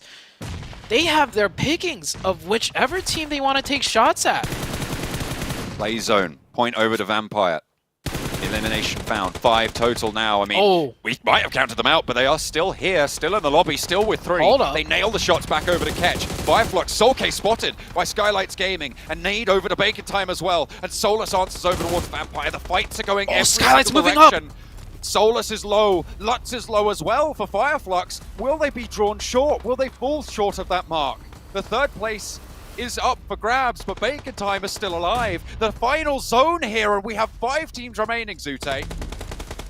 Every team's starting to make their push now as the zone is closing in. I think Fireflux will be okay. The push stopped short. They will hold strong up there. Bacon Time, meanwhile, down to 1. Skylights Gaming making a play, picking up some points, confirming 1. Bacon Time is out. And Fireflux is still up with 4. They got the full reset. They did, and Vampire Esports getting peppered away. 1 million is still alive, but they're still going. Can they pick up the points? Lazy Boy falls. Who went down first? I think it was them, but there's 2 teams remaining. Fireflux, they might have done enough to do it. They might have jumped up, taken Bacon Time's spot. 9 eliminations now found. What more can they sweep under the rug? 7 eliminations, 3rd place for Vampire. It's good, but it might not be good enough. Out goes the swing wide. 4 players alive for Fireflux. Catch, Solus mount up. Oh, they need this! Oh, no! And Mafia Boy playing spoiler. The spray of towards Catch plays off with 1v1. AJ. And now it's a 1 versus 1. Mafia Boy versus Soulk. Fireflux with the run of their lives to control from the top of Everest. But it all comes down to 1 versus 1. A tree and a ridgeline. A Mafia Boy enveloped by the blue. The nade sails high. The burn is out. Soulk steps up, hits the deck again. He's out in the open, but can he land the shots? Soulk ducking, diving around the ridgeline. It's a Groza. It's so close. Soulk, 1 more bullet will do it, but a headshot can turn it either way. It's Fireflux. They take 3rd place, and with it, a direct qualification to Jakarta. Ooh, I love that. He smacked the camera. You can feel the energy in there. RIP to that fan. That one fan just got massacred. They're not done yet. Oh man, what a run for the Fireflux team. That is emotion right there. Absolutely beautiful to see. What a way to close it down. A dominant chicken dinner to claim your spot to the PMGC Finals. That is incredible. 4 eliminations for Solus. The number that they had is a lot bigger than that, let me tell you. It is so good to see them working together. Look at that, such an even spread. 830 to 510 damage spread. They played as 4. They earned it. They've stamped their ticket. Wow. Couldn't have been a better ending. Bacon Time getting all the circles but remaining trapped. Fireflux having to fight their way in but taking the dominant positions and controlling and executing it well. Letting them ride it out and making their way up and punching through Bacon Time's 3rd place position. And I'm pretty sure, like you said, that was enough for them to make it into the top 3. Bacon Time going down when they did. Low elimination count. Only the final standings will tell, but Fireflux Chicken Dinner, that is how you do it. I mean, they feel like they knew as well exactly how that went. What a shocking result for HVVP. For Bacon Time to fall out, but Fireflux dominate the final game and take spot 3.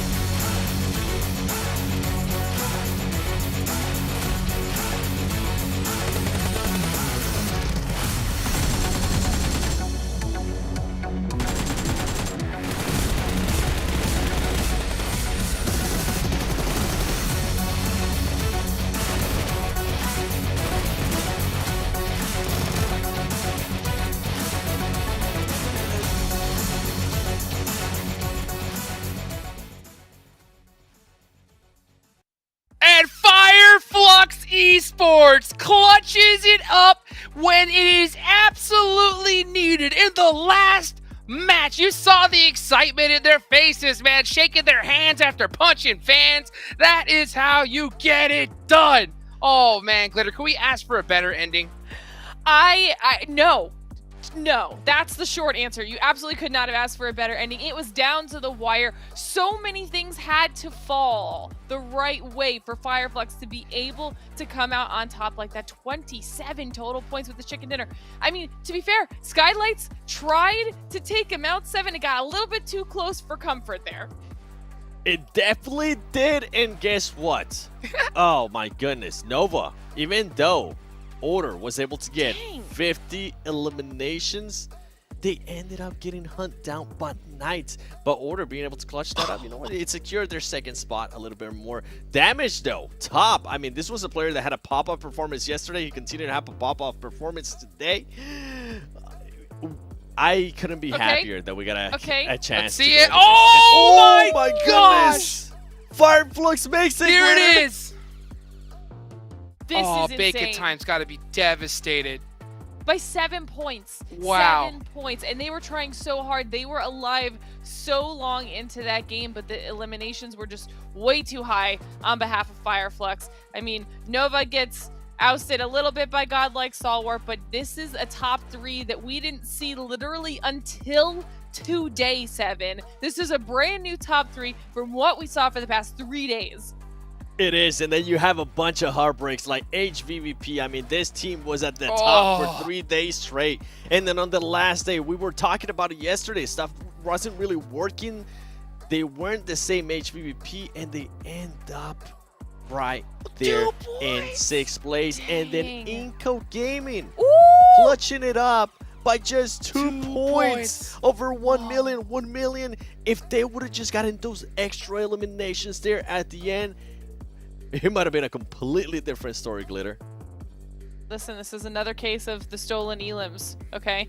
That would have been an opportunity that could have made or broke the performance for 1 million. So 2 points, that's got to sting a little bit, and now we know who's going to be making their way to the survival stage, and of course, the grand finals. Godlike Stalwart, Nova, and Fireflux Esports punch their tickets, and their survival stage is getting scarier and scarier. Jukes, we heard the casters talking about this. We kind of hinted at it all day. It's going to be so difficult in the survival stage.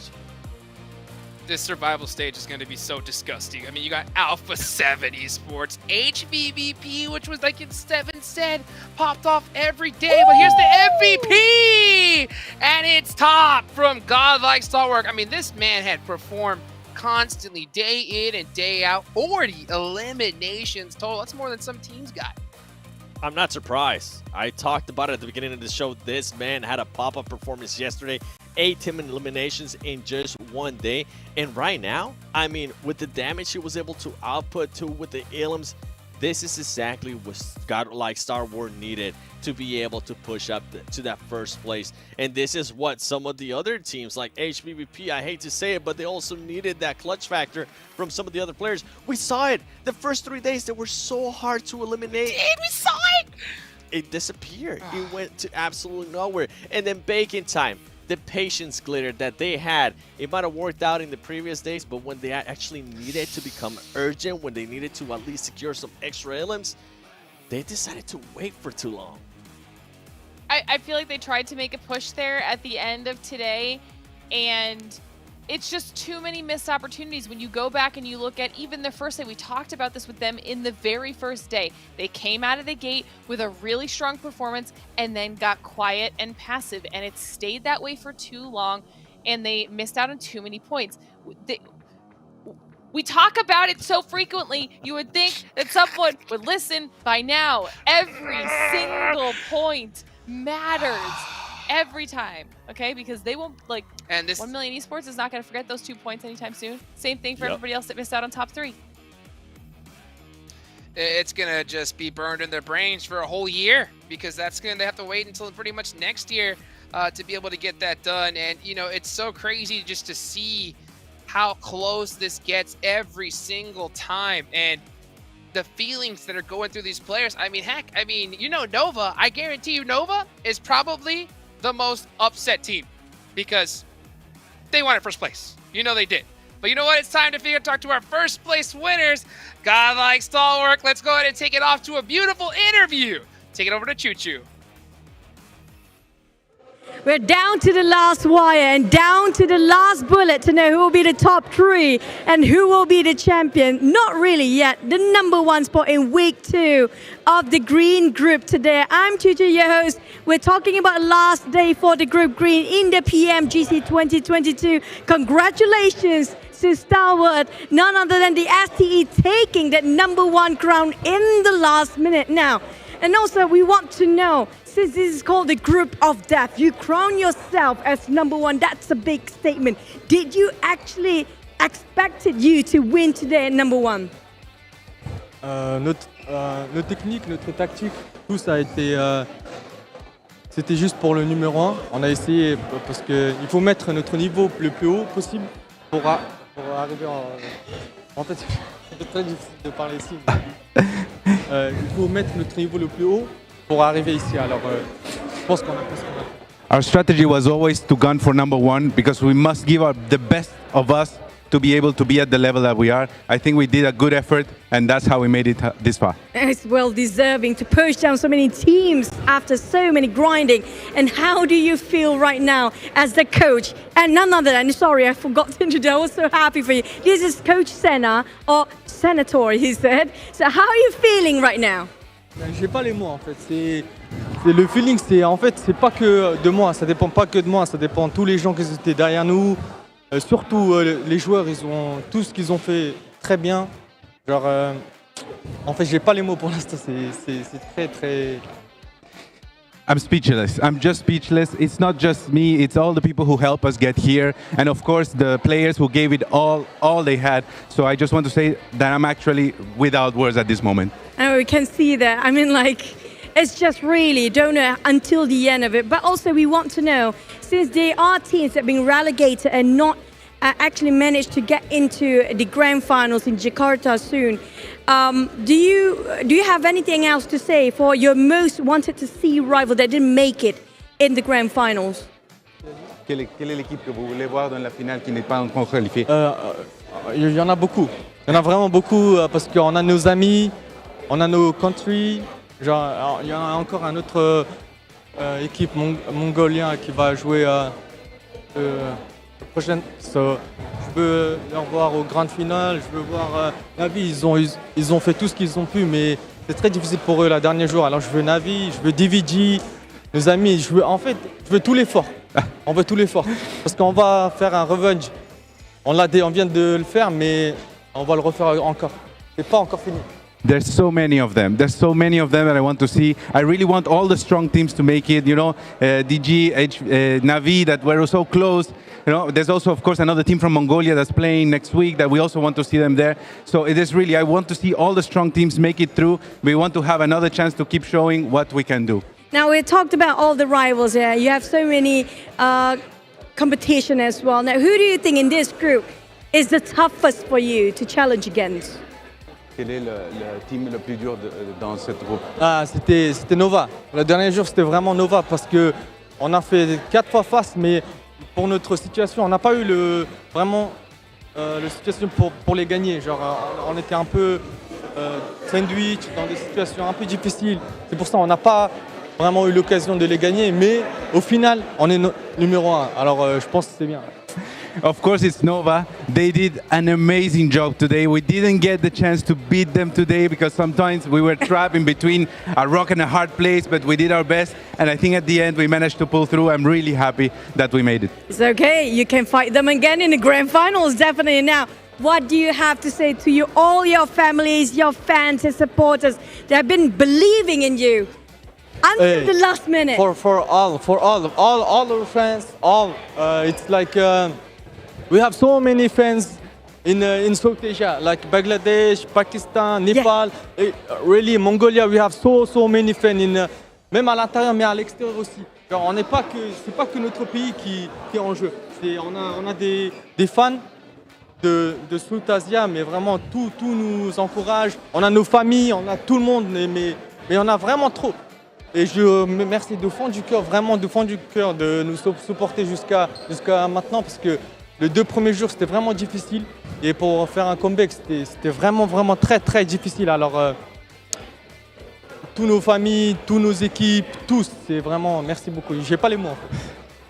Well, I'm speechless again. I want to highlight how we have fans everywhere, not just in Mongolia, Southeast Asia, everywhere. Their support has been invaluable to allow us to come back. We had a tough couple of days at the beginning, but we managed to make it back with the support from all our friends and families. It was priceless. And once again, I'm speechless. Thank you so much. Congratulations again to Star Esports and none other than all the teams that managed to squeeze into the grand finals in Jakarta. But it's not going to be done yet as we still have the survival stage in the future. Now things are really, really chaotic and wild here as all the players already hyped up because they're done for the week. I think this is for me. This is your host, Choo Choo, signing off. And thank you. Congratulations again for the top 3 teams. Back to the casters and the panelists.